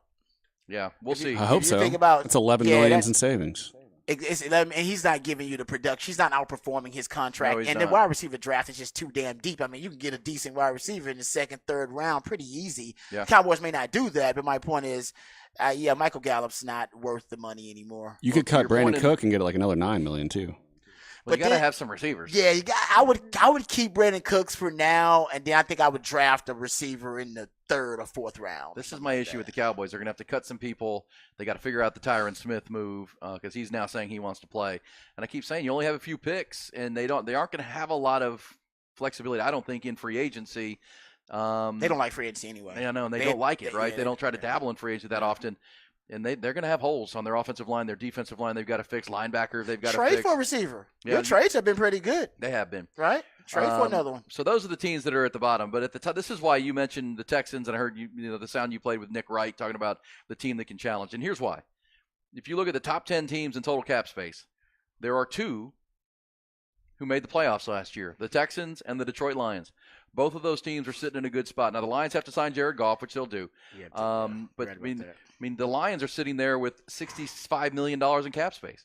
The Texans, who won 10 games in a playoff game, are sitting there with $73 million in cap space, according to SportsTrack.com. Now, that may have come down just a little bit. But, the teams that have the most cap space are the worst teams, like Washington, New England, and Chicago. Yeah. Well, there's 1, 2, 3 in the draft. They were tanking a little bit, right? They were intentionally trying to be here.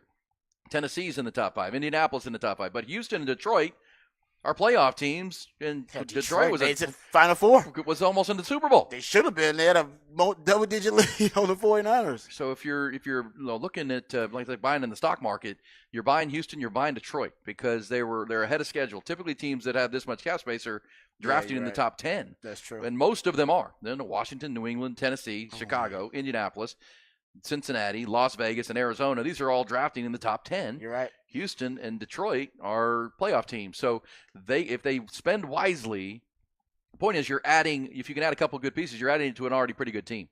And for the Lions, it's a really good team. I was going to say, you're on the verge of being a great team. Well, both won divisions, both won at least one playoff game, and of course the Lions should have won that dang game with the Niners.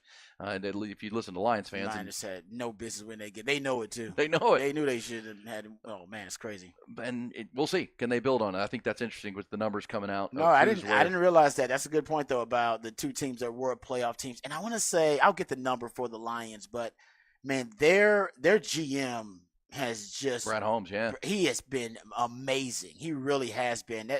I'll make sure I get the right number, because there's a certain percentage of his draft picks that have basically been Pro Bowlers and All Pros. And it's a freaky crazy number. But I want to make sure I get the right number. I don't want to get it wrong here. And just as everybody chases the Chiefs, they're sitting there with $28 million in cap space. They're going to have to re-sign Chris Jones. And they re-signed they just signed the punt god. Yeah, Matt Araiza. Matt Araiza, who's like one of the best punters in the history of college football. Yeah, he's coming back. And they just signed that dude. Oh, man. With that defense they got coming back, that's kind of scary. Yeah. Well, That's kinda scary. they have to re-sign Chris Jones. There's no doubt about that, but I think that they will. They'll definitely do that. And I don't, they're not going to mess around with 1 year. This is one of the best players in all of football at a premium position. They need to sign him. You don't win multiple Super Bowls without that guy. So, and I don't think Patrick Mahomes would be pretty happy because he already traded his guy Tyreek Hill. You got to get him some receivers, but you also need to keep Chris Jones. He's the anchor to that defense. How good they are in the secondary. So they've got money to spend too. So that's an interesting thing. And of course, that all starts mid-March. We're on the timeline now. We're 4 days from the combine. Yep. On February 29th. By next week is the deadline to put franchise tags and get long-term deals done. Then there'll be the non-tampering session, Rod. Then the free agency period will open right there in mid-March. The league year will begin, and off we go. Yeah, I wonder how. When you start looking at the franchise tag, because I think the numbers are already out right now in terms of the value of the franchise tag right now. It's just, man, I just wonder. Baker Mayfield's an interesting one. Really, the quarterback right now, Baker Mayfield is probably the most interesting one of all the possible free agents. Because do you let a quarterback who just won a playoff game, do you let him walk? Or do you franchise tag a quarterback? And that makes him top 5 money. They got to get a deal done with Baker immediately. It's interesting that we talked about that because if they're going to franchise tag Antoine Winfield, they can't I know. franchise tag him, so they got to get a deal done then. Because you're right, they franchise tag defense players and they got to get a deal done. If they don't get a deal done, then their playoff winning quarterback is going to be in free agency. I don't think we've ever seen that. What? I don't think we've ever seen that. That's rare. It is rare. Quarterback win a playoff game and then becomes a free agent. They're going to try to get a deal done, but I just don't know if Baker is going to be open to a low ball deal because they're definitely going to try to low ball him. They're not going to try to pay him what he believes his market value is. So that's an interesting one to watch. It really is. And I agree with that. And they're losing Mike Evans. A lot of people think Kansas City is probably going to make a move on Mike Evans. And if they do that, why sign Baker if you're just going to let Mike Evans work? Yeah, I think that's, we talk about this with the Cowboys. I mean, I know they won't do this, but sometimes you got to look in the mirror and realize where you are. And the Buccaneers won their Super Bowl. Tom Brady got him a Super Bowl. But if you bring back Baker at a mega deal, which he's earned, right? He just won a playoff game. He's going to get the big money. Or is it time to begin anew? Yeah. That team is going to get older. Mike Evans is older. There's still some good players there, but at the same time, where are you in the pecking order of the NFC big picture? Now, you can tell yourself, kind of like the Cowboys, we were in the playoffs. Yeah. But really, are you? Yeah, that division helps too, I guess, right? That division, the NFC South, because that division is a bit of a mess. When you start talking about the Saints, start talking about the Falcons, that division is a bit of a mess too. That helps you out. But I'm really interested to see what the quarterbacks here in this offseason are going to be like. What happens to Justin Fields? What happens to Baker Mayfield? You just talked about it. I mean, Detroit's going to re-sign Jared Goff. That goes without saying. He's going to get a big deal. Like I think they thought he was going to be a bridge quarterback, and now they're thinking, I think this guy's our franchise quarterback. Well, and that's the decision. Now right? Baker's not getting that love. Well, and that's you were around him the whole year, right? If you're the Bucs, and it's like, look, this was the number 1 pick in the draft for a reason, and maybe he's finally matured to the point where he does deserve to be our franchise quarterback, and we're going to build around him. And that's just a decision you have to make. My concern, goes back to the Cowboys. The Cowboys are going to remarry Dak Prescott for another 5 years, and I don't think that's going to end well for them. We'll see. Well, like the Cowboys, the Mike McCarthy connection with Dak is big because he had his best year. That's right. When Mike McCarthy started calling the plays. Dave Canales, Carolina now. Who was the offensive play caller for the Bucs? He's gone. How much of his influence you think was a factor in the resuscitation and rehabilitation of one Baker Mayfield? And then you're losing Mike Evans too. So I just wonder what they're going to do. I mean, that's a lot to consider.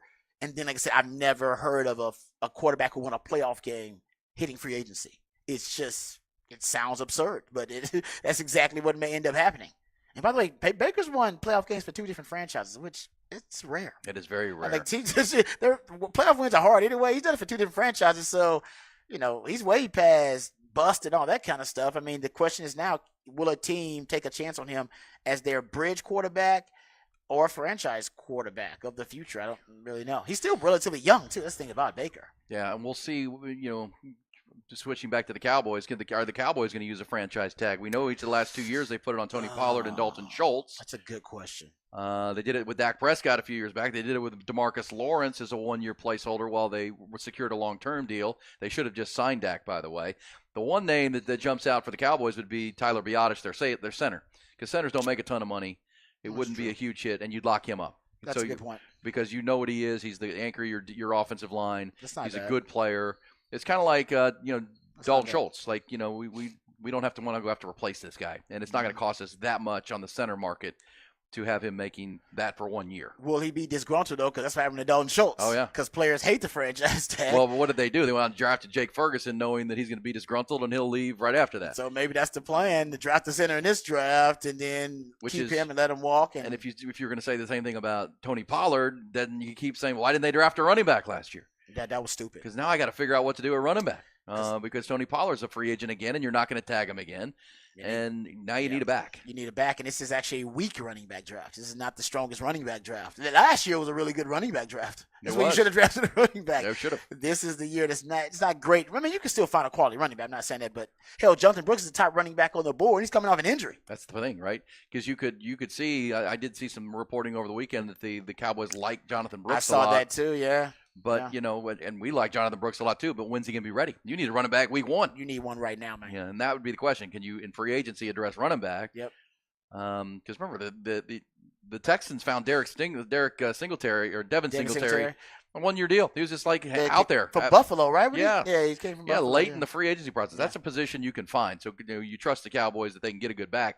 But then if you draft Jonathan Brooks, then by midseason, you could have your back of the future. Running back 1, yeah, ready to go. And as we've said many times, the Cowboys with their second-round picks aren't afraid to take a risk on a guy who they has a first-round grade on. That is true. I mean, they've done it many times. Yeah. And, sometimes it's hurt them, right? The Randy Gregory pick was a bad one. But he was a first-round grade talent-wise, but he had drug red flags, and those cropped up. Jalen Smith out of Notre Dame. He had a first-round grade, but got hurt in the Fiesta Bowl, and he never was the same. Yeah, good point. But they've also hit on guys like Sean Lee in the second round. They've hit on Trevon Diggs in the second round. So, that's Jonathan Brooks is the name to watch for the Cowboys. I don't think there's any doubt. But they would have to address free agency, running back in free agency or a trade. They can't trust that that's their back. Or if you're going Rico Dowdle. Yeah, you can't do that. You got to go in free agency. Then you got to go get you a running back. Yeah, which they could have got a bunch of cheap ones last season. I remember saying they should have got Deontay Foreman because he was just available. Well, you wonder if the Cowboys they had a plan to draft a running back and they just didn't. Well, the Overshown Dan Quinn won the Overshown debate in the third round, and that's when you would have taken it back. And Luke, because again, if you were going to if you're getting rid of Ezekiel Elliott, you were going to get and franchise tag Tony Pollard and do the Dalton Schultz 1-year deal. You needed to draft the replacement. Running back. And no, they just and it really came back to haunt them. It did. On short yardage situations at the goal line, not having that running back, a guy that could, get those much needed yards for you. And in the playoffs, they couldn't run the ball. Well, that's why I mentioned earlier, would they consider Dameon Pierce in a trade if Houston's going to go after Saquon Barkley? Yeah, because that was a bad scheme fit because he's not a zone runner and they were running the Shanahan zone running scheme. Look, I'm a big Dameon Pierce fan. He's a good player. That dude is a physical runner. He would be what the Cowboys need. That's a great point. Young guy, third year in the league going into who's he got a little bit nicked up last year, and you're right, he didn't fit the scheme. Never really, hit the hole like they wanted. But this Cowboys run a different scheme. And you've traded cheap, and you've traded with the Texans before. Yeah, the Brandon Cooks trade, right? Yeah. So that wouldn't be because again, if Houston is going to get in on Saquon Barkley, and now there's reports that he and, as you said, C.J. Stroud are talking. That's not bad. Yeah, that and Houston, you could. What are you going to get? 5th round pick for Dameon Pierce, something like that. That's fine. Yeah, for running back. Yeah, I like that idea though. I think that's one of those win-wins for both squads. Yeah, because Dameon Pierce is doing nothing. I mean, I'm shocked at how little he played last year. That as the season went on, he played less and less. Yeah, they didn't even put him out there as a change of pace. And part of it was Singletary playing so well. I mean, he was playing really well. You look the last 8 games of the year, he was up there with in terms of usage, and production for his team. Yeah, he was up there with McCaffrey and those guys of what he was doing. No, that's what I'm saying. And Dameon Pierce was healthy. They just thought he doesn't run well in this system. He's not a zone runner. Zone blocking. Is Saquon Barkley? That becomes a question. Oh, he can do anything. Yeah. Some blacks say don't matter. Like that guy said, he can do anything. That's Christian McCaffrey. That's Saquon. Coming back, we go behind the burnt orange curtain. The NFL season never ends, or the college football season. Also, Rod will take us behind the burnt orange curtain. And how the hell did Cam Newton fight off three dudes. Trying to take his Naga's block off. Guess what? They couldn't reach him. It's Hook 'em Up with Ian Rodby.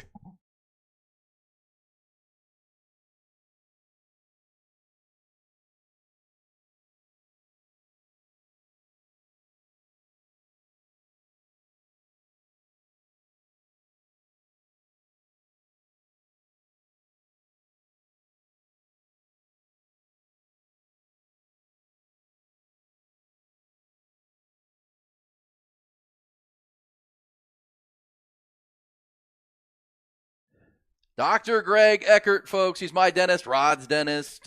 He is Austin's dentist for 30 years. And Dr. Yu specializes in, general dentistry, right? Keeping your oral hygiene right and on point. But boy, if you want a new smile and a restoration or those permanently secured dental implants, you need to call him. You can go to the website now, dreckert.com, or go to their social media pages and look at the transformation of a Horn listener named Lauren, who went in there, Lauren did, and heard us talking about it. And, had some issues, didn't like his smile. He did wear and tear, older, and he wanted the new smile. And you can go see these pictures. The before and after is unbelievable. Look totally different. Just transformation. You can find mine at the website, too. I did the transformation with Dr. Eckert, a restoration. I've told you the story of being a teeth grinder when I sleep, and I didn't know that until too late before I had chipped my teeth and worn them down.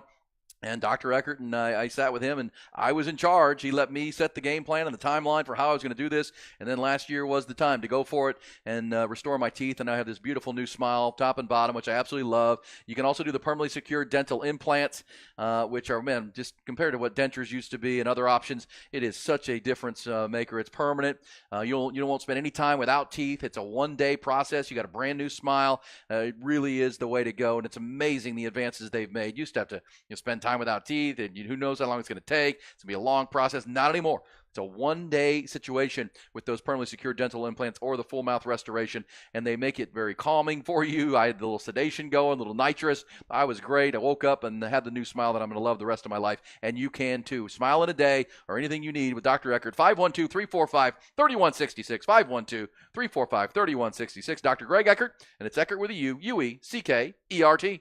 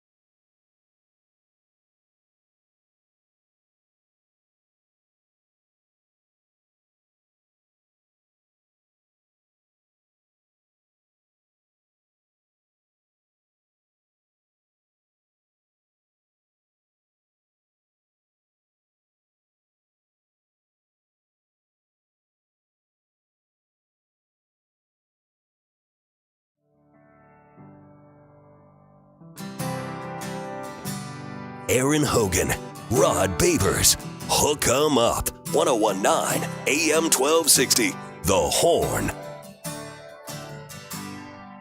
Where in hell did you go? You left us all alone. I wasn't even 18.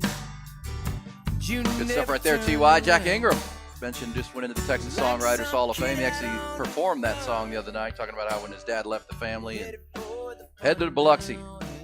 Heading to Biloxi.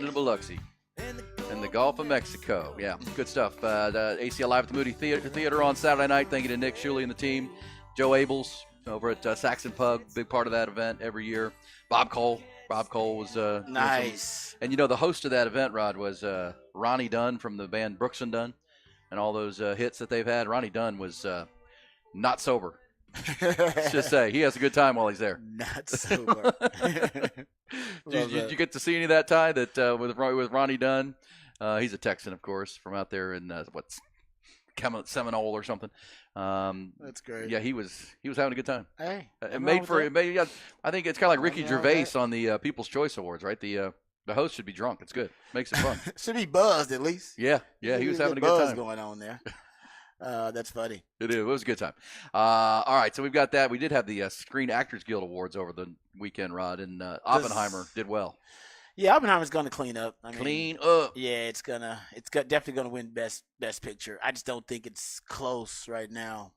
They're like the Kansas City Chiefs among all those. There were some good movies, but that's one of the better movies in a while. That's what I'm saying. Like it's historically great. The rest of them are just good movies for this season, for this year.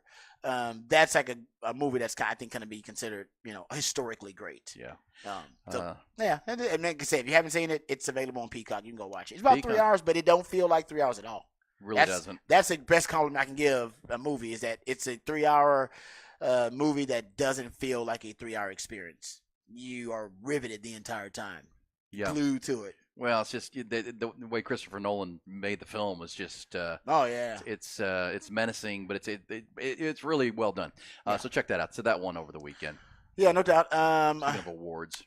Speaking of awards, I'm gonna get into we'll get to Rod's rant tomorrow a little bit, but I want to talk about the combine and breaking down what trends and patterns in football right now are going to help and hurt the Texas products.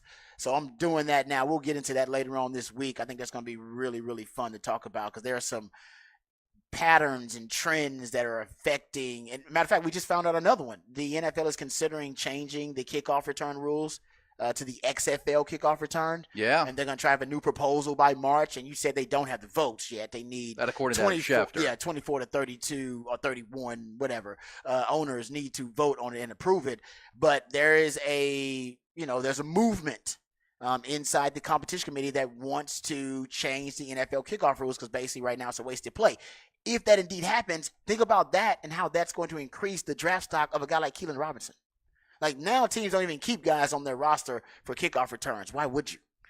I mean, you only return 30% of kickoffs, and even those, I mean, your gains are negligible. But if you change to the kickoff rule for the XFL, I believe they have a 90% kickoff return rate, something like that. It's crazy, and you can get a lot of hidden yardage on those kickoffs, and smart coaches are going to start keeping players on their roster who can help them in that manner. And you don't want a lot of your frontline starters, the big money guys, you don't want them returning kicks all the time. Hell no, they get hurt out there, and then my big money's hurt. So what you're going to get is their backups or your specialty players. And they don't keep a lot of specialty players now just because, hey man, I only got so many roster spots. I can't afford to keep you just for basically when the NFL shadow banning kick returns anyway. There's no point in me keeping you because you don't really add enough, all right, to the equation. But if they change that kickoff to XFL kickoffs, guys like Keelan Robinson, with the expansion of practice squad rule change, you can keep guys on there for longer. He could be a guy that could find a role with a team just as an elite return specialist. It's possible. It ain't possible right now, but if they change that rule, it is. So they're talking about trends and patterns like that are affecting on a macro level, affecting players' draft stock. So I think I could do that for almost every player that's coming out from Texas. So I'm working on that. Good stuff. Looking forward to that as the week goes on towards the combine beginning Thursday. Yep. I'll have it before Thursday. Good stuff. All right, let's get behind the burnt orange curtain time one more time. We'll get what's popping and what we'll be watching tonight, including some Big 12 basketball. But first, behind the VOC. Let's do it. And they were all asking themselves the same question. What is behind that curtain? All right, now Pro Football Focus, they came out with their big board over the weekend, which is they ranked every player coming out in the NFL draft. They ranked 10 of the 11 Longhorn players, so they didn't rank Keelan Robinson. So they did almost every player, but almost every high-profile player. So I want to go through those rankings. Like every big board I've seen and like every mock draft I've seen, Byron Murphy is the number one Longhorn off the board each and every time. As a matter of fact, Dane Brugler wrote his the 15 prospects that he's can't wait to watch at the combine. and he has a tweet talking about Byron Murphy. He's had a man crush on Byron Murphy for a while. You can go back and look at his Twitter account going back to, I think, December. I saw him start to tweet out stuff about Byron Murphy and how much he liked him.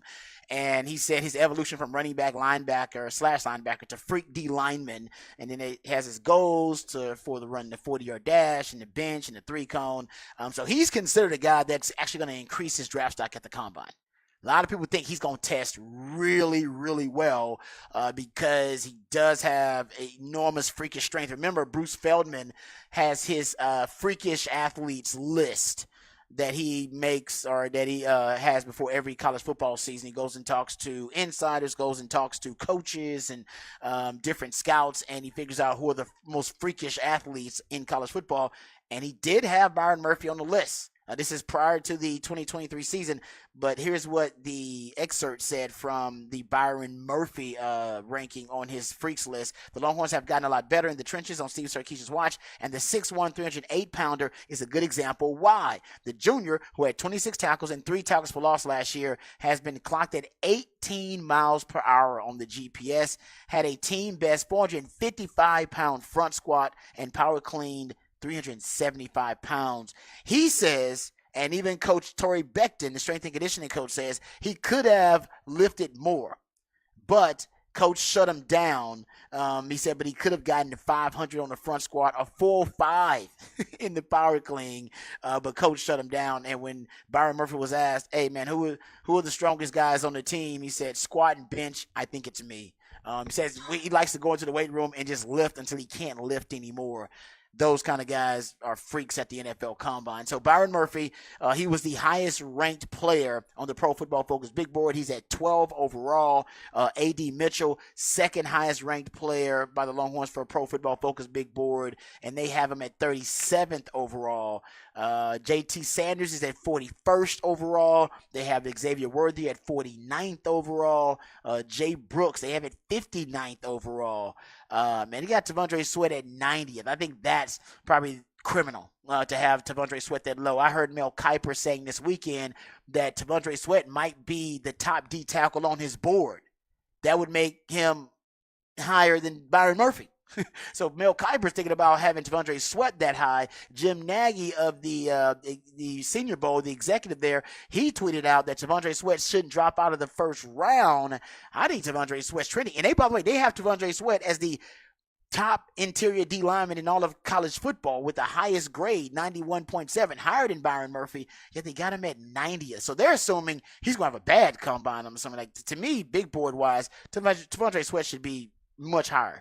But it does show you, based on these big board rankings by Pro Football Focus, you're going to have a really deep second-round draft for Texas. Now, you could have multiple guys in the first round, but if Byron Murphy's your only first-round pick, that means A.D. Mitchell, J.T. Sanders, Xavier Worthy, Jonathan Brooks, and T'Vondre Sweat are all going to get drafted in the second, like around the second. Maybe they'll drop to the early third round, but I think most of those guys, I don't think there's no way T'Vondre Sweat drops out of the second round, in my opinion. I just don't see it happening. So, like I said, that second round could be your boom round for Texas in the draft. They got Christian Jones ranked 120th overall. That's good for Christian Jones. That puts him, fourth round range, something like that.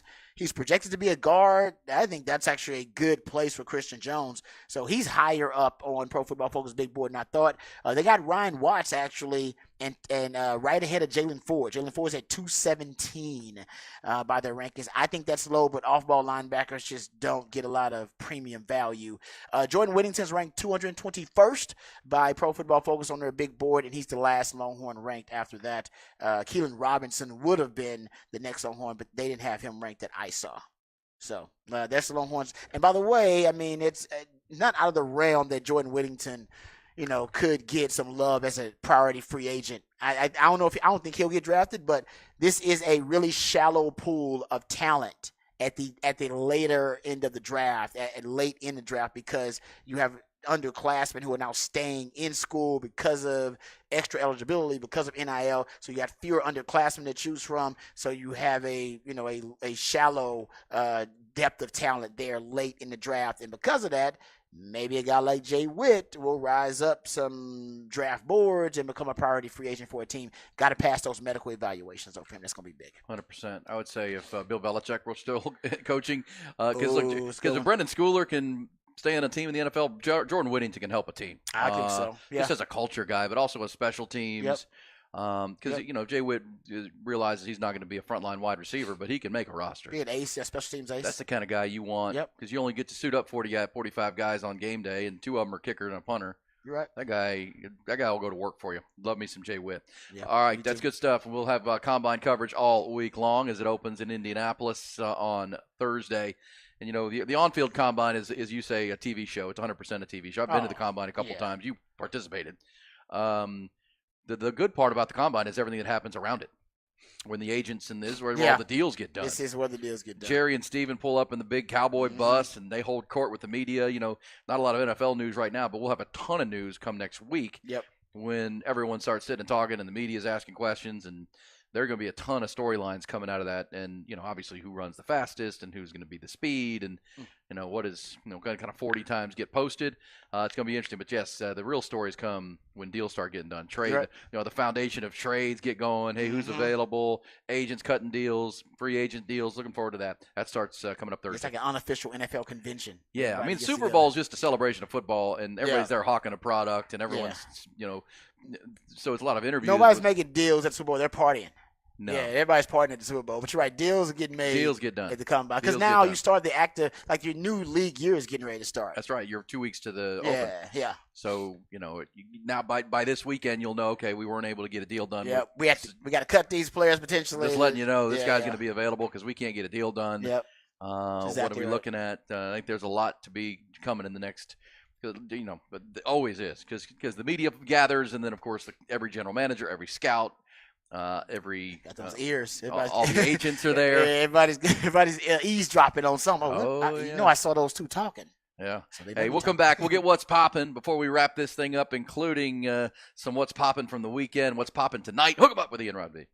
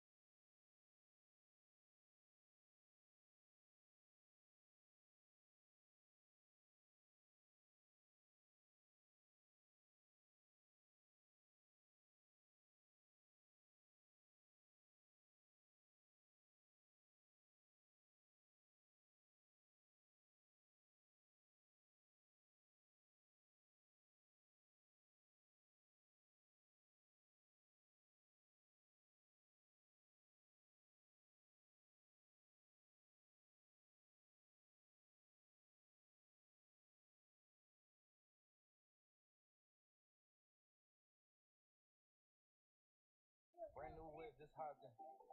I got options. I can pass that like Jackson. Just Joshing. All right, what's popping over the weekend included several stories. I mentioned the PGA Tour winner on the Mexico Open was a guy named Jake Knapp, who went from nightclub bouncer to winning a PGA tournament. He's got his tatted up, right? He's tatted up. He's got a vape sponsor. He's kind of a surfer dude, got a hot girlfriend. And after he won the event in Mexico, shotgun beers with his dudes. His shotgun and beers. Oh, the shotgun. That's exactly what the PGA Tour needs. They do need more of that. More of that. They need more of it. I agree Also, in NASCAR, Daniel Suarez won the event in Atlanta, one of the closest finishes in NASCAR history. If you see the photo finish, you won't believe it. These cars are going 200 miles an hour, and there's not an eyelash that separates the three cars. Do they have like an electronic, Yes. digital line, finishing line? Yes. Okay, so they got it with Which, laser. by the way, what's popping? We need that we get that in the NFL to start spotting the ball, right? Laser accuracy? Laser accuracy, Yeah. where we're spotting the ball. Not some old dude with his left foot or right foot. You see, I agree with you, by the way, and the NFL does know that. But then you lose the drama. It's a TV show. Don't ever forget. Oh, That's get out drama. those chains. Yeah, isn't that drama? Like when they put the chains and then they stretch it out, and then you finally get to see. Oh no! If it was a laser time, then you already So know. close. If it's laser, you're like, oh man, this is not a first down, or this is a first down. Then you lose the drama, the build up, the crescendo. It's a TV show, man. Don't Still forget. need the chain gang. You need the chain gang out there, man. It's good. You don't It's good really television. need it, but you it's a don't good really point. need it. Also, speaking of what's popping, how about this on Brandon Marshall's podcast? Oh no. Russell Wilson. Oh no. Says not only does he plan to keep playing, he plans to win 2 Super Bowls in the next 5 years, Rod. Let's talk about this tomorrow. He said that? Yeah. He said multiple Super Bowls? He says, I want 2. Okay. Did he? I'll find the audio for tomorrow, and we will have this Oh, conversation. okay. I hope he was Say, for me, it's about winning over the next 5 years. 5 years, I want to win 2. Okay. I He want wants to to feel. win too. I want to feel the chill of that trophy again. All right. Okay. That's not that bad. I thought he was like, guaranteeing he was going to get it or No. predicting. Well, that He said, I want to. I want to. Good for him. He needs to. He needs to for his legacy because at one point we thought he was on the way to being a Hall of Fame quarterback. I don't know if he's on that track anymore. through arguably the most famous interception in Super Bowl history. Yeah. And think about how different his career would be if he had gotten that one. He'd have 2 Super Bowls, and then he would definitely be considered yeah. Hall of Fame worthy. Now, I'm not sure. And all he had to do was hand the ball to old beast mode, and wouldn't be talking about this. Hand it to 24. Hey, that was the play call. He probably should change the play call, huh? That would have made him legendary. Change the play call, and then it's going to touchdown. Look over at Pete Carroll flipping the bird. Hey, we're handing this to 24. We're handing this damn thing You off, crazy? man. Yeah, for real. The you best nuts? short yardage back in the league in the last 10 years, we'll hand it to him. I'll push him in. Yeah? Oh, yeah. Oh, All I right. feel bad And for him. also, we talked about it, but Cam Newton dominating some dudes in a massive brawl at a 7-on-7. What better, outside of the Florida Man games they had this weekend, what further typifies where we are? You got a bunch of kids playing football in 7-on-7, and you got dudes fighting. Yeah. I just don't throwing understand. hands, and Cam Newton happened to be one of them. It was, he got jumped essentially. He basically did get jumped. I don't understand what these kids are thinking. Like, I mean, now what's it? Well, Looks they- like what it's are the adults kids? that come after It was him. adults, yeah, but I don't know. It just seems What was popping about this was not only did he handle 3 dudes, he ragdolled one guy, grabbed another guy by his oh man, he was by his dreadlocks, yeah, holding him down. His hat never came off, Rod. The Oh. hat never came off. Who Cam's? Yeah, he's wearing this big like Dr. Seuss Is hat. is is the hat like? Because he's got big hair too. Yeah. I think the big hair keeps the hat on. Oh, that's probably true. Yeah, I It's think probably that- holding the hair in Yeah, place. the big hat keeps the hair on for Cam. But I'm with you. I don't think they realized how big Cam Newton was. But when they see him in person, you should change your plans.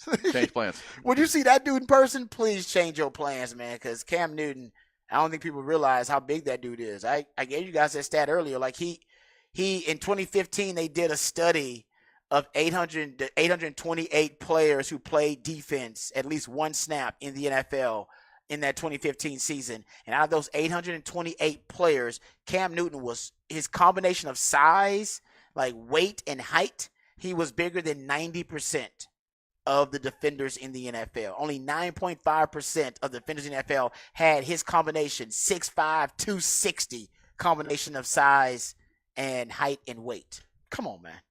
Dude, you don't want to mess with Cam Newton. Leave that dude alone. Well, and Dude then is a- he he went got to that a dog Super- in him. Went to a Super Bowl, won an MVP, and then lost that Super Bowl. But and then just got beat up. I mean, Quite honestly, Cam Newton just got beat He to did. heck, man. Yeah.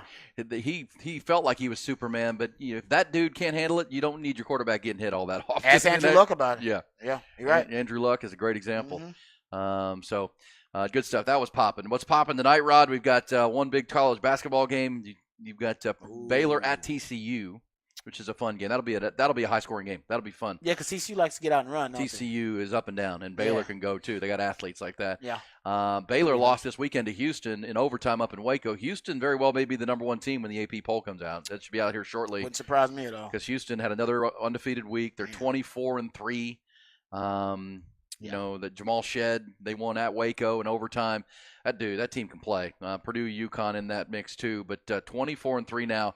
We'll see if they're going to be number 1. And Houston plays Cincinnati this week. Texas has to go to Lubbock tomorrow night, Rod. One of the things we'll do tomorrow is preview that game. It's going to be tough, man. It's a hornet's nest out there. I need Rodney to get this team to play some defense. I mean, it's one thing to they went 1-1 last week. They're 1-2 in their last 3 games. Yeah. And the 2 losses were blowout losses on the road at number 1 Houston and then at Kansas.